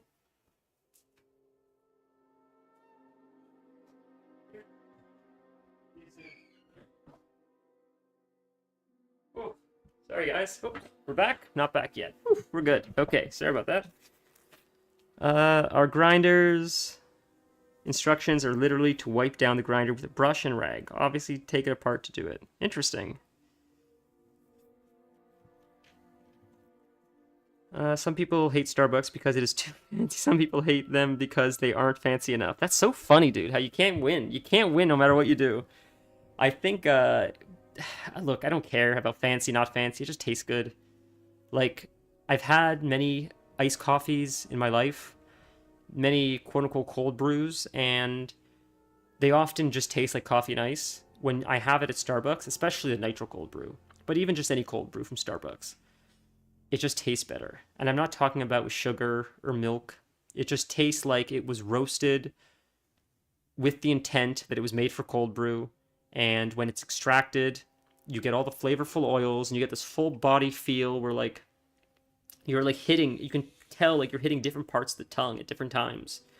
And it sounds so obnoxious to talk about coffee like this, but it's like true. Like they absolutely hired someone to refine the flavor. It's not just like I get McDonald's all the time during the summer because it's like $1 and you can get like a large coffee for like $1. And honestly, like I'll go there 3 times, and then by the third time I get a free coffee. So it ends up getting like half the time I'm getting free coffees at McDonald's, and like a whole every day going to McDonald's, I end up spending like in a year like $20 a coffee. And it just gets me out. I get to walk in the sun, have a nice coffee. It's just nice to get out of the house, but it still doesn't taste like Starbucks. It just tastes like coffee and water, coffee and ice. Starbucks tastes better. So like clearly they hired someone to make it taste that way. So there's something there. I mean, it is a better product in my opinion. There's been very few places. There's been a few places I've been to, but most places, including high-end coffee places where I've tried their cold brew, it just tastes like what I make at home. It's nothing special. So whatever Starbucks is doing, it's like layered. It's like a much better flavor. It's like buttery and I don't know. It's a good flavor. I like it. The Toddy is the brand Starbucks used, though these are a way bigger model. I can only imagine, dude. Dude, I am so excited. Well, probably tomorrow. That's probably what I'm doing tomorrow. I want to make it tonight though, but my issue again is the beans. So maybe it is just worth going to. Maybe it is just worth going tomorrow, buying beans, having them grinded for me, and then just doing it like that for the first time. Because then at least it's consistently ground. It's ground properly. Maybe that's just. But then I gotta wait another day. Fuck. While we're waiting. Here, let me show you guys.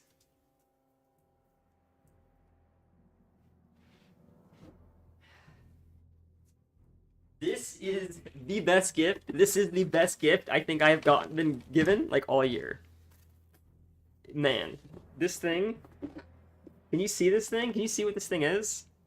Can you see it? Like I don't know if you can see it, but it's like an infuser essentially. Like stuff goes in the top. You put stuff like in the top. In here, it sits in bags and it infuses it, and then you move the thing and like drips it down there, and then you have like completely infused. And like there were bags. He was even kind enough to send me like bags, and I think there's even reusable bags in there. I could be wrong, but like it's like literally designed for iced coffee or like cold brew. It literally is intended with that in mind. So it's probably gonna be like a perfect extraction. It's gonna be like the first time I make coffee that actually tastes good. It's wonderful. I cannot freaking wait. Like we were joking when I was talking to him. Like when I thanked him, I didn't even know it was coming. So when it came, I'm like, I couldn't imagine not thanking him. So I sent him a message being thank you, and we were joking like if we could, we'd replace water with coffee. If like it wouldn't kill us, I would just stop drinking water and just completely just live off of coffee. That's how much I love coffee. And he was saying the same thing. So it's like the most meaningful gift because it's just one of the most meaningful gifts I've received all years because. It's just so near and dear to my heart. I love it so much. Something we talk about every time we're on stream, right? Like, my God, it was so unexpected. So, I don't know. Yeah, I can't wait. I just can't wait. I've been so excited. I've been thinking about it all weekend. That's why, like, I haven't done it yet. It's like, I want to do it, but I feel like I should wait to get the fresh ground coffee. I feel like that would be the best first time to do it, to really see what it's like. I feel like you should start with a fresh batch, a fresh coffee, freshly ground, and like that's the best way to really see what it's capable of the first time. I feel like that would be fair in order to see what it's capable of, because you know, as they say in like the cannabis industry, like when you're making like concentrates with shit product, it's gonna be shit concentrate. You have to start with quality products at the very start of the chain in order to come out with quality products at the end, and it's lost on a lot of people. They're like, we'll grow like shit weed very fast, and then we'll extract it. It'll be good oil, and then it's never good oil. And they're like, why isn't it good oil? It's because you're growing shit weed. You have to grow good weed to get good oil. It's at the very beginning. For the very beginning of growing it, it's got to be quality. Because if it's not quality from the start, it's not going to be quality at the end. Anyways, it has a felt filter in the bottom. The bag acts as a second filter and makes cleaning easier. Just lift out the bag and throw it away. That's crazy, dude. Garbage in, garbage out. 100%. That's the term I was looking for. Garbage in, garbage out. That's what they always say. That's what they say in the industry. Garbage in, garbage out. And ladies and gentlemen, we don't smoke garbage. We smoke the fire. We smoke so much fire, we're causing problems in Los Angeles. Yeah, you're absolutely right. You're absolutely right. You can taste the difference. Quality makes.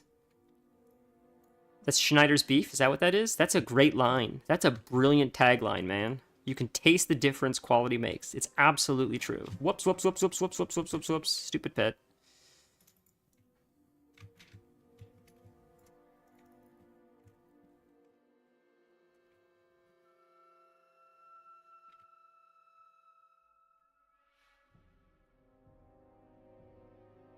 Yeah, you can taste the difference quality makes. That's a great line, man. Holy. Someone said this 100 years ago, and I don't remember who it was, but they said, like, you don't... I think I may have mentioned this last stream, too. I could be wrong. You don't have to be a chef to know, like, what quality food is. You don't need to know why it's quality food. You just know when you taste it. And I think that's the case for a lot of art. I think you can read literature. Nice. That's for shamans. Nice.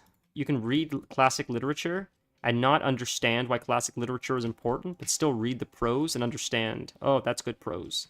You don't know why it's good prose, but you know it's good prose. You know when you read it. I think it's the case. I think that's the case for like everything of quality. Art, you can look at like something by Salvador Dali, or I was gonna say Jackson Pollock, but I think it's a little bit of bullshit. You could look at something by Van Gogh, and you don't need to understand art. You could just see why it's successful. Like, oh, I get it just by looking at it. The feeling it evokes. I think I get it.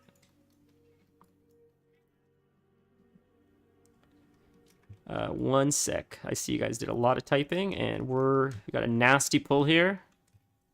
So we just got to do some pro gamer shit really quick, and then we're gonna read what's said. Hopefully we won't die and have to feign death again. I think we're okay. I think we're good. We're good. Okay. Oof. His health was getting a little bit scary there for a second. I didn't know if it was going to start spiking really low. Like, he was like half for a little longer than I'd be comfortable.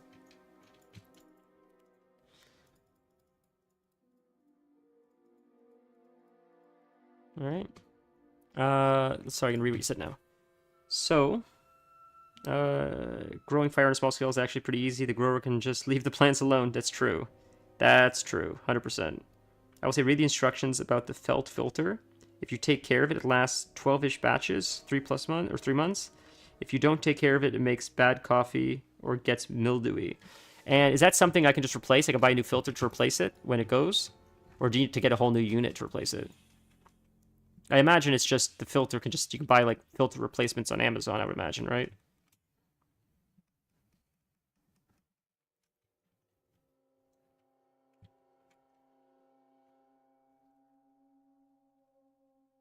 I would imagine so. I feel like there's no world where you have to replace the whole unit. I feel like the filter probably comes in and out. Like that would be insane otherwise.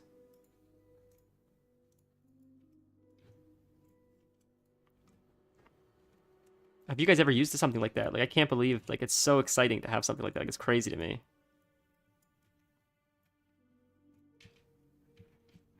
Want to free someone? Nah, it's alright. Just one guy. Alright. That was a few ads, so. What's this guy drop? Quartermaster Zigus? We're in upper. Let's go to lower. Quartermaster Zigus. Oh, Zigris. It's Zigris. That stinks. That is not awful, actually. That's a little bit more agility than I have. It's also strength, but doesn't drop a whole lot. Ooh, I won the thorium lockbox. Sick. Hopefully that's got legendary or legendary epic in it, rather. Speaking of, I need to get another cold press. Tomorrow's venture, along with getting that grinder. Oh, dude, no stress. No stress. That's very kind. You don't have to, You can buy felt filters in 2 packs, bags in 20 or 50 packs. Holy Jesus Christ. Sweet Jesus. 50 packs of filters. That must last a long time. I'll have to take a look. I appreciate that. I'll probably just see how much it is for a 20 pack. Like, I'd rather just have things on deck. That's sort of like my mentality, than have to, like, need them. When you're done, you need to rinse the felt filter, dry it by compressing it between paper towels, rags, then freeze the filter till you use it again. See, this is what I was curious about. My logic is like, there's no way, like, how does it not develop bacteria if something stays moist between uses? That's a bacterial breeding ground. But freezing it keeps, like, that bacteria, like, stagnant, right? We're almost at the end of the last boss. And then we may call the stream for today, just because the missus is finishing with her. Normally, she wasn't supposed to be here today actually, but plans changed. Someone canceled last minute, so she's here, but she's having like a spa day at home. So that's why I'm like, because I was debating like, do we like just do it the next day because you're home? She's like, no, stream. I need a break from you. So, but she's finishing up just in the right time that so we'll have dinner together. Because the dungeon's coming to an end. And that's like 3 hours or something, right? I think. Something like that. So these pups don't, these pups don't have the... Fuck! I don't have that quest! That's another goddamn quest that I forgot to get. God damn it! The quests are so spread out, and I came here in such a rush, I forgot to pick up all the quests. This is another guy, but I'll come back. I'll come back and get him. God damn. I gotta drop a quest quick. I'm asking people to share quests. I gotta drop a quest.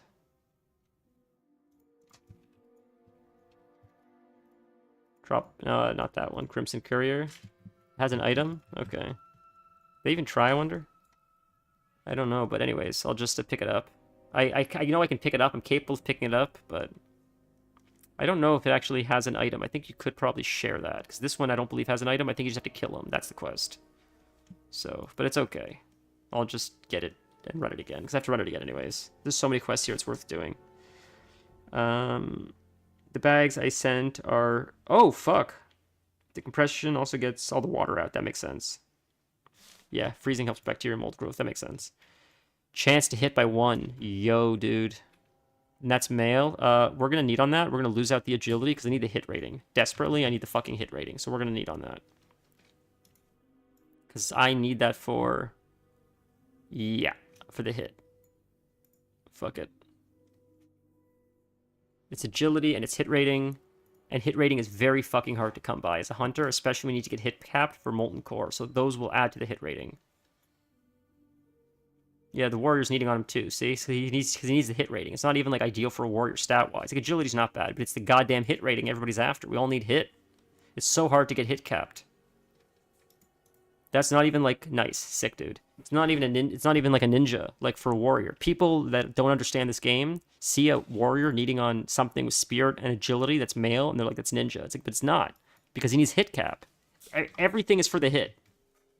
If he's not hitting 100% of the time, he could be missing hits, and then he could be losing aggro.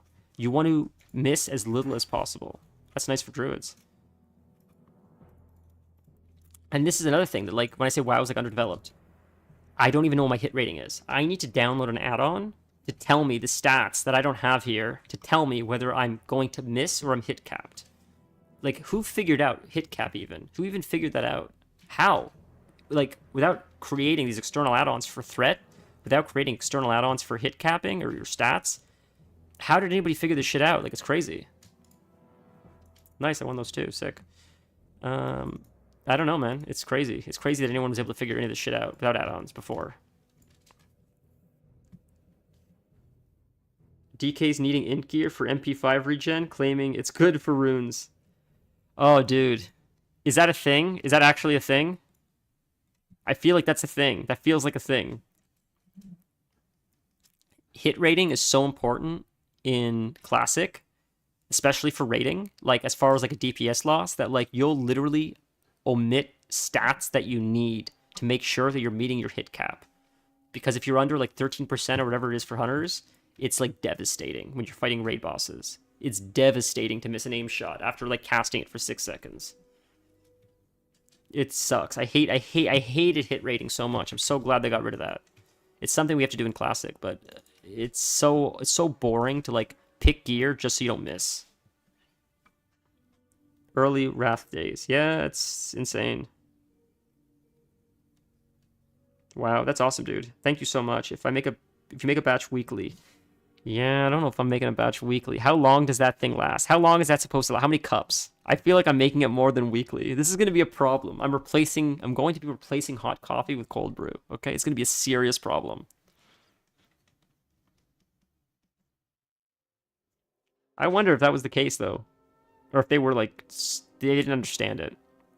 I don't know if like Mana for 5 effects, like, would that apply to energy then too? Like, why would that work for runes? Because runes, what do they use? Runic power, right? There's runes, and there's also runic power. They're two different resources, right? Or am I incorrect? I thought they were, like, they both have rune in the name, but I don't think they're related to each other. Or I could be incorrect. I thought runic power, or no, runes, I believe there's 2 blood runes, 2 frost runes, 2 unholy runes that all DKs have. And using abilities that cost runes generate runic power, which then you use other abilities to dump the runic power while you're regenerating your runes. That was my understanding of how DKs work, but I could be incorrect. Try to justify needing all plate. It was false. Okay, that doesn't make sense to me, because then, like, why aren't rogues needing on it? Because, like, rogues, it's like, well, the MP mana per 5 seconds increases my energy regeneration, and if I'm energy capped, then I can do more damage as a rogue. Like, so that doesn't make fucking sense to me. So that is dog shit. Okay, I thought so. Thank you.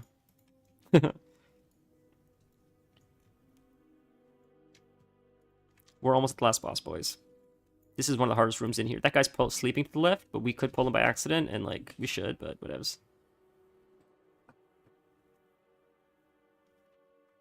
7:18. Well, guys, appreciate you tolerating a WoW stream today. Next time will be Diablo. I know WoW's, like, not everybody's favorite game, but I love it, so I appreciate you guys being here today for this. I was actually talking to Torin, like, do you chase the views? Do you, like, I noticed, because what's interesting is I noticed the WoW actually does better on YouTube, but not better on Twitch, not better when I live stream, only after the fact. So I'm like, I could play WoW more often if people like it, but, like, I think you guys don't like when we live stream. And he's like, you can chase the views, you can have fun. Ultimately, if you chase the views, I feel like in the long run it doesn't play out well. That's me saying that, but sort of also what I think he was, like, sort of implying. Like, it's sort of like an endless game. Like, you're just sort of, like, playing that game forever if you're chasing views. It never stops. Things always change, and you're always changing, and you're not selling out, but, like, you're doing stuff you don't care about because you're just chasing views. Is she fucked? Did she just fall in there and that's game over now? No, she's got to go around. I forgot she got to go around. That's what it is.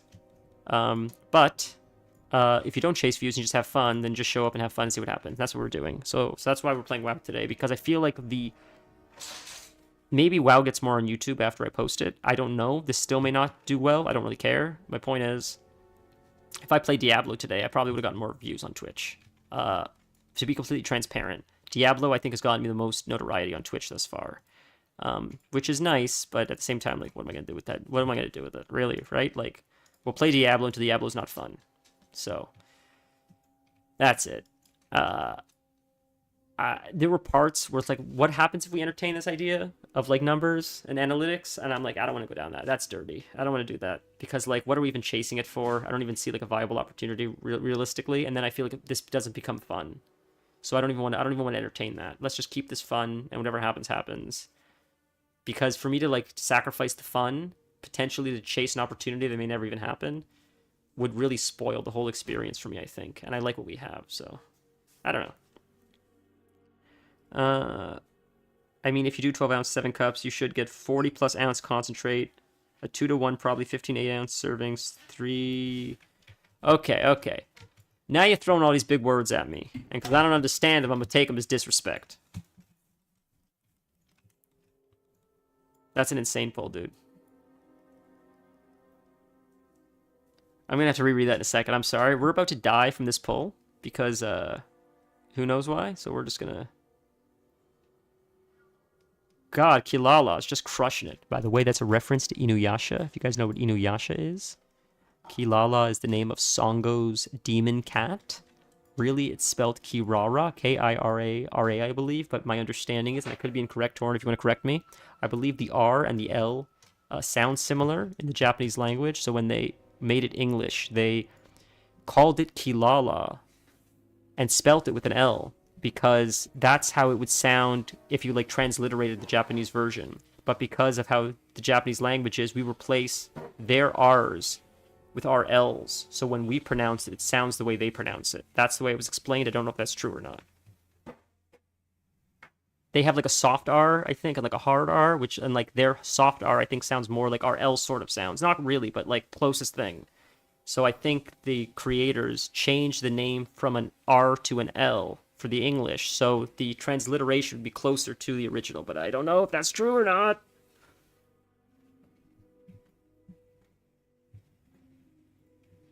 I don't know much. I actually Googled it recently why that was the case, because I always thought it was spelt Kira, I think, or Kira. Yeah, something like that. Kira, I think is how it's spelled. But then when they say it in the cartoon, they say Kilala. But I think that's why. But he would know. I think if anybody would know, I think he would be the one to know, Torin. Okay, but you said if you do 12 ounces to 7 cups, you should give 40 plus ounce of concentrate at 2 to 1, probably 15-ish 8-ounce servings. 3 to 1, 20-ish. I see what you're saying. 15 or 20 servings. Interesting. I like the sound of that, dude. So maybe I have to do that twice a month, then I get a full 30 days of it, if I drink it every day. Okay. 8 ounces. Oh, 12 ounces to 7 cups, you should have. Yeah, 15 8-ounce servings. How many parts concentrate to water or other liquid? Popular is 3 to 1, so also yes. Oh, there you go. Okay, cool. So it is right.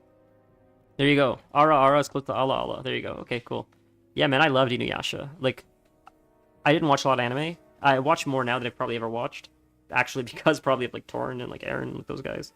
But man, I loved Inuyasha so much, and it was interesting because like, I don't know, I just grew up on it. I always loved it. I always had a soft spot for it. I never finished the series until recently.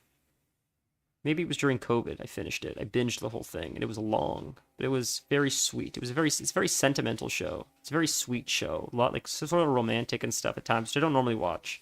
But the show had a lot of heart. So I don't know, I just liked it. Or like me until I learned better all concentrate. Dude, that was insane. That was beyond insane. That was beyond insane what you were doing. This man didn't know that it was a concentrate that he was creating. So he was just drinking it like it was coffee, not watering it down. So I have no idea how much caffeine he was consuming on the regular, but for him to get the jitters is insane because he has a crazy caffeine tolerance. So he must have been consuming so much caffeine to get the jitters with his tolerance. I cannot imagine. I cannot imagine. Used to hate Inuyasha. Would smoke an Inuyasha bowl to get through it. Did that enough times that the show grew on you. Didn't help that the first episode I saw the worst of the entire series. Fair. What episode was that, if I may ask? I know there's an Inuyasha.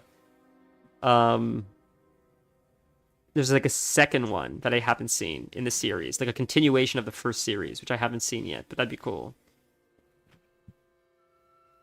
I wonder what the first episode was. You know, honestly, like, Inuyasha was cool. The Shomaru was cool, but the real reason why I liked it is I loved Songo. I thought Songo was so sick, and I loved specifically Kalala, Songo's pet.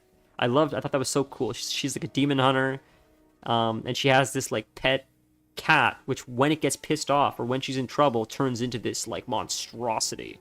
I thought that was the coolest thing in the world.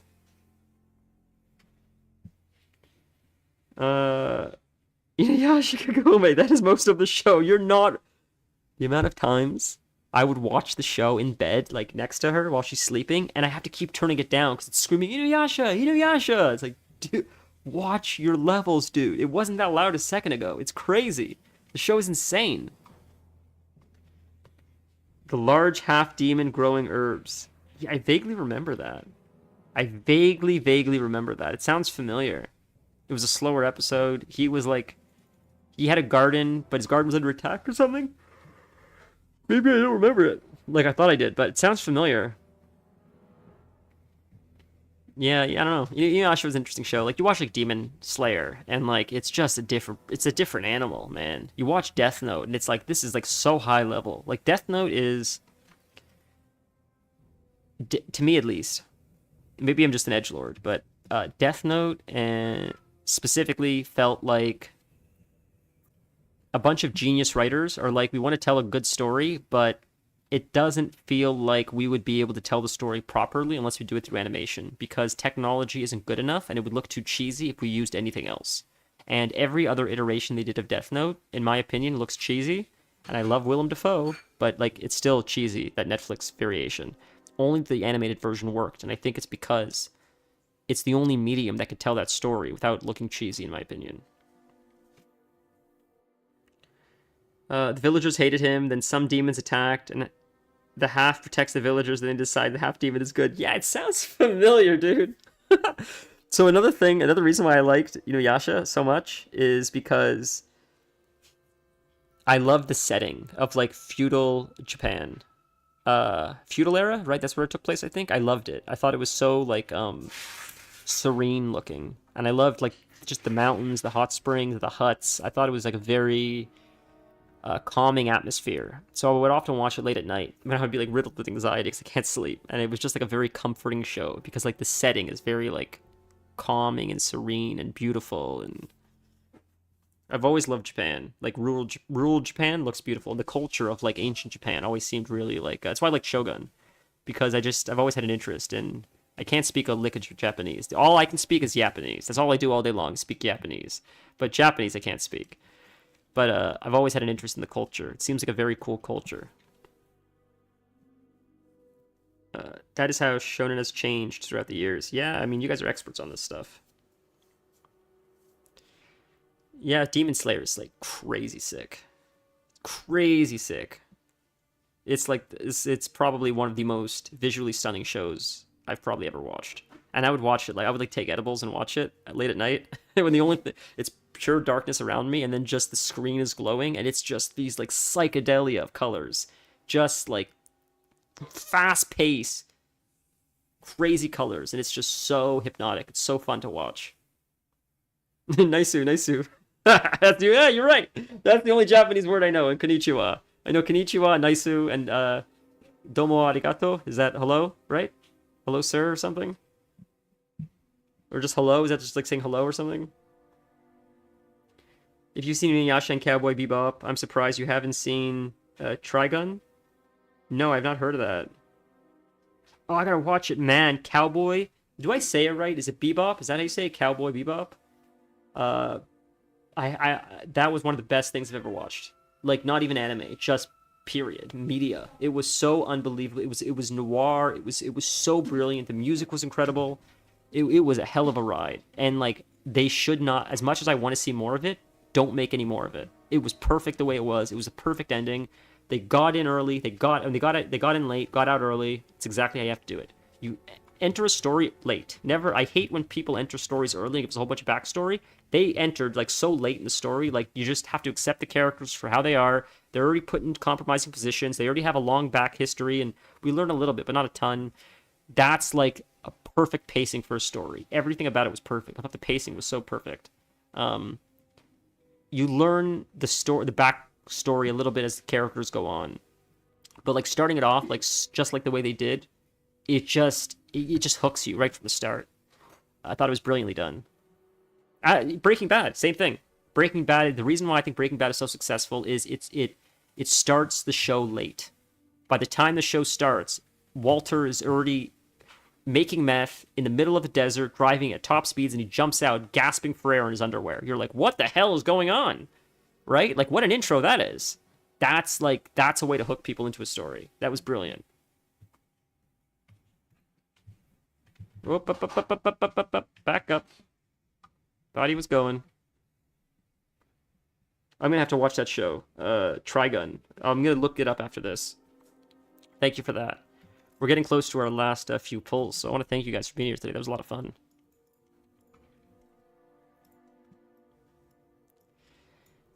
We're just pulling the one. We're not pulling that whole pack, right? We're just getting the one ogre, right?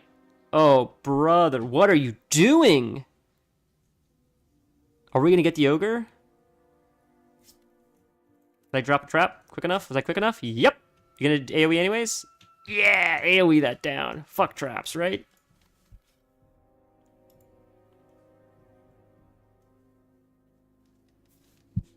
Ooh, big crits, big crits. That's because we have a hit rating now? Is that why we're missing less? Is that because we have 1% hit rating? Noir is a great. I love noir. Noir is great genre for cold opens. Just get us into the world and life of a character. Yeah, you're absolutely right, man. You're absolutely right. Right, like those noir films, the detective's just sitting there smoking at his desk, and a girl just walks in like a femme fatale with an already with like a problem. You can already see there's already like a half-drank liquor bottle and like a whole carton of cigarettes butt out halfway through the ashtray that's filled to the brim, like a mountain of like butted cigarettes. Like, so you know, this guy's like been doing this for a while. He's a longtime smoker. Like, he's like a hardened detective. Like, it's the little things. I don't know, man. It's the little things that I just love noir as a whole, and that's what Cowboy Bebop was. It was pure. It was a love letter to noir film, to noir genre. So beautifully done. I gotta say, dude, I don't know what's in the water, but I gotta say, in recent years, some of the best art has been coming out of like Asia as a whole. Like, it's crazy. Asia's been crushing it in recent years, especially with film, like, and television. And I think a lot of people in North America were sleeping on like Asian film industry for a long time until like Parasite came out, and then woke them up. Like, hey, did you know actually foreign films aren't that bad? If you read a little bit of subtitle, you may be able to see all kinds of wonderful films from around the world in languages you don't speak. And that's what I think the guy from Parasite said. He's like, if I could just teach the Americans that like getting over that like 2-inch barrier of subtitles opens up art so much more. It was something along those lines. Like, it's it. Like, the barrier to entry is like 2 inches. If you can get past the subtitles, there's so much art out there that you're missing. That's brilliant. And I agree. Totally agree. Have I spoken of Martyrs? Have I talked about Martyrs? Martyrs is a French film, which I do not believe is dubbed. I believe you have to read it as subbed. But man, it's dark, it's gritty, it's very, it's like, as the kids say, torture porn to a degree. But it has a purpose. It's not just torture porn for the sake of violence. It is a crazy film. It is an awesome, awesome horror film. Very violent. Very, very, very, very graphic and violent. But if you can sit through it, when you get to the end, you're like, oh, that makes sense. That wasn't just the director wanting to be nuts. It was a statement. And I know it sounds like so... gee, are we going to die here? I know it sounds very... what's the word? Like, not... Christ. Pretentious. It sounds very pretentious to say like he's making a statement with violence, but like it makes sense if you sit through it. It does. It is a brilliant film. Yeah, and that's all I can say. Like, either you get it or you don't. Either you get it and you sit through and you're like, wow, that violence was for a point, or you're like, nah, it was just senseless violence. This movie sucks, and that's fine too. But if you can appreciate it for what the art is trying to do, it's trying to convey. I feel like your life is just that much richer as a result. But that's just my opinion. What do I know? Spaghetti Western. That's so fun. Man, spaghetti Westerns are so much fun.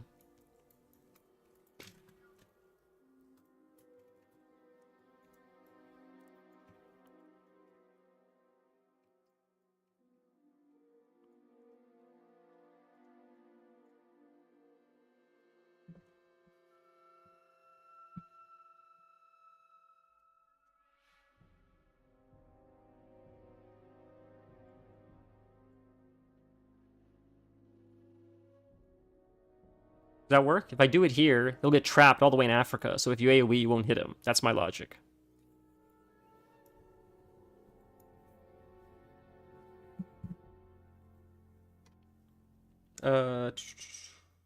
Stampede.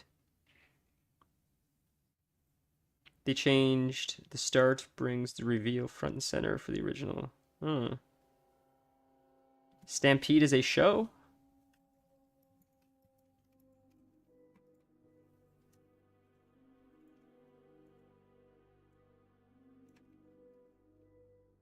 I can't believe this warrior, for those that like maybe tune in at a later date if you're watching this on a VOD or something, this warrior, this tank, who's been doing a fairly good job, is also the mage. The dude is playing 2 accounts at once like fucking Amphi does. Amphi's a psycho, but this dude is too apparently, because he's able to literally tank for us while AoE DPSing. Dude is a monster, and he's crushing it. God bless him. How did I pull? I've barely done anything. I barely did anything on the threat table, dude. Come on, dude. What is going on?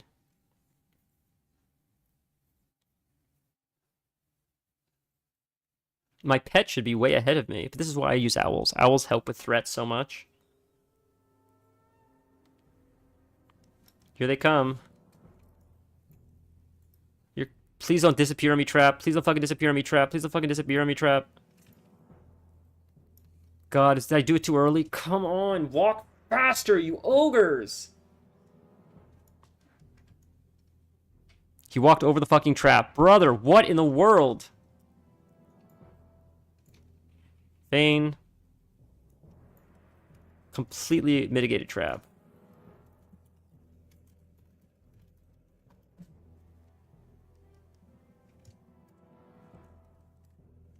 Sick, we got him. That's sick. That's one quest done at least. We're gonna go back and get the ogres now. Those are huge gloves for him. That's awesome. Good for him. At least we got the mage that can sheep mid-combat. That's sick. One Punch Man. I watched the first season, maybe the second season. I haven't watched the third season yet. I don't know if there's even a third season. I think I watched the first and second season. It is such a funny show, One Punch Man. You know, when you make a character like that's that crazy, it's really hard to... It's a nice little pro gamer shit trick right there. You feign death into a drink so you could drink while in combat. This is what we do around here. But One Punch Man was impressive because to make a character that overpowered, it's like, who cares? There's never any stakes. Like, who cares? Because he's always going to win. But One Punch Man, I'm still intrigued. Even though I know he's, like, unstoppable and always going to win, the show just has humor. It's funny. It works. I'm so impressed they were able to do that with a character that's pretty much invincible. That's why I don't like Superman. I am so bored of Superman because Superman is like, he's like never going to die, even though everybody has kryptonite. Kryptonite's the hardest thing to get your hands on. There's a very limited supply of kryptonite, but everybody and their mom has kryptonite. Somehow, the whole world's got kryptonite. But he's like, Superman never dies, so that's like why. Inconspicuous documents. Forgot to grab the documents. Maybe that's the quest. Got the Black Rock documents. Almost forgot that. Oof. Gotta get spider eggs real quick, then can try ogre event. I don't have the spider egg quest, do I?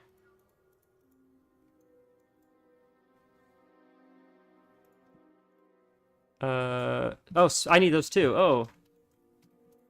I do have that. Right?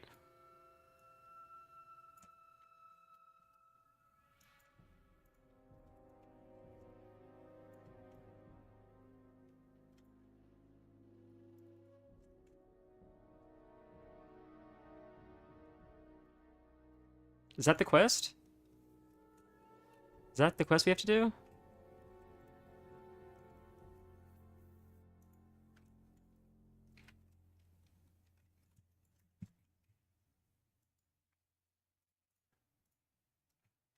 Hmm.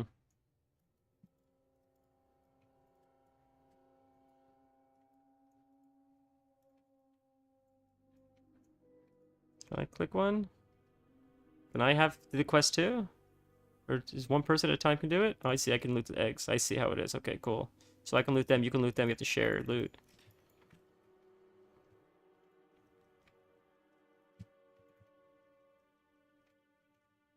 Jesus, but we don't share it. That's annoying.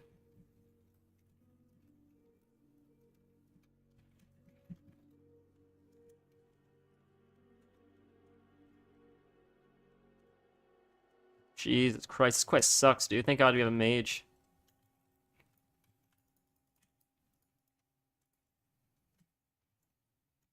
Yikes, dude.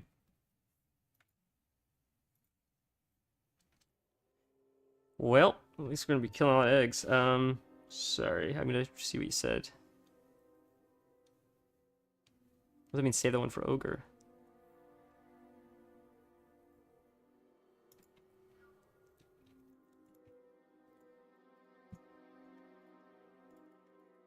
Can I get one?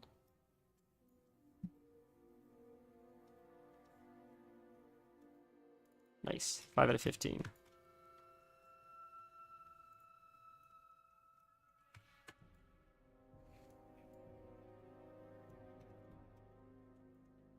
What did you save what for ogre, I wonder?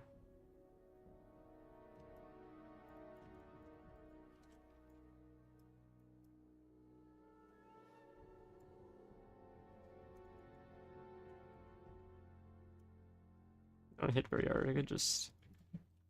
God, if I had an owl, this would be way better. Be so much better. This and like that. That does damage. Does something at least. There's the priest. There we go. Man, the Hunter AoE stinks. Okay. Almost done, boys. I'm not using my... Oof, I almost thought I had my Strathalum thing. Sorry, I gotta read what you guys said. Last thing, I watched One Punch Man. One Punch Man was good. The animation change for later seasons was a bummer. Fair. I'm pretty flexible animation quality. Didn't actually notice the change.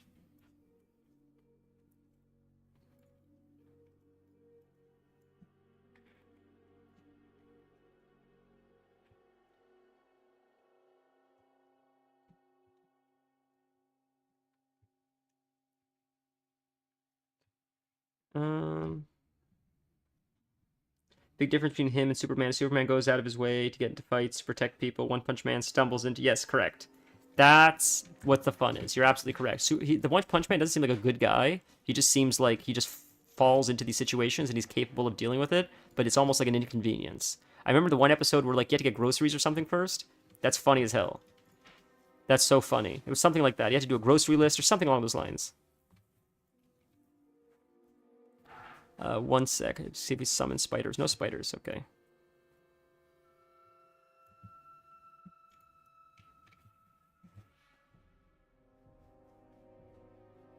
Okay, done. I will try.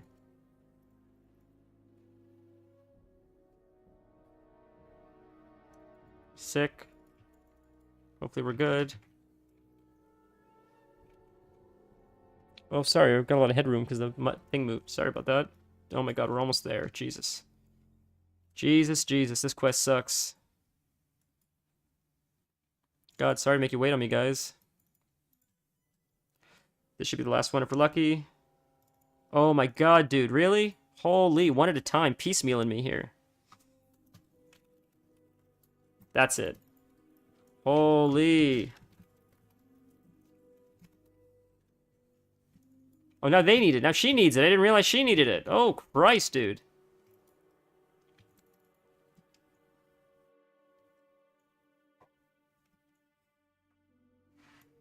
Oh, she needs space. So we'll drop an explosive trap next time she loots, because probably won't be spiders there.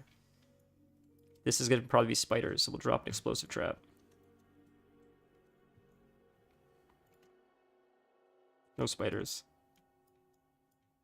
So I may be able to drop by the next one too if she is slow enough, which she is, so we can drop another explosive trap if spiders pop out.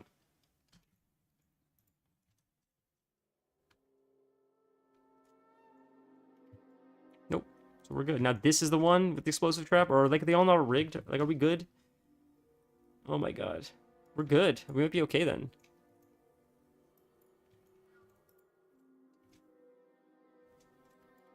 Last one's good. So there's only a few that were rigged. So look at that. So most of them were actually okay. I didn't know that. That's awesome. We're all getting our quest done. We've got to come back and do the ward quest. There's a few quests I'm still missing. We're going to be running this a million times, I'm sure, with the guild, so it's fine. Yes. What I found amusing was the interaction between him and the other heroes. Also helped the heroes weren't all cookie-cutter good guys. Yes, absolutely. A lot of them were very flawed. True heroes are the low-ranked guys. The high-ranked guys and personalities are working towards something. Sometimes that something is selfish. Yeah, it was brilliant, man. One Punch, like, what I've realized is, like, the original stories that come out of anime are often much better and more original, like, way off the wall than a lot of the rehashed stuff like that Jason Bateman movie I saw today. It was fun. Carry On was fun, but it was a rehashed, like, I was telling the fiance, like, I think I probably already said this, but this book, this would have been in one of my books because, like, and it didn't mention it. One of my books, I think it was Sid Field's Guide to Screenwriting, said there's a formula where a character that's down on his luck gets thrown into a position where he needs to save someone he loves or the world, and by doing so, he not only gains a sense of purpose, he also gains the identity that he is a part of something bigger than himself, and him showing up that day proves to those around him as well as himself that he is a contributing member to the cog that is life. And he said, as can be seen in this movie with Tom Cruise, or this movie with Tom Cruise, or this movie with Tom Cruise, or this movie with Matt Damon, or this movie with Tom Cruise. And the point he was making was all these films with all these different actors, or Tom Cruise and like 6 of them, were very formulaic films that all follow the same structure, but they're told with a slight variation of difference, and that's why they seem like different movies, but really they're all the same. There's nothing wrong with that. That works. But at the same time, some of the stuff that I see coming out of like Japan or Korea or wherever this anime is coming from, I believe most of it is Japan. I could be wrong. I know some of it is though Korean, I believe. Is so off the wall, is so insane, is so original. Like some of it is so crazy that I don't see creativity like that anywhere else. It's insane what's coming out of there. Like it's amazing. One Punch Man is what happens when someone that had a perfect hero heart becomes so strong he loses sight of everything around him. Yeah, it's true, dude. Not the common rider common. Not sure what that means. Side hobby. That was a web comic. Good for him. Imagine turning that into a career. Good for him, man. I'm so happy. That's awesome. What a wonderful story that is. I remember right. The reason the face expressions are low detailed is because he's not an artist. Wow. Good for him, man. That's sick.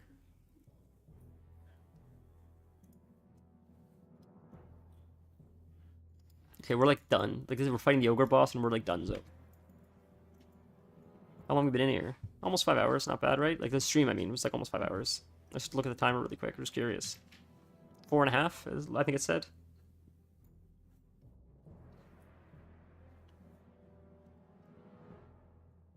Oh, now he's doing the quest. I didn't realize he was doing the quest. I don't know where the extra spiders came from.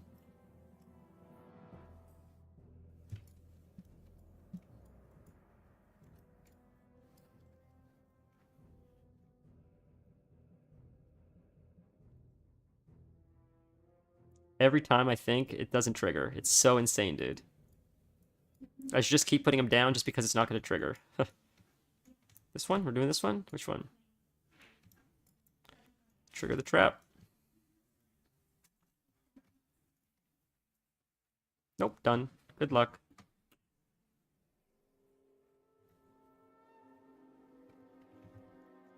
Cool. Let's boogaloo.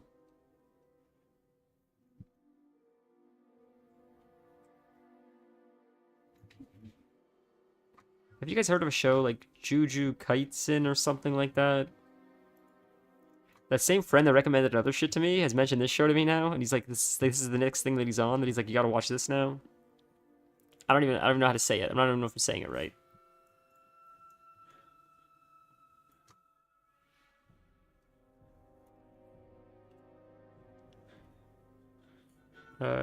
Kamen Rider is a superhero that rides a bike. The rank C guy in One Punch Man's reference to Kamen Rider.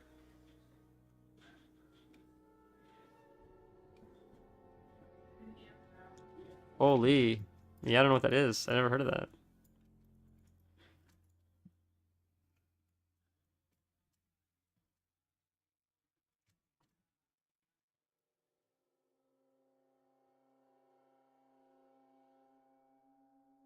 I don't know what he's saying. Trash better. Was that what he's saying? Can't rage better. Battery. What is he saying?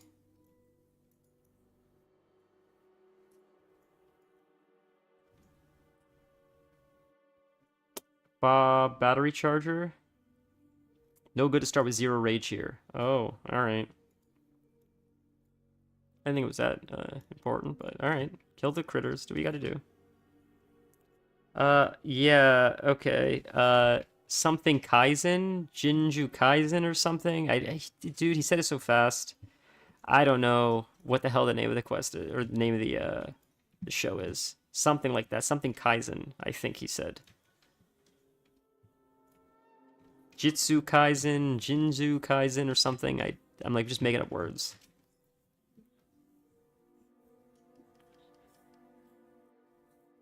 I think he said it was on Netflix. He is Canadian, so I don't know if it's. I feel like you guys also have it. I can find it. I don't even know if I'm saying the other part. I don't even know if he's pronouncing it right. I'm just repeating what he said, and maybe he didn't even pronounce it right. So I'm not even speaking the proper language.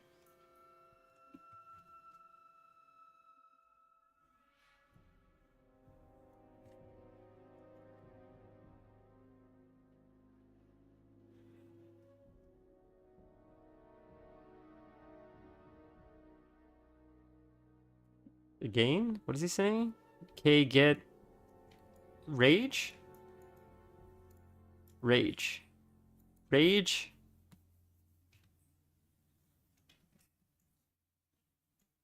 I think that means rage. K get rage. I think it means K got rage. Before your rage disappears, buddy. Come on, let's boogaloo. Jujutsu Kaisen? That sounds correct. That's what it sounds like. I thought it was something. I thought he said Jujutsu Kaisen or something, but I didn't think that was correct, so I didn't say that. But that does sound correct. You know what I'm talking about, at least. Can you put the head there? Let go. Now this is like a gauntlet. We have to fight these guys. Keep fighting them. Keep spawning.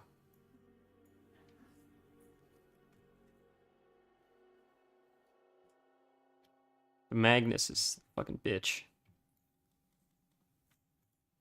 Yeah, I think you have to be careful at knockbacks. Maybe you don't. Watch mana though. Don't go womb. I gotta be careful. I gotta do some like. Nope, another mage up. Get the mage. Get the mage. Get the mage. Yikes, bro. You didn't have to worry about mana. He's brother. These guys are enraged. These guys are enraged. You gotta kill an enforcer. Pick one. Kill a stun it. I stunned it. I know we gotta kill the mages, but these fucking enforcers. If you're not gonna kite them, you have to kite them, or we have to fucking kill them. Like, this is not working. The berserk is going to murder you in the meantime that we're killing the mages. That's it. I don't know if he's geared enough for this. Yeah, you have to kite them. You can't just take it to the face like that. That's gonna be a wipe. Try to reset. Okay. Feign death.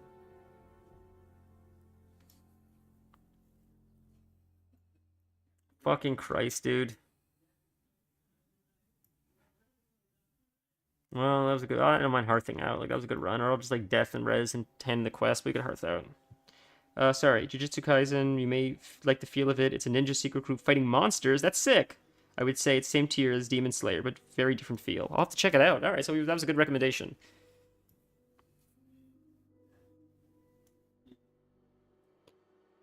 I wonder if people get salty when I feign. It's like, well, why should I run back if I can survive, right? It's like, I do the same thing as a rogue, right? I vanish all the time. Like, why? Jujitsu. Oh, it is jujitsu. Oh, like jujitsu fighting. So it is jujitsu. That's what I thought he said, but I'm like, there's no way. Okay, cool.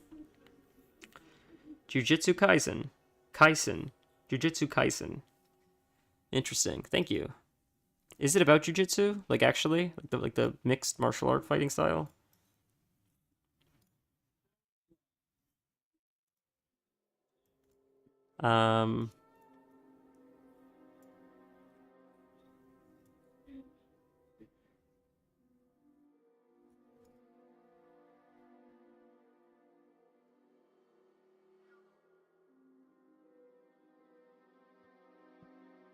When you say GG, say GG,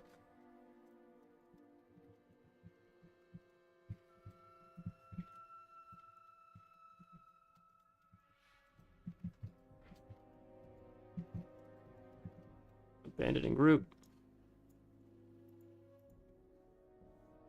I feel bad asking that.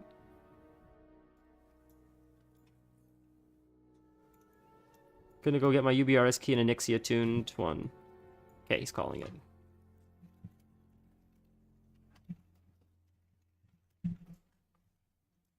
It's an awesome run. It was pretty good. Not bad. That was not bad at all. These are tough dungeons. I don't blame him for dying.